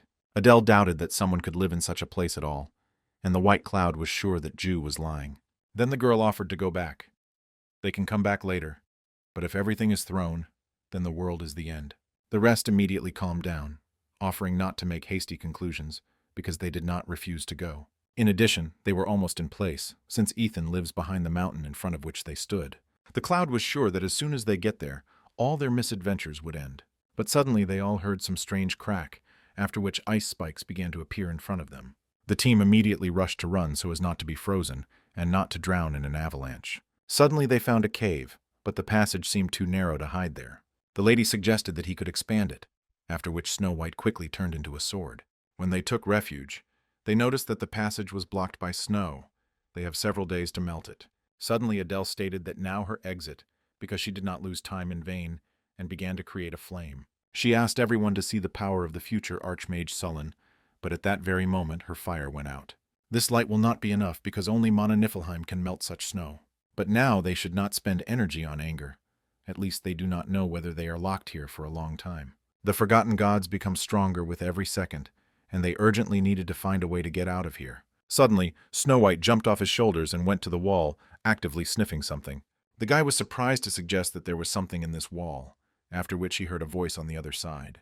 He tried to wipe the ice, but at the same moment he cracked and created a small passage. But on this oddity did not end. A small flying fairy suddenly appeared in the face of Damdok. Then there were two more of those who began to scream scared that the servant of Loki appeared to them. While the guy was surprised at the real fairy, they trembled with fear, thinking that he would eat them alive. Damdok, with a smile, tried to convince them that he was not an enemy, but they were not even going to listen to him. Noticing Snow White, they said in horror that a demonic creature had arrived with him, confusing it with Cerberus. Fairies were not even going to calm down, and they let the guy's words pass by the ears. They only shouted loudly later that Loki and Cerberus want to steal Mjolnir. When Damdok heard the name of the familiar weapon, he immediately thought about the familiar god. At that very moment, Thor came to them, who had previously ordered the fairies to be silent until he recovers. When the god of thunder saw his guests and heard their story, he realized that Loki again fooling him. The white cloud could not believe that he was a real Thor, and he laughed with a rather daring priest. Damdok suggested something snow avalanche, the work of Loki's hands, which collected to support the Torah locked up. The god of thunder frowned, confirming his words, because this moron dreams of creating an army in Niflheim. Ju noticed that such collapses happen infrequently. It is also at such an inappropriate time. Then the guy was surprised to ask why Thor still did not come out, the noticeably embarrassed god. The man explained that he could not get out, since Niflheim's snow is special. Even his hammer cannot be broken. Damdok was surprised because, since the Mjolnir is useless, then they will have to sit in a trap and wait until the snow melts. However, the god of thunder was in high spirits and asked the guy not to worry. He pointed to fairies that could take care of food, so you can just wait. Then the babies began to whisper among themselves that strangers invaded here and want to steal their food. Suddenly, their conversation was interrupted by Dumad, politely interested, if a way to get out of here. The fairy did not understand why they should talk about it, because they themselves broke without permission. In response to her question, Corey loudly ordered them to cook so much food so that even the table could not stand it. The worried fairies began to whisper again, decided that they would die of hunger if they stay here. Then they were ready to tell how to get out, but they should promise that they would never return here again. Damdok gave his word, after which a smile appeared on the face of the fairy, and her pose became heroic. She asked the guy to move away from the wall, after which she flew into it at full speed, hitting her fist. With her head proudly raised, the baby explained that if you attack the same ice thing, then the snow will split. But Damdok noticed that they were unlikely to once get out of such a small crack that the fairy made. He asked her to make a larger hole, and Adele noticed that they could fuck so much all night. The fairy said that their magic was not exhausted. The gods did nothing for them, and they must sacrifice themselves. Then she invited the guy to try himself, having studied the attack of the ice attribute. The White Cloud and Adele were also inspired, deciding to apply a wave incision and magic. However, Thor recalled that only their race Niflheim can cope with the mother with an ice attribute. But this was only because they, the gods, believe that mana is nonsense, and are not going to study it. The fairy asked to raise her hand to those who own the mother of an ice attribute, but the water could also fit. But Adele has not yet studied the attribute of water, but a white cloud without a concept of how to use magic.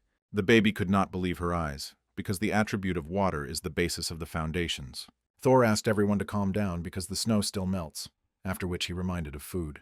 The fairy in fright grabbed her head, imagining that she would remain from their nest after the feast of God Thunder.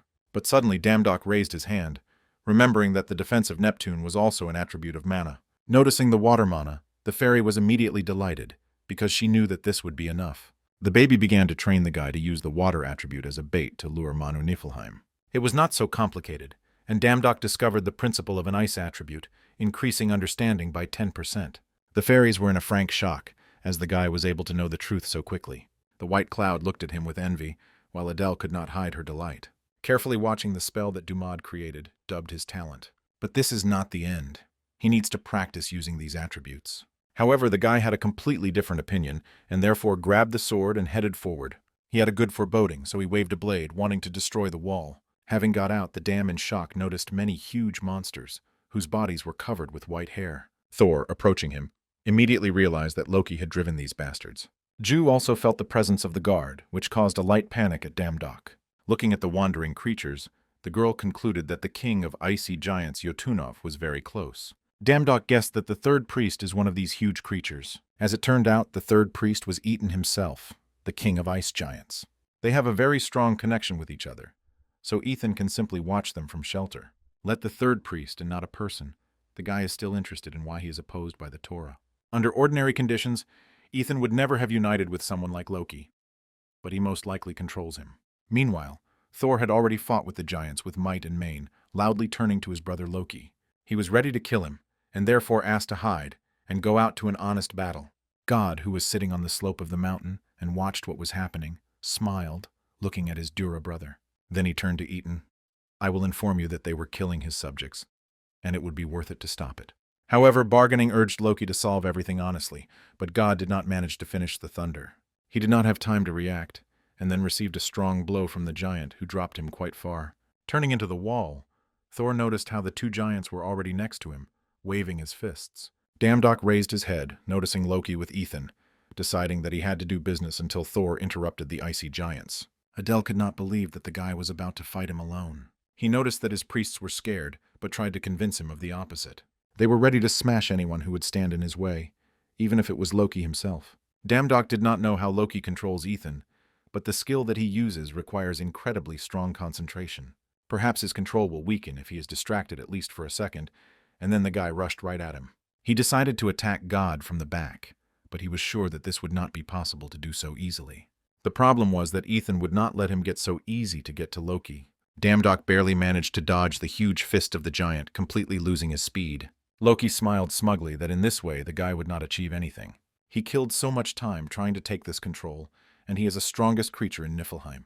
Then Loki suggested that Damdok is a god from another world, because to attack from the back is not in the style of the Torah. The guy did not answer him, because of which God suggested that he was so confident in his abilities. Loki unexpectedly introduced himself, adding that the gods could be so arrogant that it could destroy them. It seems that their meeting was drawn in heaven, so he asked to allow him to show something. The gods often relate to the use of mana with contempt, but mana is the same gift from above as divine forces.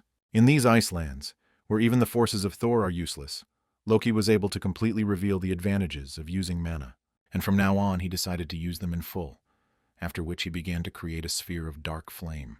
It is able to melt even the snow of Niflheim, which noticeably surprised Damdok.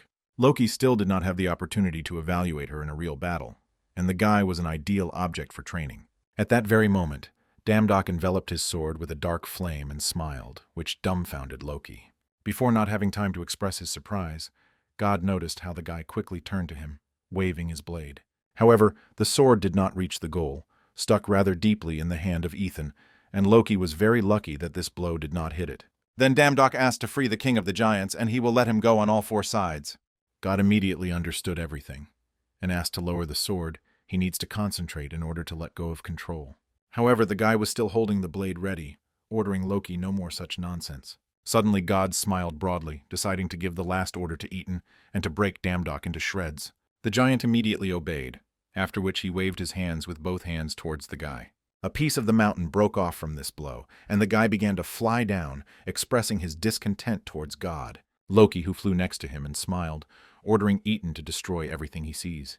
Having landed on a huge piece of the cliff, Damdok tried verbally to stop the king of the giants. However, this turned out to be useless, but suddenly Ju came to the aid, who grabbed him and pulled him upstairs.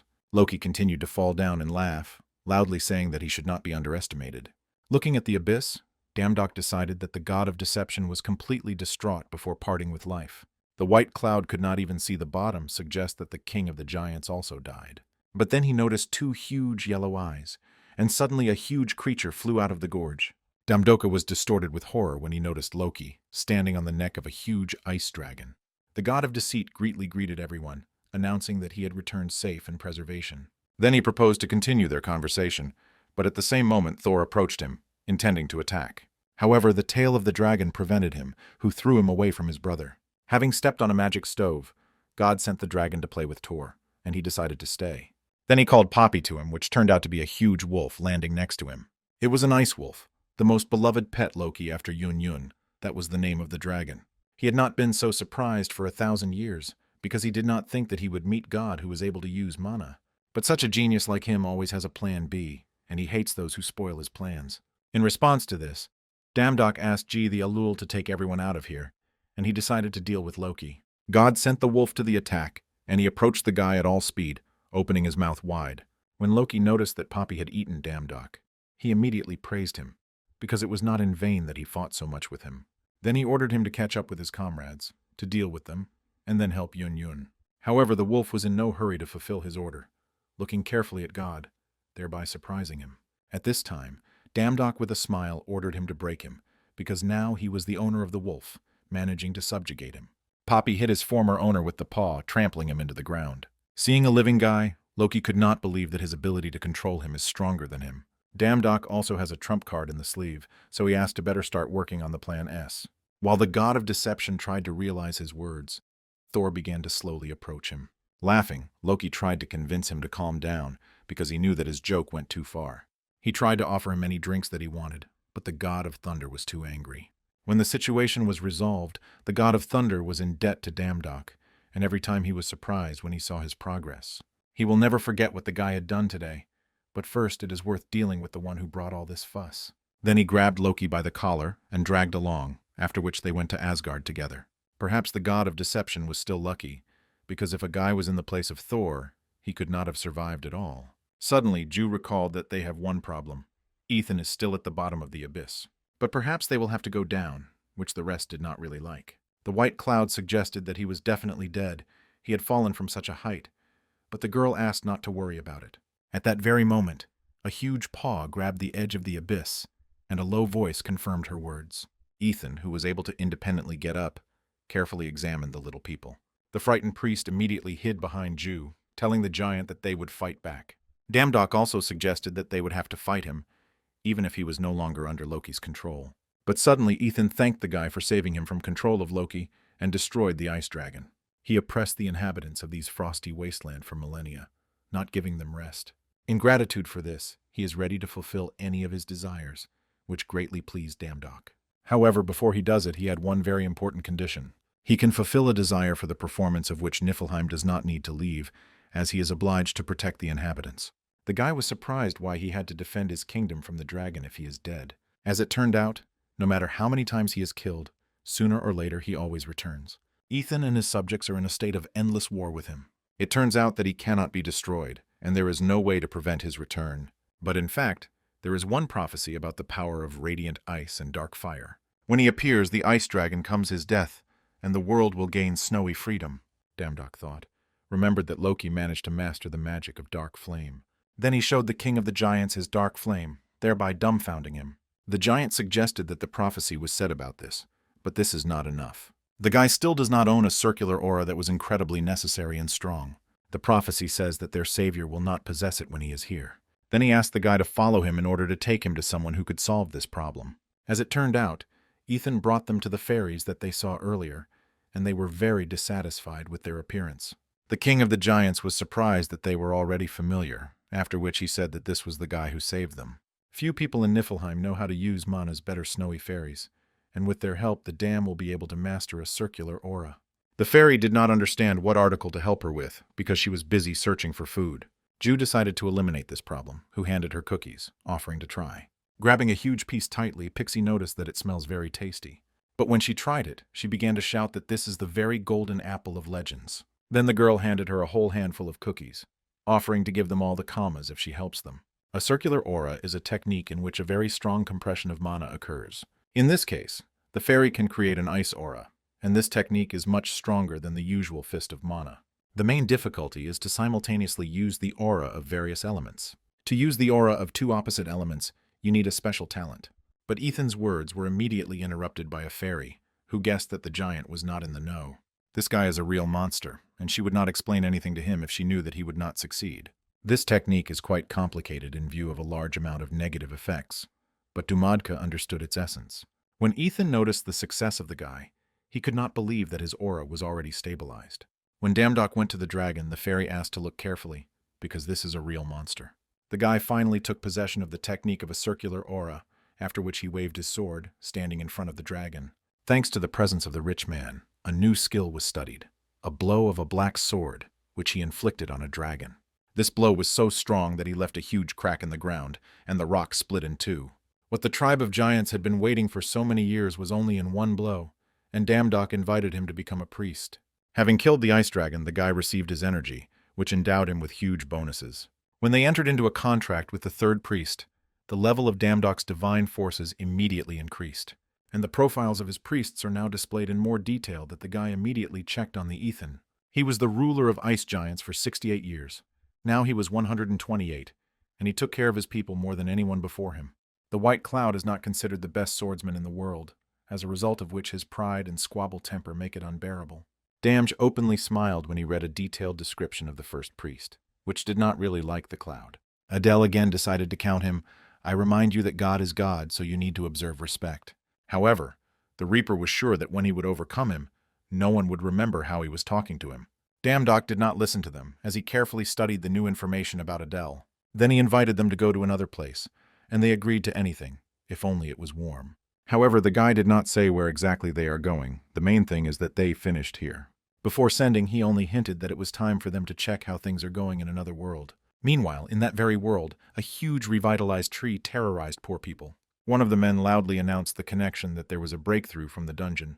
The level of danger is increased from D to A. He wanted to ask to send help, but at the same moment he received a strong blow to his cheek. Chan was dissatisfied with his act, since he had completely different plans.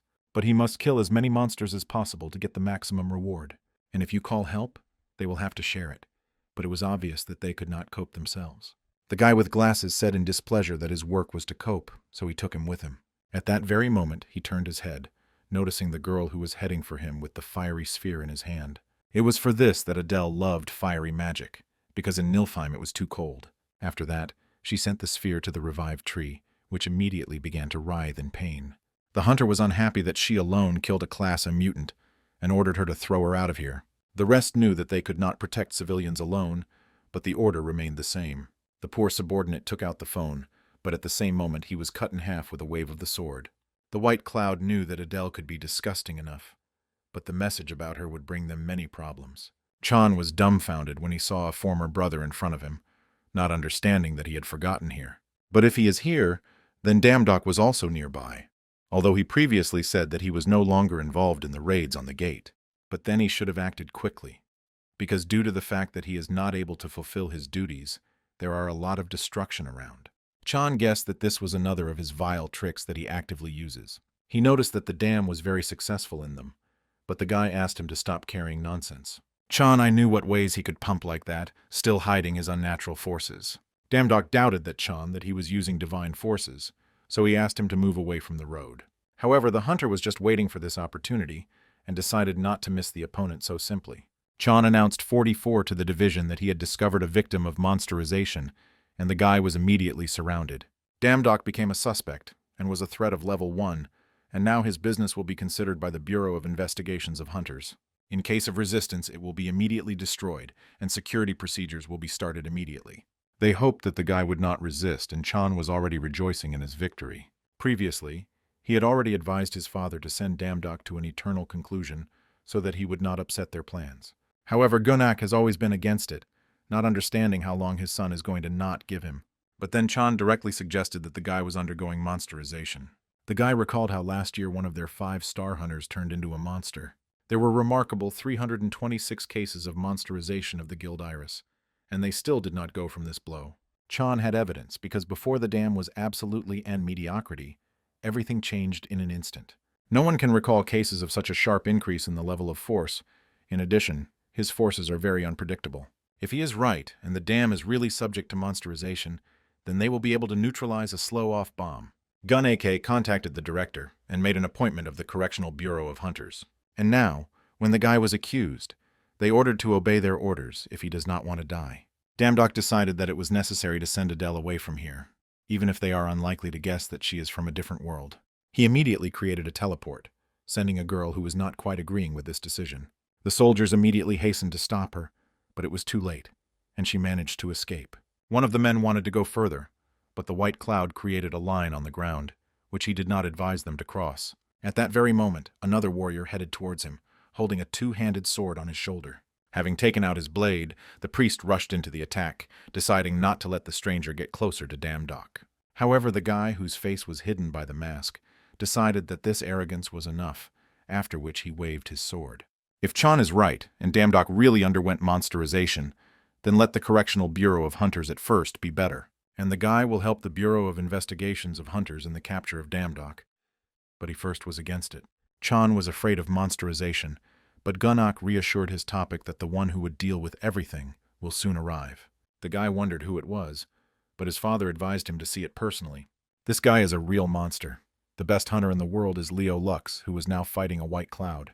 The hunter decided that the priest took aside the one who was undergoing monsterization, but he should not do this. But at the same second, the Damdok attacked Leo, who ordered him to remove his hands from the cloud. While the guy was trying to detain the hunter, Ju grabbed the wounded priest and ran to a safe distance. Leo looked around, but the guy said that he should not be distracted during the battle. The wound of a white cloud was deeper than the girl thought, so she needed to concentrate. Damdoku had to win the time while she was engaged in treatment, which he was going to do. Leo Lux noticed that the guy decided to go on the offensive, calling him a monstrous friend. Damdok did not understand what kind of monsterization was talking about, and the hunter in response asked where he himself had such forces. Monsterization is a process in which people get unusual abilities. Now he can see only advantages in this, but over time his personality will decay. When the level of threat from the part of the brother increased, the number of cases of monsterization increased, and this happened at the moment when he appeared.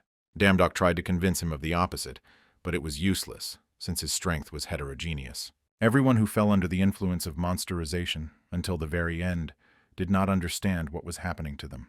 Obviously, when this process is completed, the guy will become the biggest threat in the history of mankind. Leo asked his guys not to intervene, otherwise he would not be responsible for their life. The main one ordered the soldiers to leave, being sure that the hunter would figure it out. When they were left alone, Leo began to release his strength, concentrating her around him. Then he rushed into the attack, licking his manual sword, and creating a huge explosion. He knew that the dam was not in full force, but now he wanted to see his true power. In response to this, the hunter was ready to show his strength in order to make the battle more interesting. The hunter lowered his sword in front of the guy, destroying absolutely everything in front of him.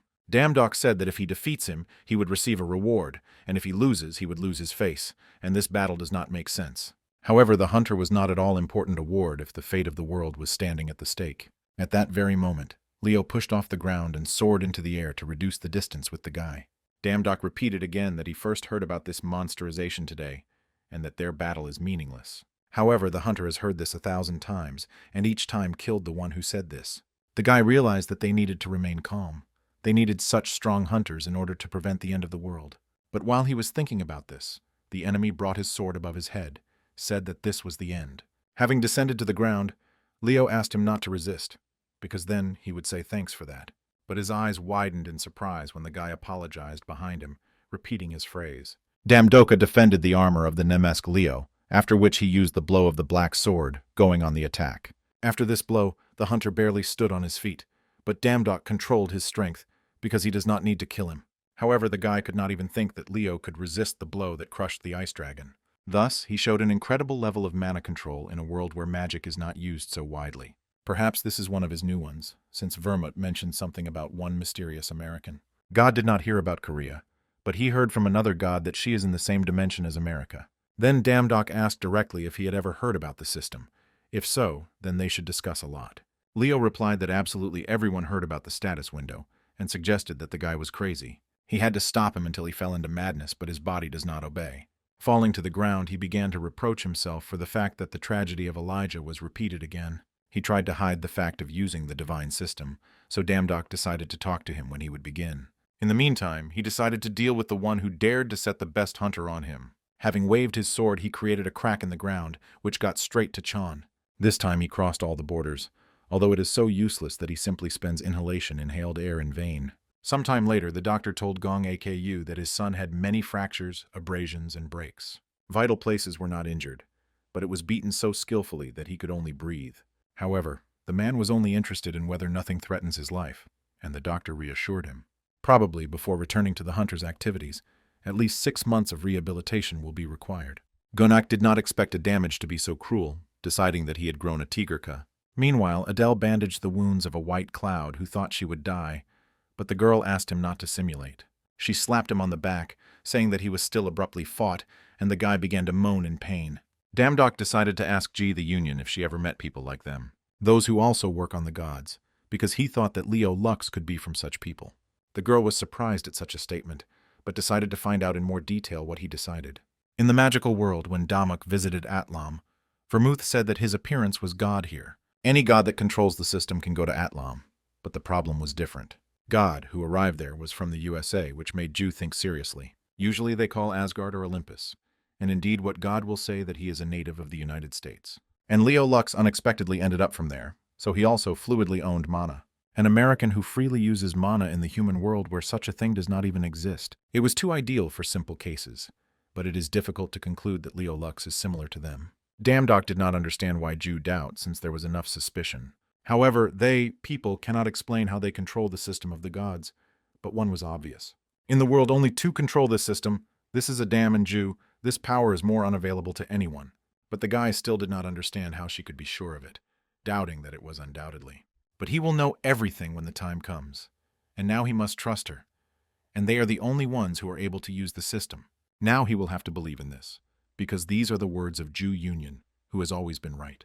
At the very beginning, she taught them how to prevent war between the gods. At that very moment, he received a contract for urgent assistance for the blessing of children, and a notification of gates came to the phone. The associations of hunters mentioned the village of Connaught. It was there that they fought with Leo Lux.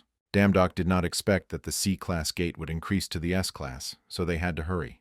Approaching the village, they immediately noticed how much this place changed. The gates grew to huge sizes, which means that the danger only increases. At first, Damdock decided to take care of the undead, who walked limp on the ground. Turning his head, the guy noticed a frightened hunter who fell right in front of his feet. Suddenly, as if a madman grabbed Damdock's hands, ordering him to run, because the old man would kill everyone. The guy did not understand what old man was talking about, and what was happening in this fog at all, and his foreboding was alarming. He suggested that the forgotten god could leave the gate, and at the same moment his intuition was activated. Having reacted instantly, Dumad managed to dodge the blow, along the way counterattack. Carefully watching the undead, the guy noticed an extraordinary ability to regenerate. He wanted to save Manu for the gate, but it is better not to take risks, and to deal with everything completely. But suddenly a lightning appeared in front of him, from which a completely healthy Leo Lux came out. He immediately allowed himself to say that he still does not believe in the innocence of Damdock. But now, they had a gate stop for the sake of humanity, and they will have to work together. Other hunters who arrived at the place already fought with the undead with might and main. At that very moment, Leo arrived at their aid, ordering to close the place of hostilities so that the civilians would not suffer. Hunters who cannot use Manu should aim to deaths and avoid a direct collision. More recently, even the most dangerous gates were insignificant compared to the dungeons. Suddenly, wooden processes that grabbed the hunters began to appear from the darkness. Ju asked Leo not to do stupid things, because he knows that there is something unimaginable in this black fog. He agreed because a feeling of discomfort arises in the fog, and it is clearly unsafe there. At that moment, the dams knocked wooden processes to save the captured hunters. Seeing this, Ju Soil called the guys an idiot who climbed where it was not worth it. He managed to free the hunter, but he himself flew towards the fog. Damdock was in an unknown territory, deciding that this is a dimension associated with the fog. Around there was a gloomy and unpleasant energy, and a feeling, as if life flowing down. Suddenly, some kind of groomed voice turned to him, which was nearby. A terrible look of an old man, like a dead man, asked where he granted, and intuition gave a death signal. At that very moment, the tree on which the old man was sitting began to abruptly attack the guy. It was definitely the old man whom the hunter saw. They still do not fight. He already felt danger. Suddenly the old man laughed, noticing that Dumad did not even hear about basic etiquette. Then he again released the processes in his direction, which the guy began to cut into pieces.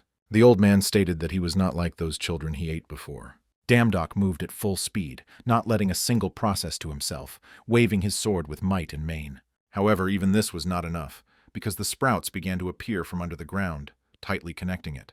His gaze shouted directly that he would never give up. How exactly he was different from others.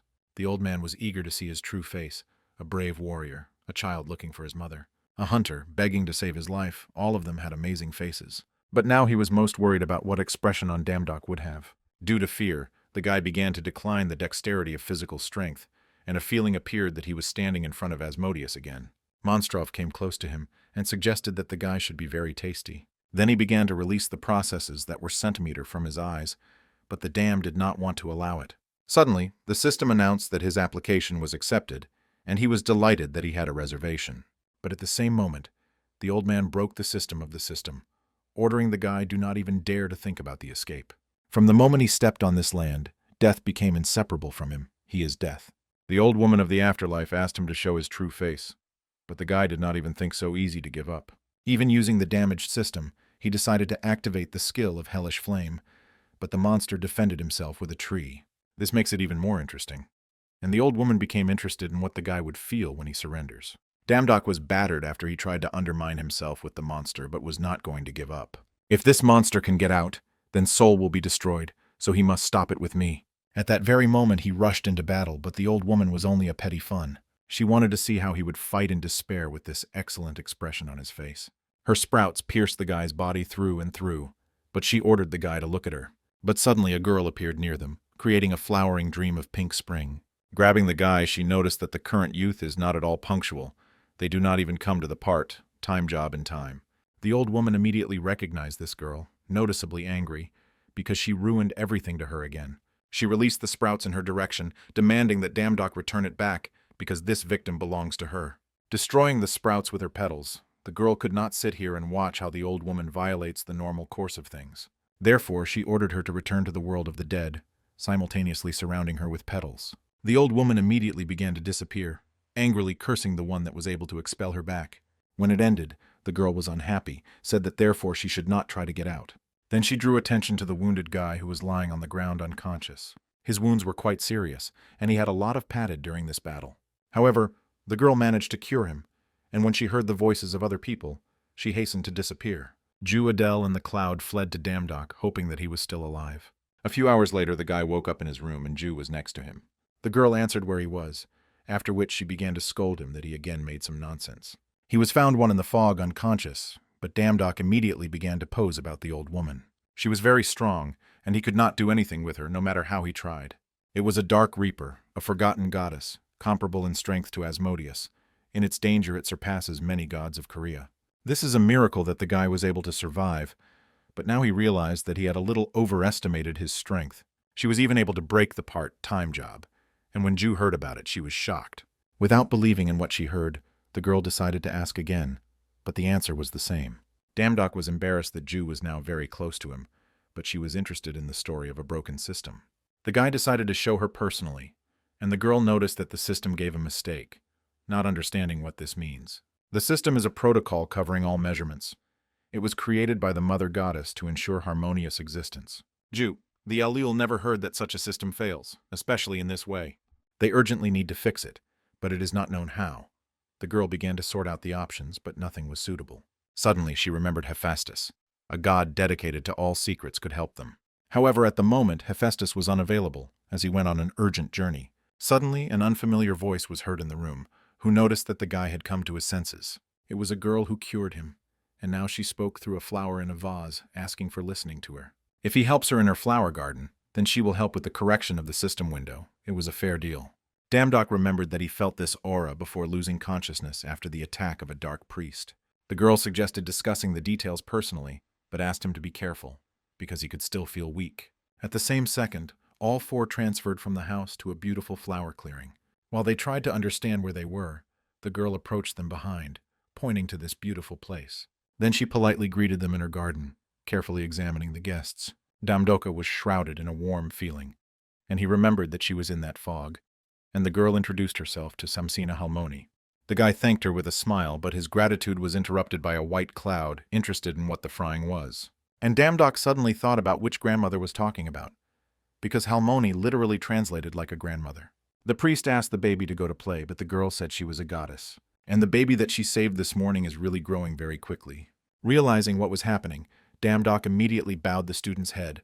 Along the way, I apologized to Mrs. Sampson. Adele was surprised that it was the baby who turned out to be the goddess, and Damdok hastened to introduce one of his priests. Samson was surprised to notice that she was because of the new world, but it seemed to her that the girl also grew up. After that, she decided to finish with greetings, as they needed to start work. In this garden are children who have yet to be born, so they need to water all the flowers. Adele was delighted, not understanding why their work was not always similar to this. However, the white cloud was not very happy about this. I began to brazenly asking where they would get water. Samson held a huge jug in her hands. Let's explain that each of them needs to bring water from the top of the mountain. There is her house. A little further they will find Zelkva. Next to her they will be able to get water about them. The cloud and dam were dumbfounded by the distance that they would have to go for the sake of water. When they returned to the field with jugs full of water, they were completely exhausted. At first they thought that watering the color would be a light walk, but here it was. Samson, sitting on a tree with a smile, Notice that nothing is simple in this world, especially if they want to repair something as difficult as the system window. For this, it is worth sweating. Watering the garden of shower is a very important task, with their own hands, and do not cleanse the souls of children who should soon be born. This is extremely important for the balance of a circle of degenerations, although Dumad did not even understand what she was saying. He did not see point blank in connection between the repair of the system and dragging a jug with water. This is called karma, the totality of all the actions that people committed in life. When they got to the water source, the guy was surprised to notice how beautiful she was radiated. This means that he worked well, so Samson advised him to go forward. He guessed what she wanted, but doubted that it was definitely safe. The girl noticed that he was chatting too much, so she herself pushed him straight into the water. Opening his eyes, Damdok noticed that he was in the same place where he fought with Asmodeus. Rising on the leg, the guy realized that this pond leads straight here. However, this time the petals of flowers from the Samson garden flew around him, which differed from the last time. Suddenly he saw himself from the side, but this time he was a child, and Samson stood in front of him. She gave him enough blessings, and now he is associated with every being in this world. This flower contains the energy of creatures from 3.000 worlds, so it was ready to hand it to the boy. A naive child was interested in whether he could accept such a beautiful flower. The goddess stroked him on the head and smiled. Let me give an affirmative answer. After that, the lady woke up and noticed that he was on the shore surrounded by flowers, and Samson sat next to him. She asked him to get up quickly while the guy began to ask what she had just seen. The goddess pretended to not know what he was talking about and advised to check the system window. The guy also hurried to do this, and noticed that everything was regular, and in addition, a new ability was discovered. He remembered his past lives, so he got access to watching old memories. 11.868 of past lives were found. They are available for viewing and changes. However, only one memory that he decided to see later was available for viewing. Damj thanked Samson for saving his life, and that the system window was repaired. The goddess noticed how much the guy grew up, after which she said that she had only done her job, but she had to give him something else. A little later, Samson handed him a cup of tea, which the guy was very surprised. It was tea from herbs that grow only in the afterlife, and it will help him overcome fear. The nature of the Dark Priest is very mysterious, but one thing is known. It will never let her victim leave. When he collides with her again, he would need more courage, and Damdok already felt the force awakening inside. But it seems that it is not enough. Even at the thought that he will have to face a Dark Reaper, the soul goes into heels. The goddess handed out tea to everyone, but Damdok decided to politely ask for more. He was worried that this could not be enough, but the girl completely understood him. Unfortunately, the use of more tea does not enhance its effect. She asked for forgiveness because she could no longer help, but this was enough. Suddenly, a new announcement appeared about the vacancy on the island of Gorgon, where it was required to decapitate Medusa. If this part, time job, can increase the level of courage, then this is exactly what Damdoku needs. He decided to go right away, but Ju rudely grabbed him by the ear and demanded not to rush. The girl again began to report him, deciding that he wanted to make some kind of nonsense again. She reminded him that he was not immortal, and the battle with the Dark Reaper did not teach him anything. Suppose he did not care about himself, but it is worth thinking about those to whom he is dear. The guy immediately began to apologize, but Ju seemed a little, and she wanted specifics. At that very moment, Damdok fell to her knees, saying that he was terribly guilty, and asked for forgiveness. This vacancy is completely good, but only if you have sufficient preparation, and for a fight with a jellyfish, you need to have 3 things. The first is Hermes' sandals for traveling to the island, the second is the helmet of invisibility to quietly approach Medusa, and the third is a mirror shield in order not to look Medusa in the eyes during the battle. They can get a mirror shield for a part, time job, and an Adele can easily get an invisibility with an invisibility. As for the sandals of Hermes, where they are, there are always not enough people, so you can send someone there. Ju hinted that Damdoku and the White Cloud should go there together. Meanwhile, work was in full swing in the divine department of the post office, and no one had time. The guys who arrived in place could not believe how much the post is in front of them. At that very moment, Hermes greeted them. I invite them to my postal service. They definitely had to hear about him, and if not, he will remind you that he is their boss for today. God hastened to warn that their work is quite difficult, so it should be sure that they would cope. Damdok agreed, politely asking his sandals as a payment of his sandal, to which Hermes joyfully agreed. After that, he invited them to start work, simultaneously filling the guys with letters. When a huge mountain gathered behind them, God stated that this is their plan for today, and they would have to sweat in order to be in time. After that, they went to Ares, who was immediately delighted, seeing Damdok, and offered a small duel. The guy was busy enough, but offered to fight a White Cloud, and also asked to sign for a letter. After that, they went to the Afterlife Kingdom, where they needed to transfer a letter to Ada. The god of death could not believe that the guy dared to come to him after what happened. Hades began to burn the letter from anger, but the guy specified that it was intended for Madame Persephone. When the girl saw that her husband was burning a letter, she smiled restrainedly and invited him to talk. After a while, they delivered a letter to Hestia, Aheloi, Artemisia, the god of foliage, stones, and many more. They only had to deliver one to one of the mountains of the Caucasus and hand it to Prometheus. Having reached the place and seeing Prometheus, Damdok suddenly unlocked a new fragment of memories. Seeing a man constrained by the chain, the reproduction of 1002 Damdok life began. He killed Asmodea. Using his opportunity, could not defeat the one whom he could not win for a long time. It was the greatest success in his life, but he still lost, although he tried very hard.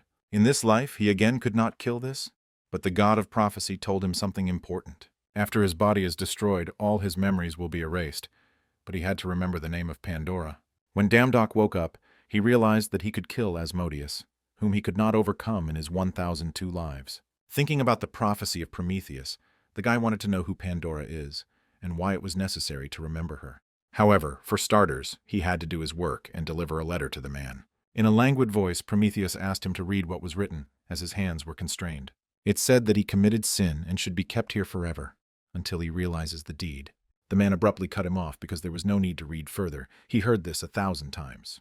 Prometheus decided that this was all, so he asked the guy to leave, because he was only an object for ridicule. But instead, the dam extended his hand and used regeneration on it, which was a little weaker if it was used on someone.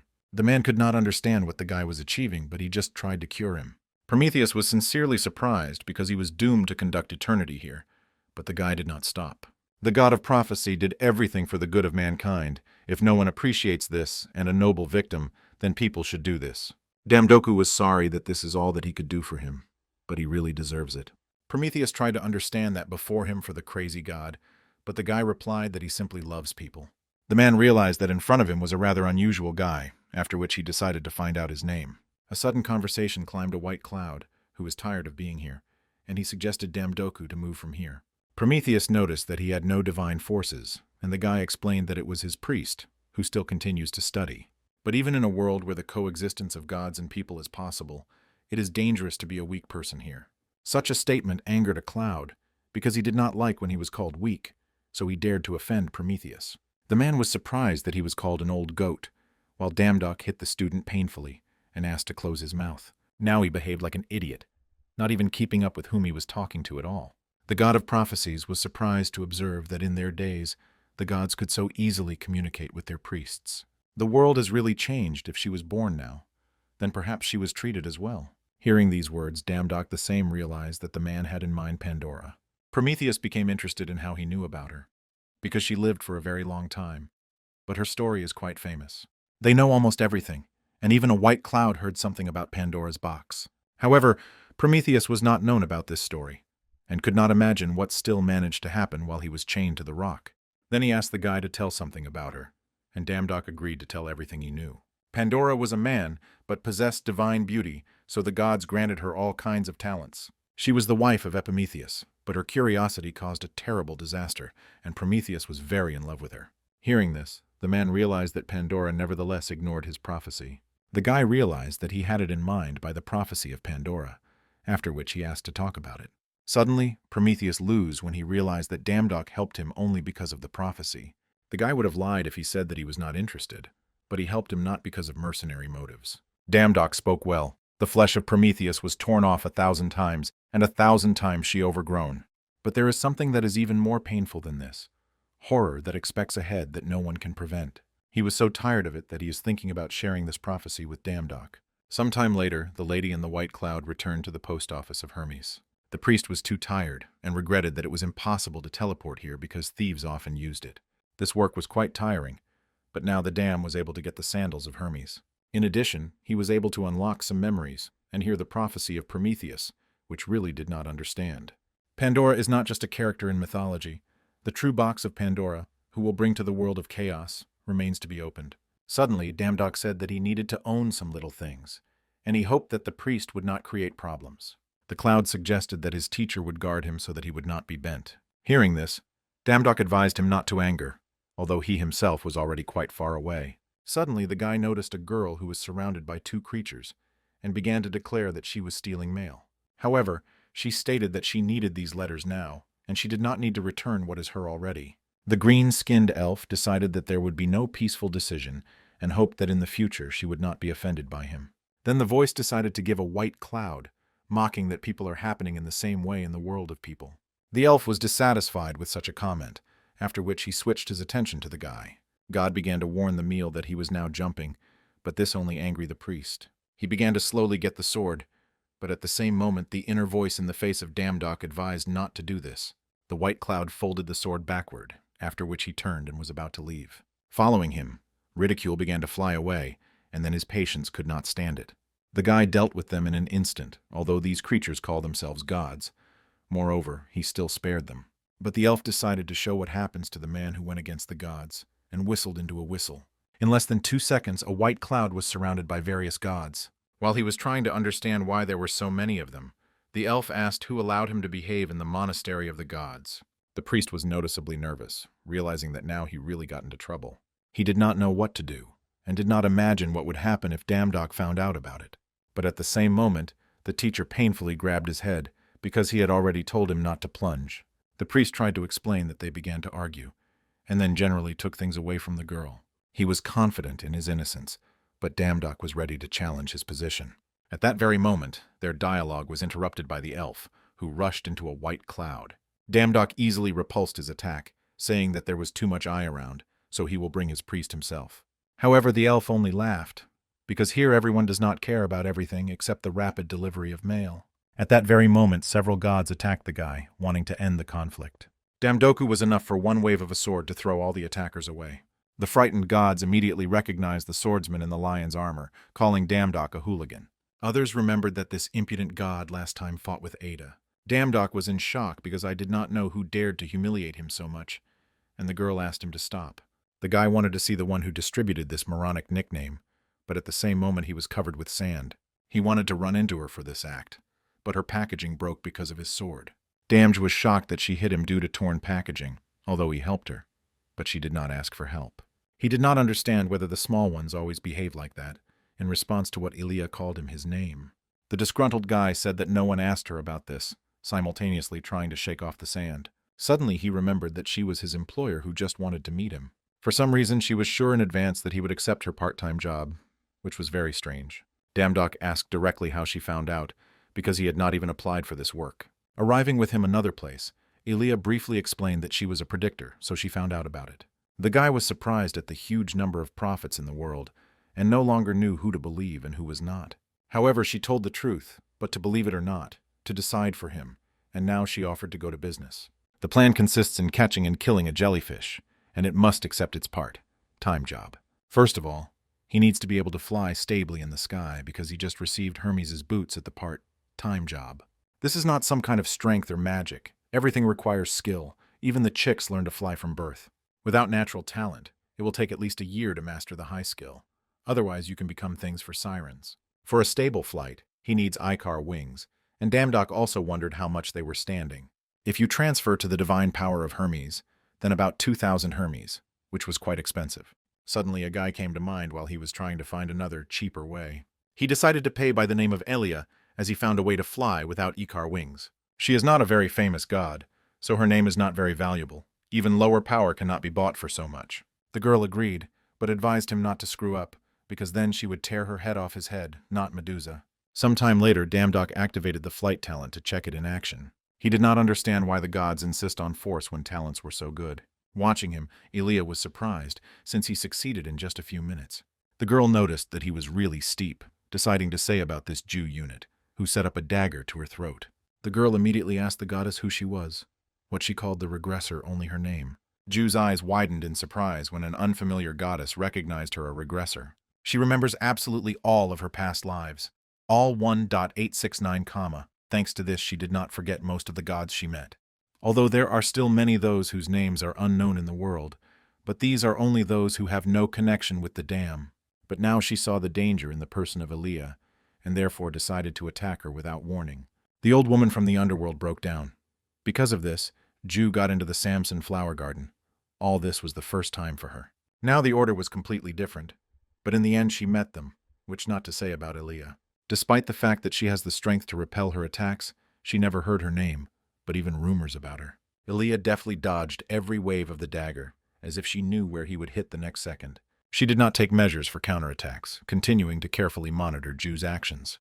The most unexpected turn was that the goddess knew that she was a regressor, and this was annoying the most. But when Ju decided to make a decisive attack, their battle was suddenly interrupted. Damdok waved his sword and cut the ground between them, descending to the ground and offering to talk. He noticed that the atmosphere was incredibly difficult, unable to imagine what happened.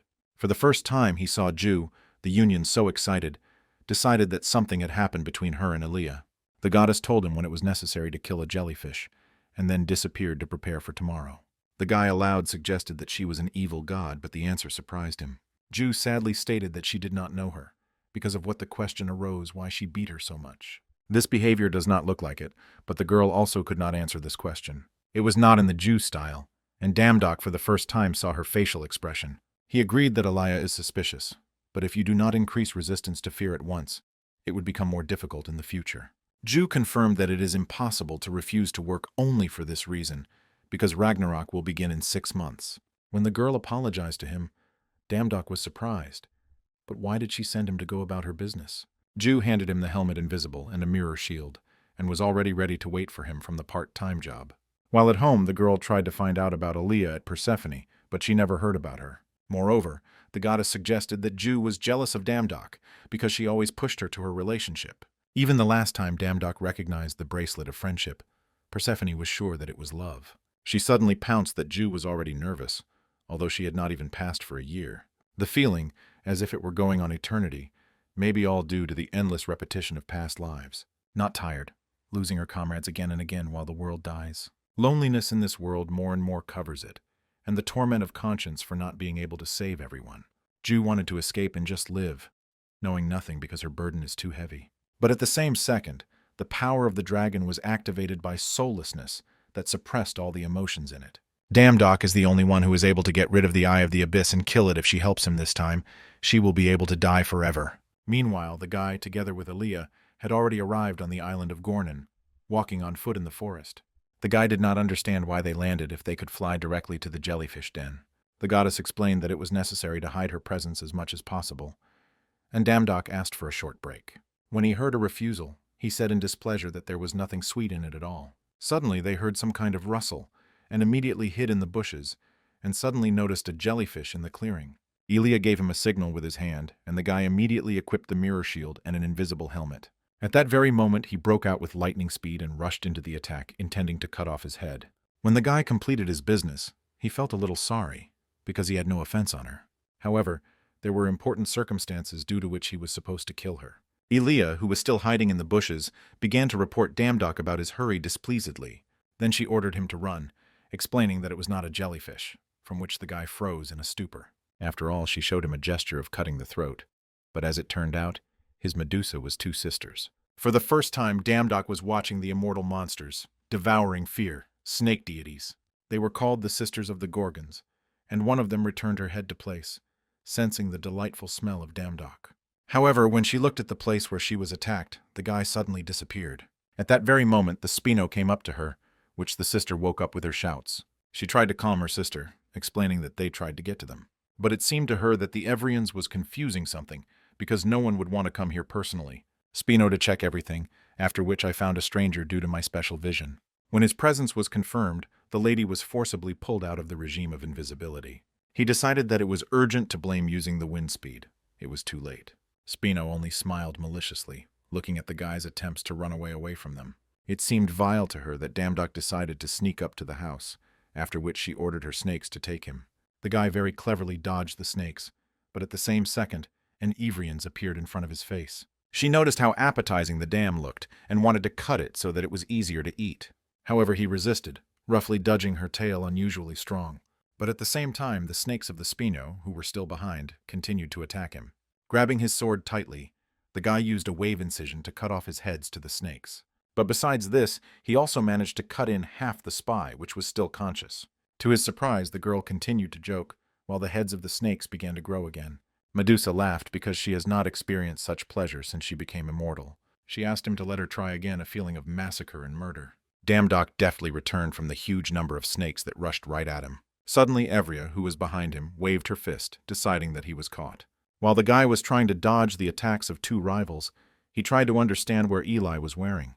He wanted to use his strongest magic, but then noticed the goddess, who was in the air, holding a huge mountain over him. She was a little late, adding that it was real Chernosm, fertilized by manure to the dump. Damdok could not believe that she would bring down this mountain and on him too, and therefore worried. As a result, this mountain really fell directly on them, creating an incredibly powerful explosion. However, the guy managed to survive, but this moment was so unpleasant that he would not forget him soon. Ilya was a little tired, and Damdok began to complain that she did not warn him about it. If you want to deceive the enemy, first deceiving an ally, and he must thank her that the least of all got dirt.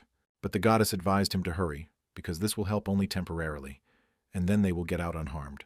The guy was surprised that they would survive after this, although he himself lived, and they were generally immortal. Ilya urged him to go and chop off the head of Medusa. She is much weaker than his sisters, so there should be no problems. And she will restrain them for as long as possible, so each of them will be busy with his own business. The most important thing is to bring the Medusa head to the goddess, because this is the work of Damdok. Sometime later, he managed to find a jellyfish, which talked with a bird crouching on her hand. He was surprised that this girl was really a jellyfish, because it was very different from the sisters. The guy did not notice the snake hair, and she did not even have a tail, but the mirror shield visualized what was reflected in the mirror. His feelings and intuition are silent, so he began to doubt, even standing next to her.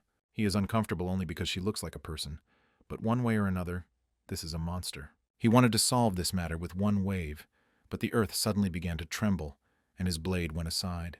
Damdok missed due to trembling land, because of which he began to swear on the snakes, which decided to crawl right now.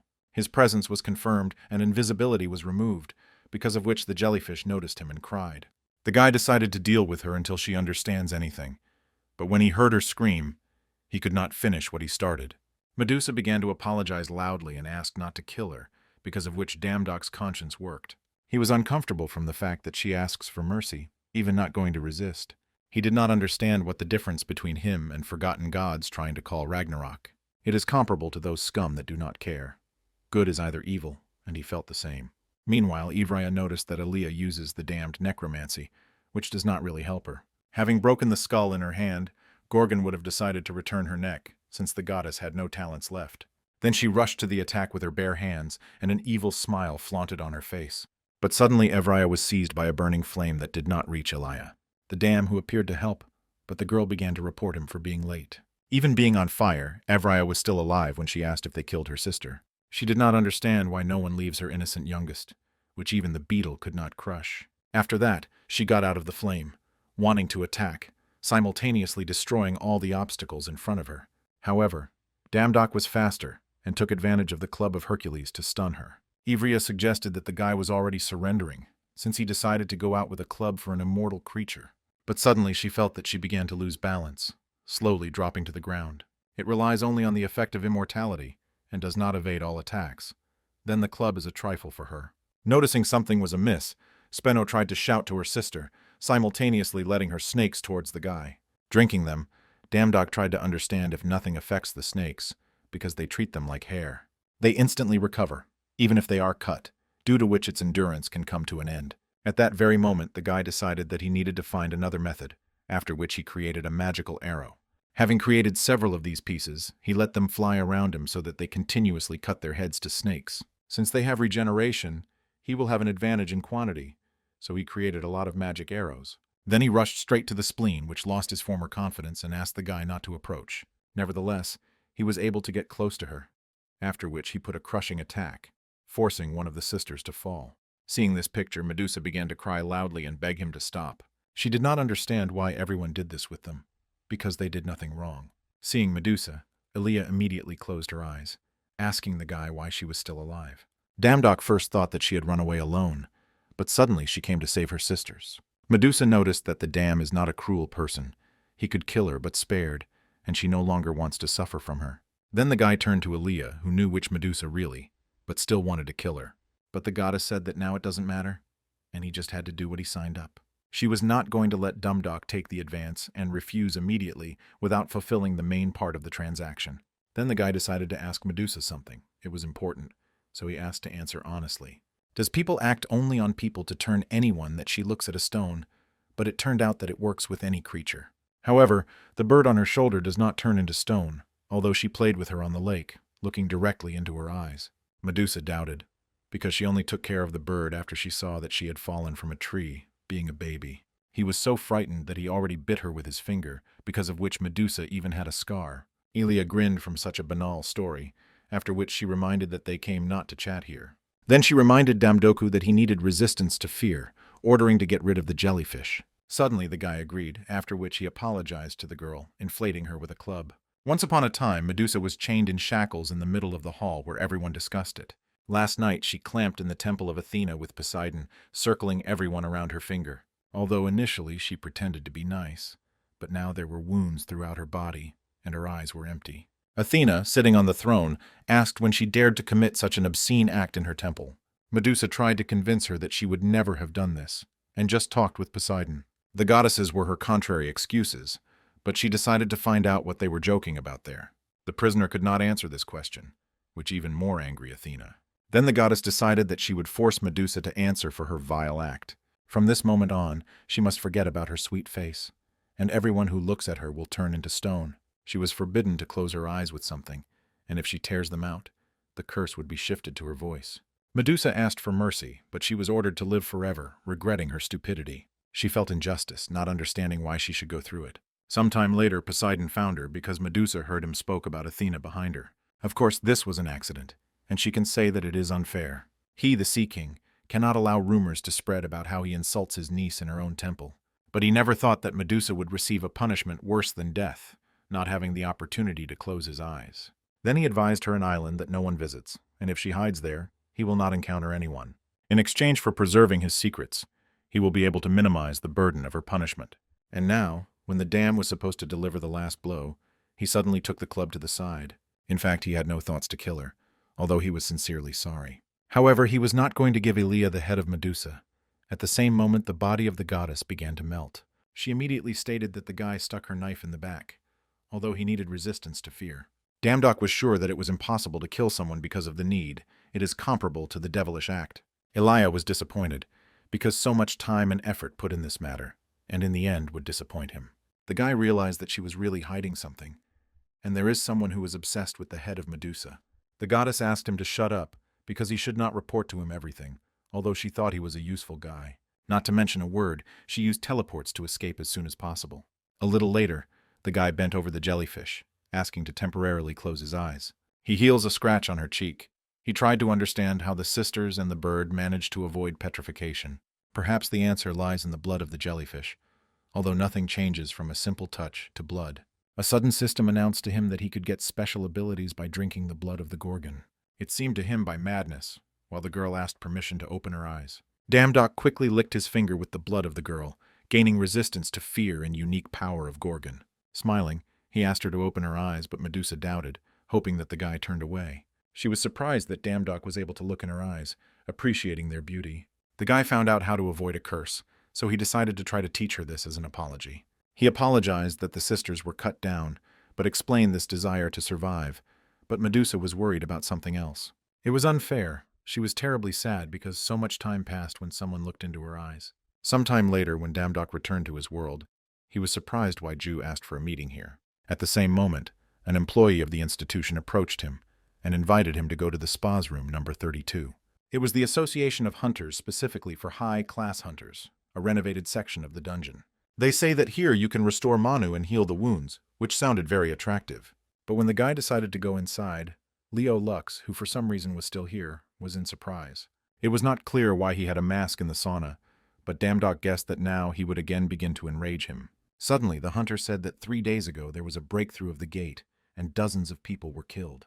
And he, a 7-eating hunter, did not even lead his ear, and now enjoys the sauna. Damdok, with a tired look, asked him not to climb, because a lot of things are happening in the world. But suddenly, Madame Elie, who also did not suspect anything, was also invited to the spa room 32. Noticing the girl, in addition to Damdok, was very surprised by Leo, calling Elia his sister. The best hunter of the world almost sobbed, looking at the girl frozen at the door, and could not restrain emotions. He sincerely could not believe that she was alive, and Damdok was generally speechless, not understanding what was happening here. Leo tried to find out from her why she did not say anything, but the girl continued to be silent. At the same moment, Ju came to them, noticing that everything looks gloomy for reuniting her brother and sister. Elia seemed suspicious, so she conducted her own investigation. It turned out that none of the gods had never heard of Ilia, and there are even no records about her. She began to torment doubts. Since there was nothing about her, it means that she is a forgotten god, and an unfamiliar energy emanates from her. Damdok was surprised by what he heard, realizing why she said that her name was not worth a penny. Ju had the idea to look in another world. She collected information from different dimensions, but the answer was right under the nose. Leo Lux was lost with a younger sister with the same name, and a few days ago Ju found out something. Elia does not fall to the level of a forgotten god, although her name is unknown to the gods, and she does not even have a part-time job. She could not imagine that there was another person who would be able to control the system of the gods. Coming close to Elia, Ju decided to ask her directly who she really was. However, Leo, who did not understand what she was caring about all these forgotten gods and the rest of the nonsense, stood up to her defense. Thanks to her, Elia was found, and he is in truth grateful, but does not even know what to pay her. But suddenly the goddess waved her hand, creating a teleport around her brother. Leo Lux did not understand what was happening, while Elia asked him to return and not look for her anymore. When he disappeared, the girl decided to admit everything, simultaneously praising Ju Unit. She did not expect that she appreciated her so highly, but it sounded like some kind of stupidity. Ju looks alarmed. These really thought that besides her, no one could control the system. Then Elia decided to mock her a little, saying that the planet was not spinning around her alone. Then she advised to continue to build a good soothsayer out of herself, because now she is interested in some other. Stopping against Damdok, Elia asked him to pay for not justifying his name. However, the guy also had questions for her, but Ju, for some reason, wanted to stop him. But suddenly Elia sensed something, explaining that the case would be lined up for her, since they had an uninvited guest. They noticed the gate outside, but the goddess suggested changing the location to more suitable for conversation. After that, she created a huge column of dirt that moved her and the guy into the gate. Once inside, the dam could not understand how it happened so carefully, as if she knew that the gates would appear. With this action, she destroyed the building in which they were, but was able to fulfill the original idea. At first, Elia thought that the guy God, pretending to be man, but everything turned out to be much more interesting. He's not just a stone floating on the river, but a useful guy who can be called precious. Until this moment, everything was fine. But no matter how special the stone was, it will never change throughout the river. What could never happen really happened, contrary to fate. The girls became interested in how he managed to deviate from the prophecy, and who he really is. Damdok explained that he is a simple person who accidentally became God, and the only thing he can use is to use the system. However, it was this answer that surprised the goddess, because there cannot exist a person who knows how to control the system. There was nothing like that in the prophecy, but it is never erroneous. After these words, the girl raised the air a huge block, which she intended to throw into the guy. However, he, as always, arrived in Ju to help him, dissecting the block for two. Damdok was very glad to see her, and she told Elia that her gross attack would not work. But the goddess only repeated her early words that Ju behaved too arrogantly. She was initially not aimed at this guy, and instead I was going to create a crack in the barrier. When the barrier began to crumble, Ju realized her mistake, and Elia decided that there would be enough uncertainty from her. However, she was firmly confident that Dumad and Ju would die here, pointing to a huge number of monsters. They looked with horror at the monsters who quickly headed in their direction. Ju could not believe that Elia could voluntarily create something similar. All monsters from the world of demons can pour in the ground, and it was not clear why it was it. When the goddess noticed that the girl rushed in her direction, immediately released wooden processes from under the ground.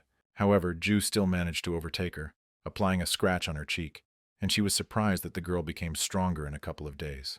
The soothsayer asked to shut up and answer only her questions. Otherwise, she would cut her throat. However, the goddess did not see any goal in this, because she was sure that the alloy did not understand anything. In this situation, even life is a regular bet. The world will not be safe if it kills it. She should have known this situation. Unclosed gates and broken barriers. She already experienced plenty of what would happen. Suddenly, the power of the dragon of heartlessness began to hesitate when Ju tried to understand who she was. She wanted to know why Elia does this because she is also a person, and she has a family. However, she looked at her with crazy eyes and tilted her head, not seeing any reason in this. She already risked everyone, for the sake of the world that he represents, so she is sure that everything is over. Alone, Ju will not be able to change anything, no matter how hard she tried, but the Union did not want to believe in it. It was too difficult to realize that this time she was defeated. Perhaps this is her fate forever. At the same moment, Elia decided to finally finish her off. But suddenly, a dam ship came to her aid, who defended her and informed Aaliyah that she was alone here. Then he advised her to look around so that the goddess saw what they had built. This is not so fragile as to collapse due to her single attempts to do anything. At that moment with the monsters, a desperate battle of all the priests, whom Damdok managed to collect. Ju watched them with tears in her eyes, because she completely forgot that this time a lot was different. Then the guy held out his hand to her, asking her help, which he needed most now. She is the only one who can cope with Aaliyah while he is busy searching for the gate nucleus. Rising to her feet with his help, the girl returned the possession itself, after which she asked to trust her. Meanwhile, Aaliyah could not believe her eyes, and tried to find out Damdok, where the priests come from. However, he ignored his question, having heard only Ju's request to go and destroy the core until it is too late. The goddess rudely asked not to ignore him, after which she sent wood processes to the attack. But suddenly Ju appeared next to her at incredible speed, who noticed that she was only able to. It was enough for her to deliver one blow to tie the goddess to her knees, forcing her to bleed. Ju decided to give her the last chance for life, ordering the disclosure of her personality and the goal. However, Aaliyah called her a fool, because she already said that life is just a bet. The goddess was sure that she could not kill her, because in this place everything is under his supervision. Aaliyah asked to take a chance, but the system announced that the fear of the abyss stops all the actions. Ju recognized the power of chaos, after which she began to guess who was hiding under the guise of Aaliyah. She is 100th child of the beginning, chosen by the goddess of the earth, and also the prophet, chosen by chaos. Yes, who will destroy the world and bring the salvation of chaos, the evil that she so desperately wanted to kill. At that very moment, a completely different girl appeared in front of Ju, who had previously covered the face of Aaliyah. The Alliance was dumbfounded that she knew who the Blockhouse is, but still serves him. This is the god of destruction, which absorbs entire dimensions, and it is not clear how you can serve such a crazy god. However, the demoness did not care about it, because he is the only one who approved her. Suddenly she decided to leave, adding that the brighter the light, the shadow blazes, and the darkness of the abyss would lead to a happy edge of Tartar. From now on it will not be easy for them, because she recognized the trick that Ju hid. After that, she disappeared, leaving them inside the gate surrounded by various monsters. As a result, they had to retreat from the original plan and hastily return to their world. Ju ordered everyone to leave here faster, because this time it was too difficult, and they could not even destroy the gates. At that very moment, a white cloud waved a stone to his brother, menacingly saying that he had a raid in the game. Adele did not understand what was the army of monsters in general, because there would be a terrible disaster, if not for the restoration of the barrier. Damdok decided to praise them, noticed that the magic of the cell had improved significantly, and now it can be called an archmage. The guy himself thought that the fire was almost extinguished, but nothing ended. The impossibility of detecting the core can be associated with Aaliyah, but it is hardly a coincidence that the gates opened at such a strange time. He wanted to ask Ju about everything, but she had already guessed everything, and asked him to follow her. She herself was ready to tell him everything that interests him, even the secrets that she was silent about. However, they needed to urgently change the place because it is too noisy here. While in a helicopter, Gong AKU reported that the dam went through the gates and offered to meet him. But the man decided to finish the study of the gate for today and see the guy when everything will be ready. When Damdok and Ju were in the forest, the guy asked her not to hide anything else, as Elia did. He was interested to know what was the relationship between her and Elia, and what the child began, which she spoke about. The beginning is life that were created by the Earth Goddess. In addition to people, there are giants, demons, and elves. They have a different appearance, but all of them are seeds of the family, the purest souls, and children began to call 100 creatures with such a soul. The firstborn child went through 1.869 lives, reborn again and again to prevent Ragnarok. Then Damdok guessed that the first child began, who regressed 1869 times. This is Ju Uniel. He had guesses about this, but he did not think that he was so close. The girl was surprised that he noticed that she was a regressor, although they had been walking together for 2 years. With prophecies, she always missed, but quickly adapted to another dimension, as if this was not the first time. Then he thought that she could be a regressor, because she had a reason to intentionally hide it. The reason she tried to conceal this from him was precisely in the eye of the abyss. She had in mind the warning that always jumps out at the entrance to the goal. It is the eye of the abyss that will create a gate, and later Ragnarok will cause. He is a minister of chaos, and his part. If the truth is revealed that she is a regressor, chaos can stop her rebirth that she hid. So far, Elia has not revealed her secret, but Ju has no idea, and how does she know about her? It is very likely that chaos has long learned about everything, and this is their last chance. Then Damdok decided to ask about the following plan, because they should still protect people, and this is invariably. The girl smiled, after which she took out a bottle of potion, realizing that her experiences turn into trifles with him. Having caught the bottle, the guy began to carefully examine her, trying to understand what was inside. As it turned out, he drank it when he fought with Neptune, being the lower god. However, he was still interested in this potion.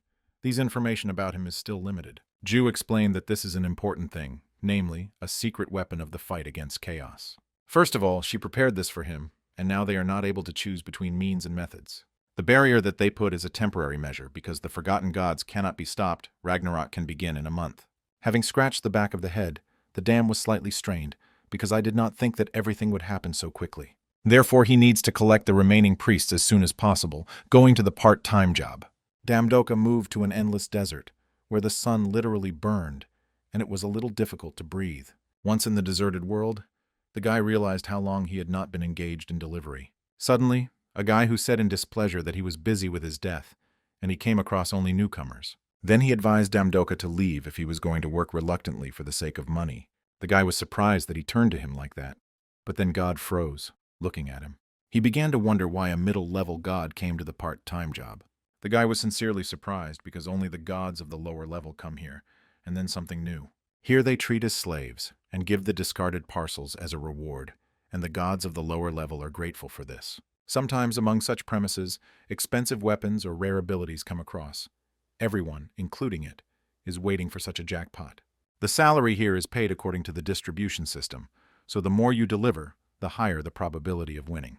God asked him to call him Pappy, and Damdock agreed because they must survive, helping each other. But before that, he put his hand on the shoulder of God, deciding to immediately ask him for a favor. Damdock asked for permission to take care of the delivery of the pyramid, which first surprised Pappy. After all, experienced guys are usually engaged in delivery. It was known about the guy.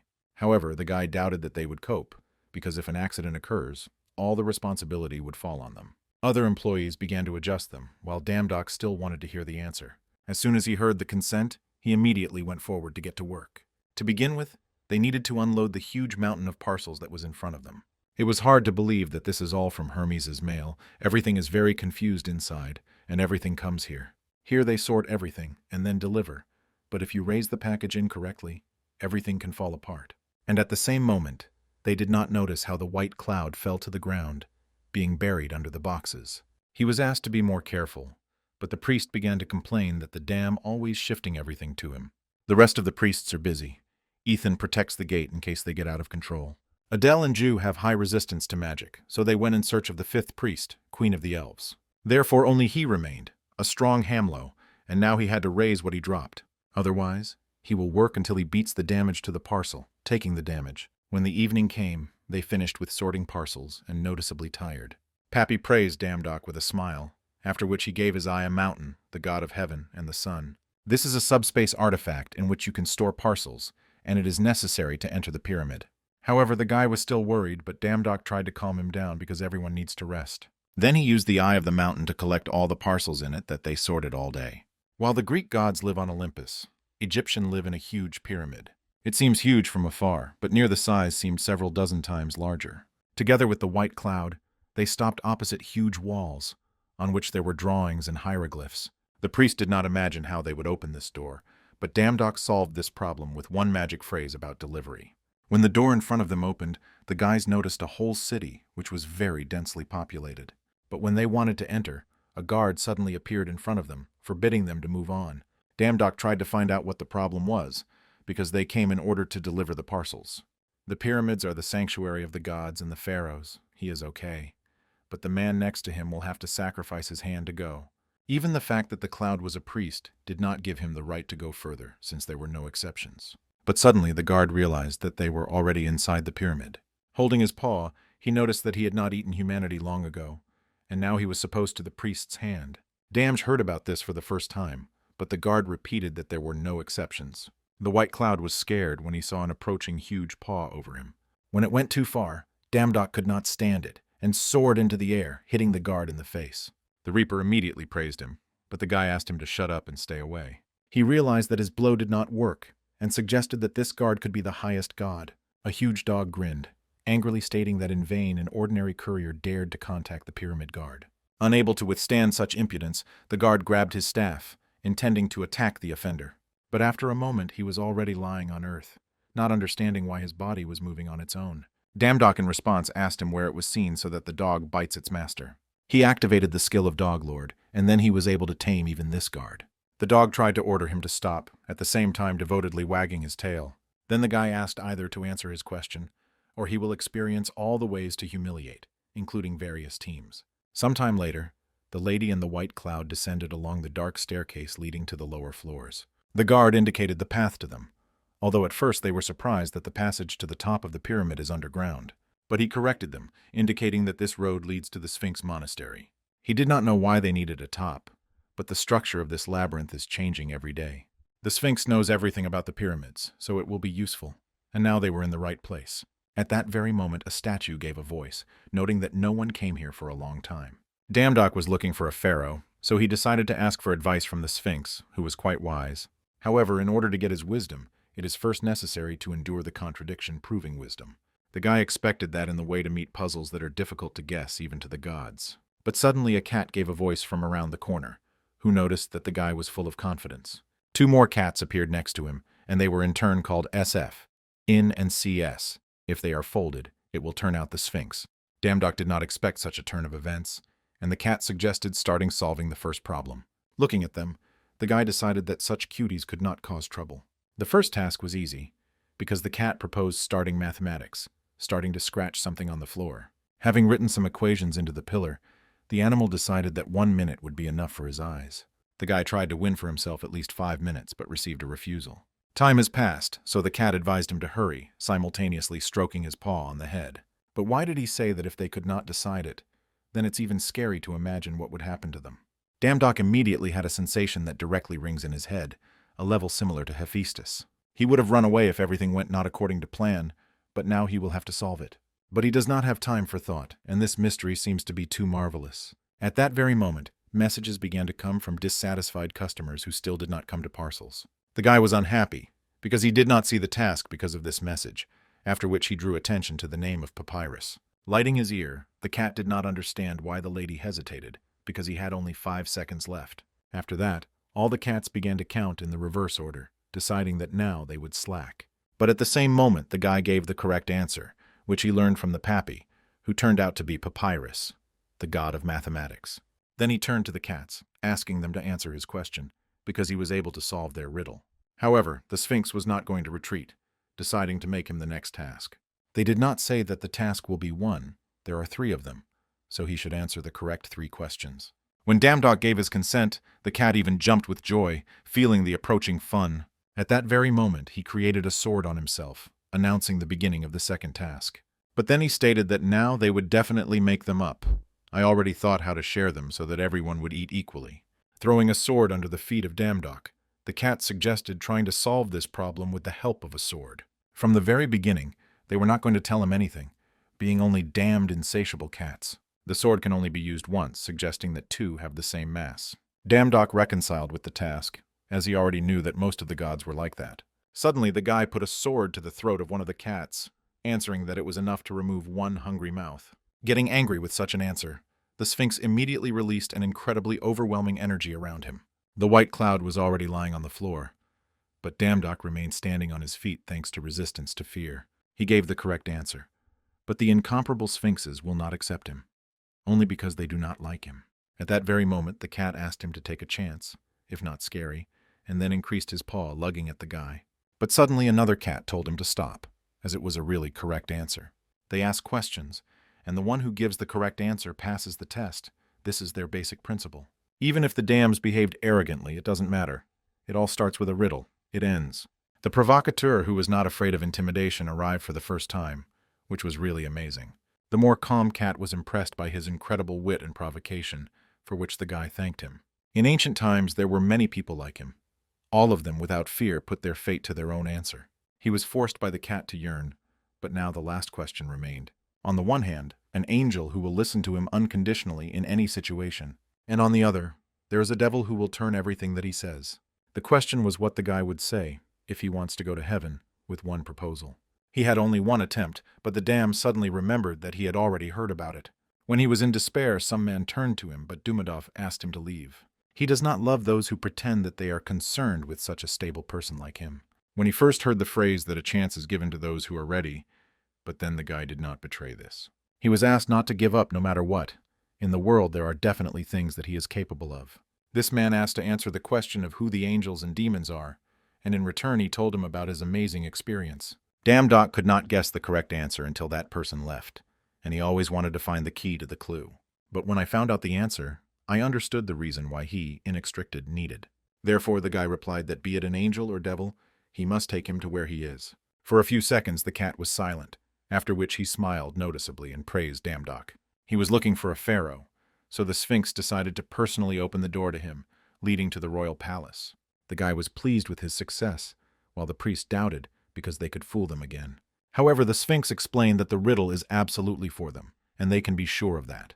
The pharaoh's space is behind the top of the pyramid, so they need to be careful. However, the most violent cat was sure that there would be no bones from them if they went there. Even despite this warning, Dumad and a white cloud confidently headed forward. Arriving on the top floor, they found that it was in a rather modern corridor. But suddenly someone stopped them, because it was warned that some kind of impudent would come here. Damdock froze in bewilderment, asking a man to stop and explain that this is a misunderstanding. However, he was too angry, and was no longer going to lead to the persuasion of the gods. He could not believe that the gods were not ashamed to explore them with their shameless tricks. Damdock was surprised to notice that the pharaoh was a man, but he somehow could control the divine force.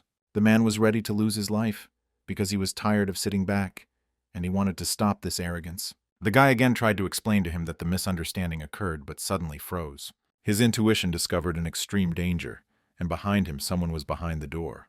The guy was seized with an incredibly terrible feeling that resembled the presence of Ada. Perhaps there was a high-level god. Without wasting time, Damdock extended his hand in front of the white cloud. He decided to send him to the ground as soon as possible. Then he decided that he also needed to leave as soon as possible, but the system announced a lack of divine power. He probably spent too much effort during the last battle for the gate, which was not surprising. At that very moment, the door fell off and a set came up to them, which felt a bustle. Before that, he felt someone else's presence, but now he did not observe anyone strange. At the very last moment, Damdock managed to activate the invisible helmet, almost caught. Now he was trying to understand what happened that even intuition warned him. Meanwhile, Pharaoh shouted loudly that he would never succumb to strength and would not betray his people. Why did he ask Set to clean? But he sharply grabbed the man by the throat, asking him not to make noise. Suddenly, he began to suck the divine force collected by the pharaoh, enjoying the delicacy. Damdock was dumbfounded observing this, and all these people were only cattle that give him divine power. Leaving the room, Seth reminded them that to sacrifice himself to him is a great honor.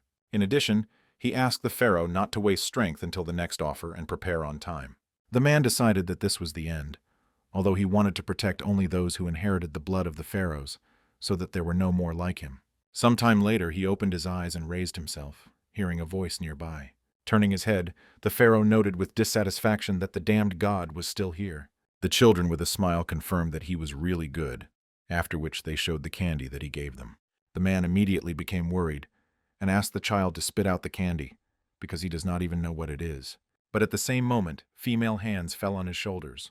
A familiar voice asked to calm down. He was on the verge of death, so now he must calm down and take a deep breath. Pharaoh almost died after the absorption of divine power, and the girl also did not believe at first. But it was this god who saved him while they were powerless, and tried very hard to pull him out of the world. The man smiled sadly, knowing that even people are not so good-natured, and then some god. He clearly did this not for thanks, and saved him, because he needs something, because it could not be otherwise. When he got up from his seat, the girl immediately asked Pharaoh not to move. Hearing his name, Damdock was surprised, because this is the fourth reaper, which Jew mentioned. She said that he was in a state of mummy, but perhaps he was not yet mummified due to the fact that he had come early. The guy repeated his name, but Pharaoh asked not to be familiar with, and was not going to communicate with his people. After all, they extend the hand of helping people who are in despair, but actually send them to hell. He could not forget horror when an unprecedented hunger burst out and his parents ate their children. The plague flashed, corpses in the streets were dispelled like sand, but in endless despair, God extended the hand of salvation. He promised that if Pharaoh rises to the pharaoh, he would be able to save people to enjoy the eternal life of the divine world. So he became a representative of God, and with the help of data to him skills, saved and led people. Pharaoh understood everything, only having lived like that all his life and entering the promised divine kingdom. He was just a vessel that accumulated faith and kept divine power, and hell was a matter of the hands of the gods. As a result, he turned out to be a clown of a terrible play, and for the gods, people are just cattle. Damdok could not even imagine that something similar could happen. But now the guy had to understand why the man hates his people so much, and therefore asked Damdok to leave. But he decided to return in the next month, and then he will do his best to earn his trust. A month later, Seth appeared again to the pharaoh to absorb the accumulated divine power. He hoped that this time there would be no senseless resistance. But suddenly, Damdok had abruptly attacked him.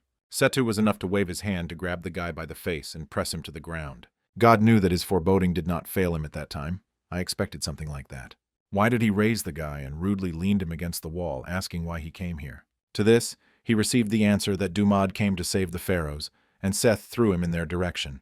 God did not understand how to be so confident with such a divine force. He ordered Damdok to know his measure, looking at how he barely gets to his feet. Pappy, who watched this from the side, did not expect the guy's words to be true. A month ago, he ran into Damdok for not paying him not a penny because of the diffused parcels. The guy hastened to apologize because there was too much of everything. Then he asked with a smile how much he would receive if he suffered all the parcels. At the same moment, the system began to calculate wages, and the divine power of the set began to run out. Damdok noticed how much strength he appropriated, and decided to check who now has more divine power. Then the guy rushed to the attack, again ordering God to release the pharaohs. With a dexterous movement, he inflicted a transverse blow to his stomach, from which Seth could not dodge. But instead of counterattack, God held out his hand with a smile towards the old man, pulling him to him. Completely sucking his divine power, Seth threw a limp body directly into the hands of Damdok. But at the same moment, the man's body began to turn into sand and crumble in the hands of the guy. He had just missed a chance to strike him, and it was ridiculous because he challenged Seth, nourishing a miserable sympathy. Creating chains, God said that pharaohs are cattle, and no one would dare to change the structure of the pyramid. But now he has become a victim, after which he directed the chains in the direction of innocent people. This time, Damdok managed to recapture the chain with a blade that barely reached the child. Seth literally enjoyed this sight, unable to win, that the guy protects some people. However, this is wrong. Give hope for home livestock, and his insignificant sympathy complicates life to everyone. The local pharaohs are just the guardians of the divine power. This is the unchanging law of the pyramid. Therefore, Seth did not see anything bad in simply obeying the rules. However, Damdok continued to fight to protect everyone. He doesn't care. Both man or god, he is talented or not. He does it for the sake of a happy world, but he does not need more, because this is his duty. These speeches only made fun of God, the principles of which were fundamentally different from the nobility of the guy. Seth rushed into the attack, indicating that if he defends the fools, he will never reach the great. Having exchanged a few blows, God again sent the chain towards the pharaoh. Damdok turned his gaze to the girl, but immediately received a strong blow to the face. Seth was amused by the fact that the guy was so easily distracted by these insignificants, although he could not even take care of himself. Then he began to strike, forcing the guy to go into defense, which was given to him with great difficulty. At the same time, the girl asked Phao how long he was going to look at this chaos. Then she touched his back, offering to take her divine power. The man pushed her hand away, but it was too late, and the girl only smiled, looking at him. The rest assured him that everything was in order, and they lived long enough, and thanks to him they could still stand here. People immediately began to support him, thanking that he did not abandon them at difficult moments. A trembling smelled a man, after which he cried, apologizing to his comrades. He is so weak that he cannot protect them, but the girl asked him not to cry. She created a new kingdom, tasting his glory and wealth, and having survived the millennial suffering, suffered true love. She saw all the joys of life and is now ready to leave, wanting all their past regrets to disperse in laughter. Before scattering completely, she wanted their happiness to return to Phao after his bitter tears. Seth noticed that it was not bad, and for a long time he was not visited by memories of the past. But now it has come to the end in which the dam was supposed to die and perish from his eyes. But suddenly Phao rushed to him, angrily announcing that those who die will be him, Seth. From the blow of the pharaoh, God went down several floors down, but remained unharmed. The Phao was interested in what it was, to fall from the top of the pyramid, which he was so proud of. However, such impudence only angry Seta, who decided that Pharaoh had crossed the devil. Looking at what was happening, Damdok could not believe that the man hid such power. Then Phao imperiously announced that it was all over, and this place will become a grave of Seth. But God was sure that through the fault of his one today the pyramid to warm up with blood, and he would grind them all into the sand. But as soon as he was going to climb back, the Sphinxes appeared behind him, who stopped him. Since he came here, he had to solve all the problems. This is the absolute law of the pyramid. He ordered them to shut up, not understanding how they dared to communicate with the higher god set. Having pressed it to the ground, the Sphinx repeated that, having stepped here, only those who will solve the tasks would be able to leave. These are the rules of this place that has been valid for thousands of years, and it doesn't matter what kind of god he is. He spent too much divine power shouting in his throat, and with this level he will definitely not stop them. He had to tell them about all his atrocities, trying to meet in 30 seconds. However, they decided not to limit it in time, but if he does not cope, he will not get out of here until the pyramid turns into the sand. The gods located outside watched that the pyramid began to crumble, while others were worried about the money that Seth was supposed to them. But the gods entering the pyramid had to receive guarantees, and the set was sharpened by pharaohs at the lower level of the pyramid. Everyone looked sad because good days ended, and everyone wondered where they should work now. When Damdock wanted to leave, Pappy suddenly stopped him, who literally bathed in money, said he was very upset. The guy did not give him the divine power so that he would not beat her in one face. Therefore, in the future he asked to distribute it fairly among the Egyptian gods who work well. Hearing the consent, Damdock turned his head and noticed the pharaoh, who dispelled his comrades in the wind. Approaching him, the guy offered to make a separate tomb for the pharaohs. However, nothing else is binded by this land. If you let them in the wind, they will gain unlimited freedom. Pharaoh sought to be released, but carried the irreparable loss, but he could not lower his head from defeat. It continues. Despite the difficulties, if they someday meet again, he will give him all the feelings that he raised in his heart. Despite his stupid distrust, the god of swords Damdock provided him invaluable help. Therefore, Phao would like to stay next to them to repay him with his devotion. The guy happily allowed him to do this, after which the pharaoh became his fourth priest. Returning to his world, Damdock gladly noticed that he had not been on Earth for a very long time. Looking at the phone, where the dialogue with Ju was visible, he guessed that she had not yet come. Then he decided to come home, eat a chicken and relax a bit, but something went not according to plan. The path was blocked by Gunok, who decided that the guy did not know what was happening in the world.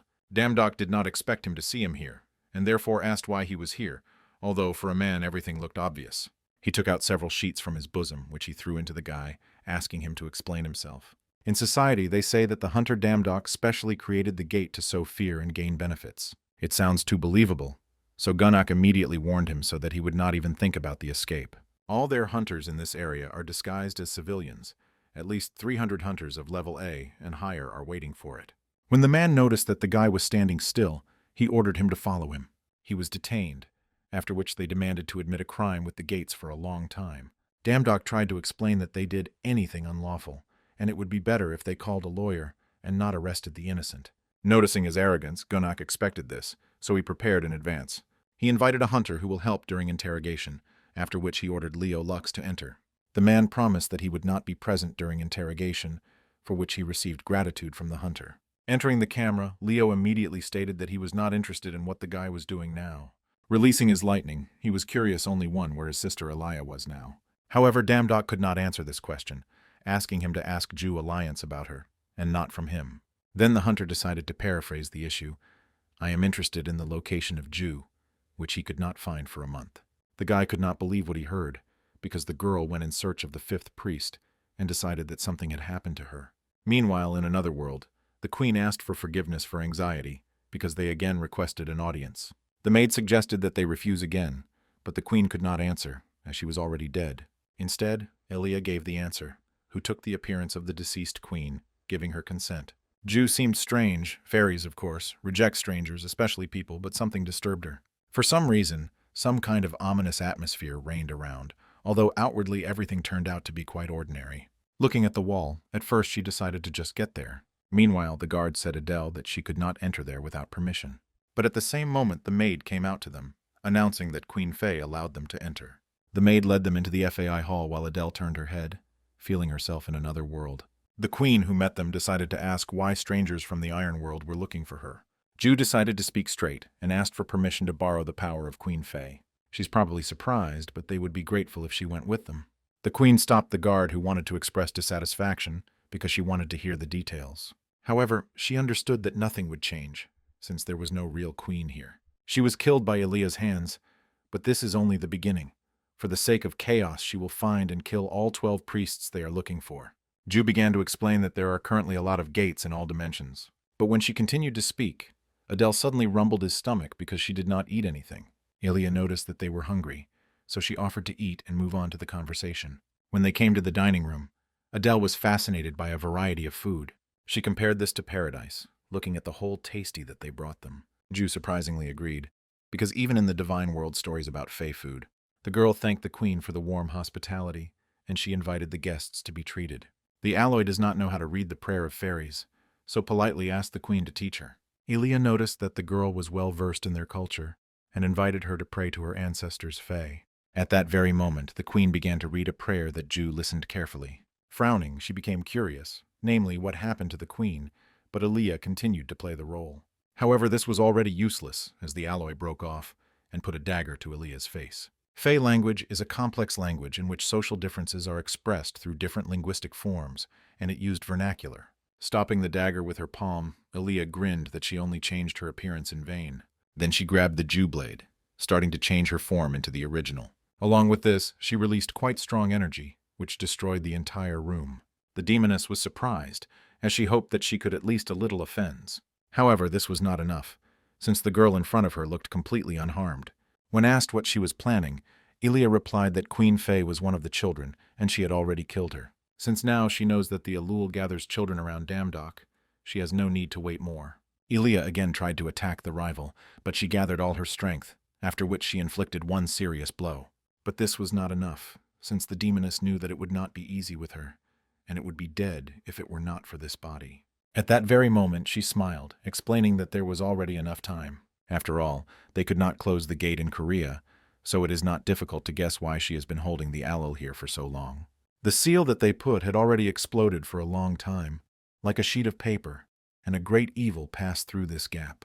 Elia was curious how long the dam could resist the old woman, who completely restored strength.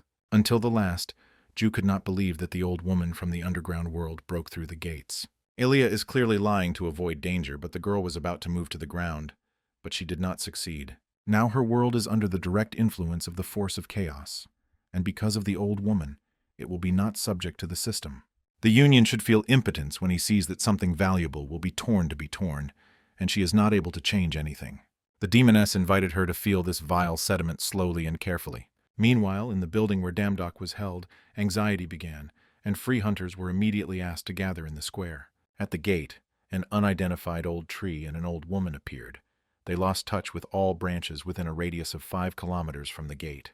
If this whole commotion of the old women from the underground world, then all hunters will become nothing more than useless victims. Clothes or handcuffs, the guy asked Leo to leave, since he urgently needs to go to the gates and stop it. However, the hunter asked him to return to his place as they had not yet finished. Damdok was no longer going to dance to their tune, because they do not even know what came out of the gate. He rushed to run, adding that he could not waste time, but Leo immediately caught up with him. The hunter agreed with Damdok, but the whole world can wait until he pulls out information about Elia. A monster appeared from the gate, and the guy panicked, hearing about it, so something happens that is not comparable to the last time. But the hunter decided not to let him go until they find out the whereabouts of Elia, because his sister is much more important to him. Meanwhile, a huge tree grew in the middle of the city, which was above all skyscrapers. People in a panic ran away from flying branches, which were naively chased after them. When one of these branches almost overtook a woman, a white cloud suddenly came to her aid. In his appearance, it became clear that the guy was very annoyed, so rudely ordered her to leave here. He did not understand why this happened right now, when Damdok and the Union were not nearby. The priest stood opposite the old woman who had not yet taken any action. She noticed that the guy was just a miserable piece of flesh, but it smells like that of that impudent boy. She felt the same smell from Ethan, and therefore spared him, but then she guessed that they were both somehow connected with him. The king of the giants asked the cloud to run away, since they could not cope with her. Trying to break out, he also asked to find their god, but at the same moment the trees firmly constrained him. Then the processes began to surround the cloud, and the old woman promised to tear them into pieces in front of that boy. But suddenly a lightning flashed before him, which destroyed all the processes that surrounded the guy. Leo Lux arrived just in time, noticed that the priests had an excellent endurance. Then Damdok, who praised his comrades, came to them and offered to leave the rest on him. The white cloud was glad to see him the most, but wondered why he, along with Leo. But Damdok suggested discussing this later, since the story is long, because first of all they need to deal with the old woman. All four immediately surrounded the monster, which stood still, doing nothing. The old woman praised the guy, but that he himself came to her, and they finally met. As a reward, she will pull the skin from him and his priests, and then Samson will send as a gift. In response, Damdok asked her not to be so self-confident, otherwise she would be worse. He chopped all the branches that flew in his direction, and Leo helped him with his zippers. The old woman noticed that he was now different, and did not think that the guy would just break the branches of hatred. Damdoka was impressed by the abilities of the best hunter of the world, because world championship is not hura, mukra. Leo Lux asked not to flatter him, after which he reminded the guy about the deal. He agreed with a smile, promising that Eli would definitely find. A little earlier, Damdok demanded a hunter to move away, trying to explain that the city was destroyed there. However, Leo stood on his own, and was ready to do everything to find his sister. The guy had no choice but to find a way to find Eli in return for his help. And now they have united forces in order to deal with the old woman once and for all. Having created a flower that sucks the soul, the monster began to read the spells to plant it in the ground. From the pore of the flower, poisonous smoke began to stand out, and at this time the lady was next to him. However, intuition was silent, which means this is not poison, and he decided to get rid of this with a wave cut. But when the system gave an error, the guy realized that this was an effect that prevents the use of skills. Damdok decided to immediately warn Leo, who was also in this cloud. However, the hunter was not from this world, and he never relied on any skills to manage mana. If the dams became stronger, relying only on skills, then the hunter advised him to give up and leave. But the guy did not step back, instead of which they rushed into the attack together. The old woman was surprised that he still ruled mana, despite the sealed skills. Then she decided to change the tactics, creating a sword of hell to fight in close combat. Damdok urged Leo to clear the way using white ice and black flame, as there were more and more branches. The hunter already felt this mana earlier, but she still scares her alienness and destructive power. But now it comes from an ally as a flame of retaliation, devouring enemies. She could not believe that the guy wandered the branches of her soul so easily he should not use skills. However, the dam, who soared high into the air, loudly stated that it was too early to be surprised. At the moment, the guy felt a thick mana absorb the air and enveloped him. She did not leave him, not during his magical training, not during classes with a sword. She is his strength and his part.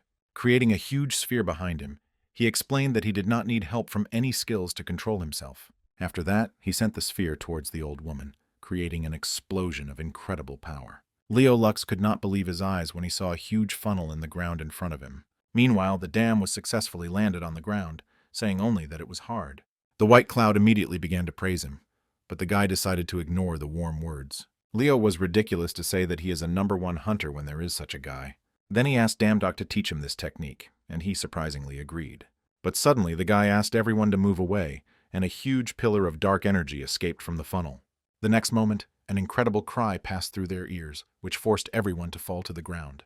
It was the cry of the soul, woven in compassion, because the old women dare to resist those who do not have divine force. As expected from a person who enjoys the favor of Samson, he managed to hurt her. Life is so excruciating time, it can debug even people with a pure heart, and she can only grieve. Searching a name is not so important. You need to break, cut, worry to absorb without the removal of all people. Only in this way should they return to their purest essence. So the monster had already held out his paw to Damdok. He could not run, and if he calls the system window, the old woman will break him again, but he cannot leave the guys and escape alone. Then he decided that he had to fight to the end and fight her to the victorious. The old woman also lived to kill him and leave him with him, and the dam was asked if he could win. But suddenly, Ju landed right on the monster, who was not going to allow the guy to kill the guy while she was nearby.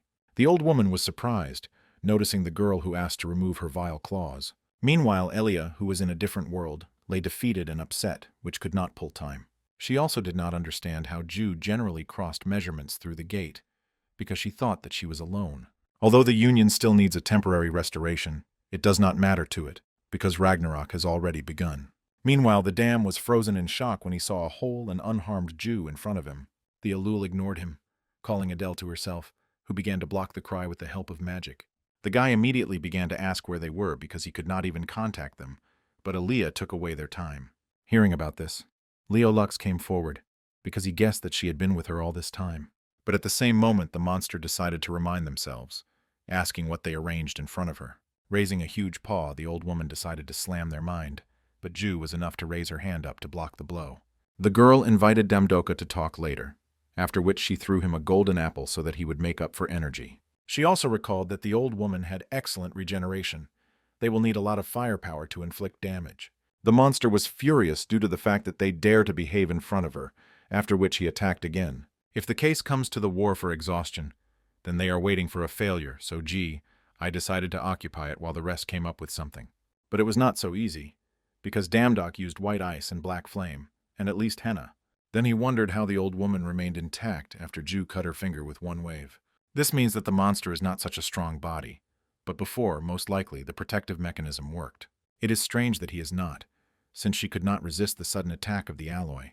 It means that this is not a passive ability. Then Damdok asked Adele to prepare the most tough and strong magic. The girl just had something on her mind, and Leo Lux had to help her. Then the guy asked the Cloud and Ethan to help Ju. Then they will be able to keep the old woman from using powerful techniques.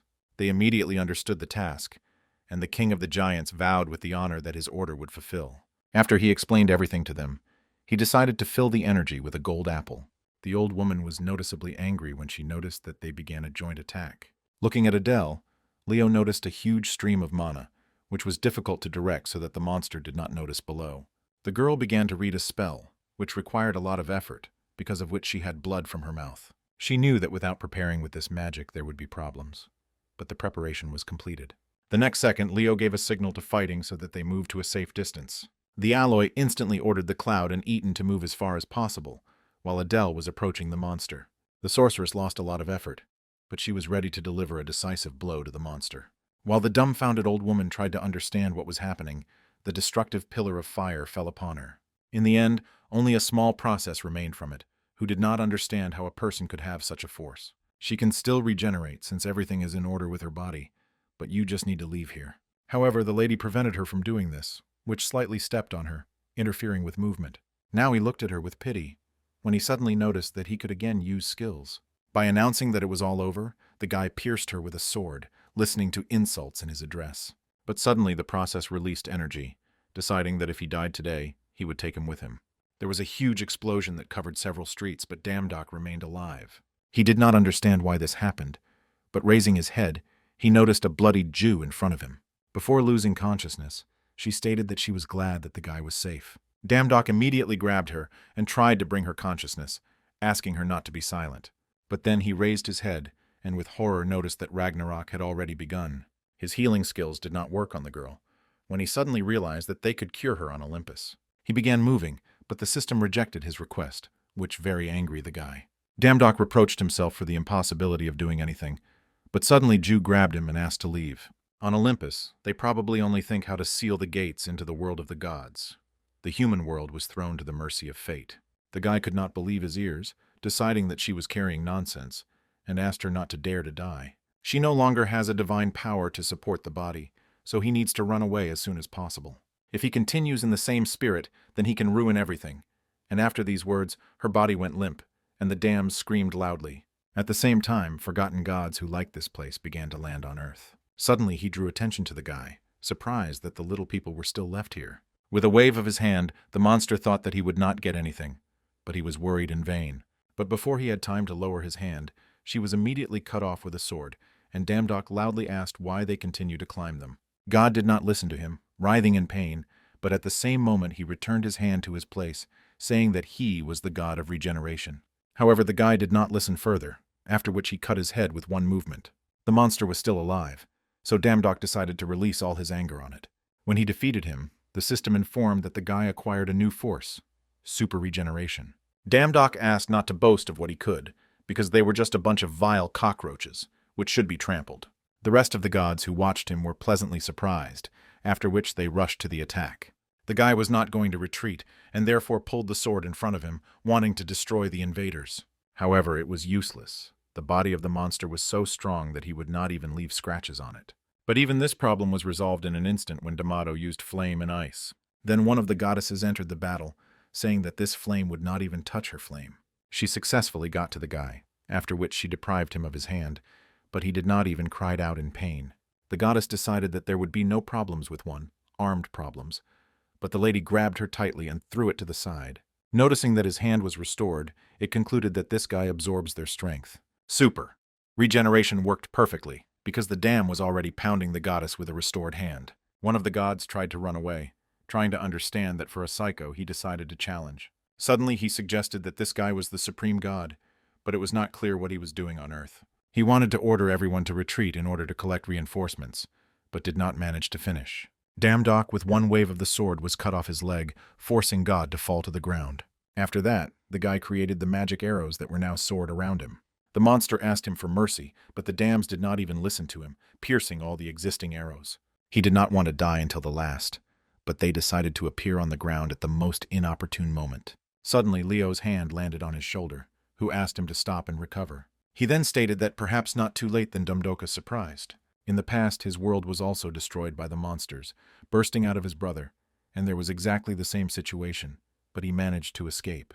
In the gates, all measurements are woven, and there he saw passages connecting countless dimensions. Now there was no complete confidence whether they could save Ju, but there is still a chance. They can risk their lives and jump through measurements, but it is not known how it will end. Damdok, with hope in his voice, suggested that they could get to Olympus. At that very moment, he raised his head, hearing someone landed on the roof of the building. One of the gods, similar to a goat, was surprised where the guys responsible for this area went. Looking down, he found living people who should not be here according to the plan.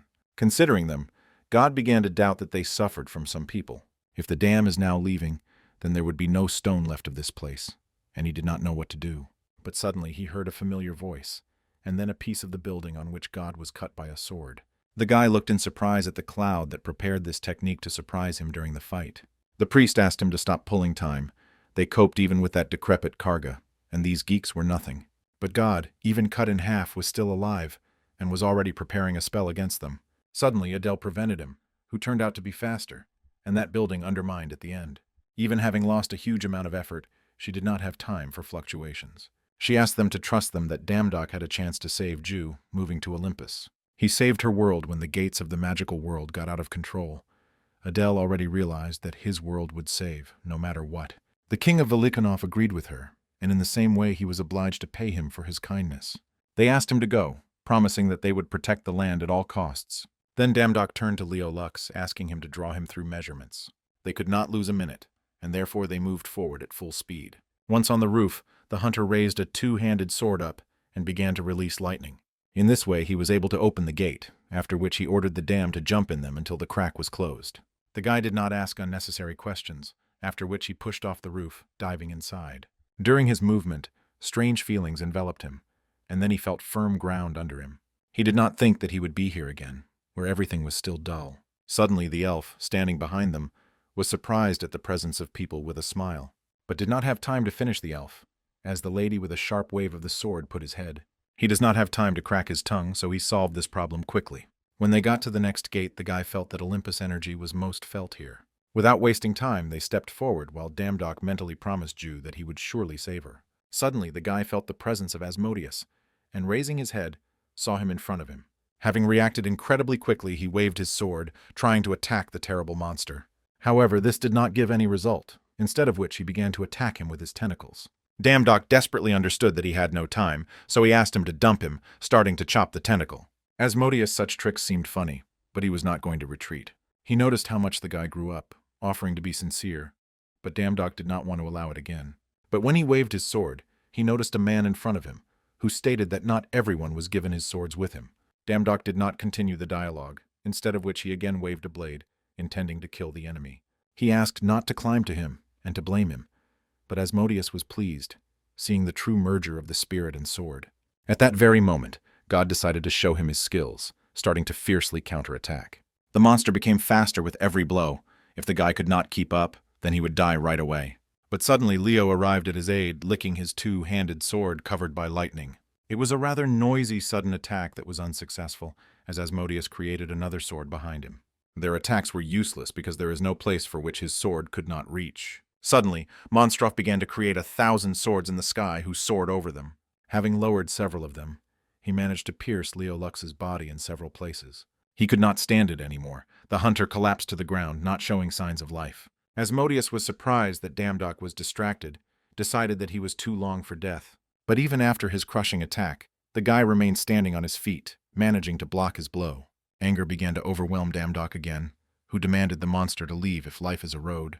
However, Asmodeus could not retreat, because there were no such opponents for a long time in his way. However, before they start the battle, the monster decided to politely introduce himself to the guy. He is a guardian of the world of demons, appointed by Chaos, and once he was known as the God of Swords.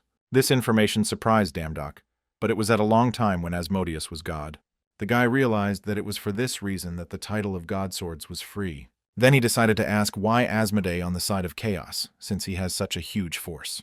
But the monster decided that the guy put it incorrectly, clarifying that he was here because of his strength. He had been striving for this power all his life, but the supreme gods were afraid of a strong warrior. They did everything possible to crush him and protect his position, and in the end he could not maintain his self. But if not for the help of chaos, Asmodeus would continue to live as a miserable and ugly monster. With this story, he made it clear that the gods are also vile and selfish. Life is an endless struggle, and every moment requires confirmation of strength. He was on the side of chaos only for the sake of such a sincere world, but noticed that they got sick. Then he suggested starting the battle, putting his hand in front of him, directing 1,000 swords to the guy. At that very moment, the blades began to quickly sink, creating a huge explosion. Damdok carefully fought off, trying not to allow any blade to injure him. He realized that he could not block them all, and he needs to focus on vital organs. Suddenly, the guy noticed that Asmodeus had stopped the attack, and he decided that this was his chance for a counterattack. But before he had time to think about it, like monsters, and again lifted all the swords into the sky. The monster smiled when he noticed the satisfied face of the guy who blocked only one wave of swords. He expected a lot from him, but that was all that he was capable of, when suddenly Asmodeus noticed a lightning over himself. These were Leo's tricks, which by some miracle survived, and even stood on his feet. Even with many wounds, the hunter believed that he could fight, so he asked not to worry. In addition, they are in a dangerous position, and it is not known whether they have a chance to win. Even if the dam was in perfect condition, it is not the fact that they would have succeeded, but now they were in a meager position. Hearing his verdict, Leo decided to give him a little advice, after which he suggested taking advantage of his strength. This is his secret art to restore his wounds and exhausted mana. Usually, this will work only if the user is able to use lightning and is close to it. But if everything goes successfully, there is a good chance that the guy will gain a new force that goes beyond understanding. However, this will happen only if successful. But if the dam is not able to accept this, then he will die. The hunter has already begun to create a sphere in his hand, leaving the final choice for a guy. But his determination has not changed since he came into these gates, so he must destroy Asmodeus and save Jew. Therefore, the guy will risk his life as many times as required. Leo knew that he would say so, after which he put the lightning elixir before him, remind that he has only one chance. In the end, the hunter asked him to return alive, after which he completely immersed him in the sphere. Asmode, who watched this from the side, commented on a rather interesting art. He did not know what the hunter actually conceived, but he was only sure that this was the end. He had great expectations from the guy in the armor of Leo and hoped that his patience was worth it. Leo promised that his expectations would soon be covered with tears, but before that he would play a little with him. Asmodeus was delighted with such a reliable brother, and therefore agreed to have some fun. Meanwhile, Damdok again found himself in a familiar dimension where he had already been twice. When asked why here, they answered him that the reason is that this place resembles a kaleidoscope. Raising his head, the guy was surprised to notice a flying luminous ball with small ears. This creature called itself Pandora, or rather part of it, which dumbfounded Damdok. She did not have time, so she decided to go to the point, explaining that if it continues, he would die soon. The guy began to ask her a lot of questions, but she did not have time to answer them. However, she asked him not to worry, as he was important to her, and she could help him. His body is in severe shock because he refuses to adapt to the new mana. He had never had the need to adapt to such mana before, and he has no skills to control this, at least not in this life, and this means that she intends to use the power of Pandora.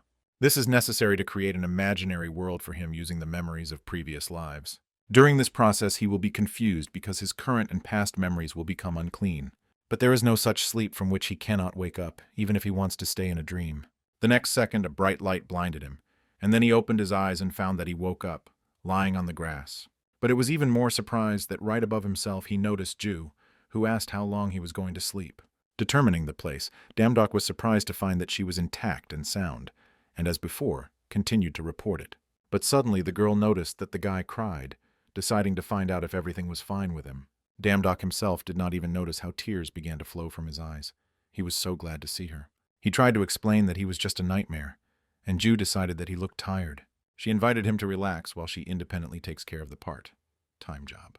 Damdok immediately got to his feet and decided to go with her, suddenly feeling relief, seeing her. Hearing this girl was embarrassed, but she was sure that everything was in order with him, since he was carrying such nonsense. At that very moment, the guy felt that something was wrong, as if he was lowering something important. But when the owl asked him to hurry, the dam threw these thoughts. We decide that this is not so important.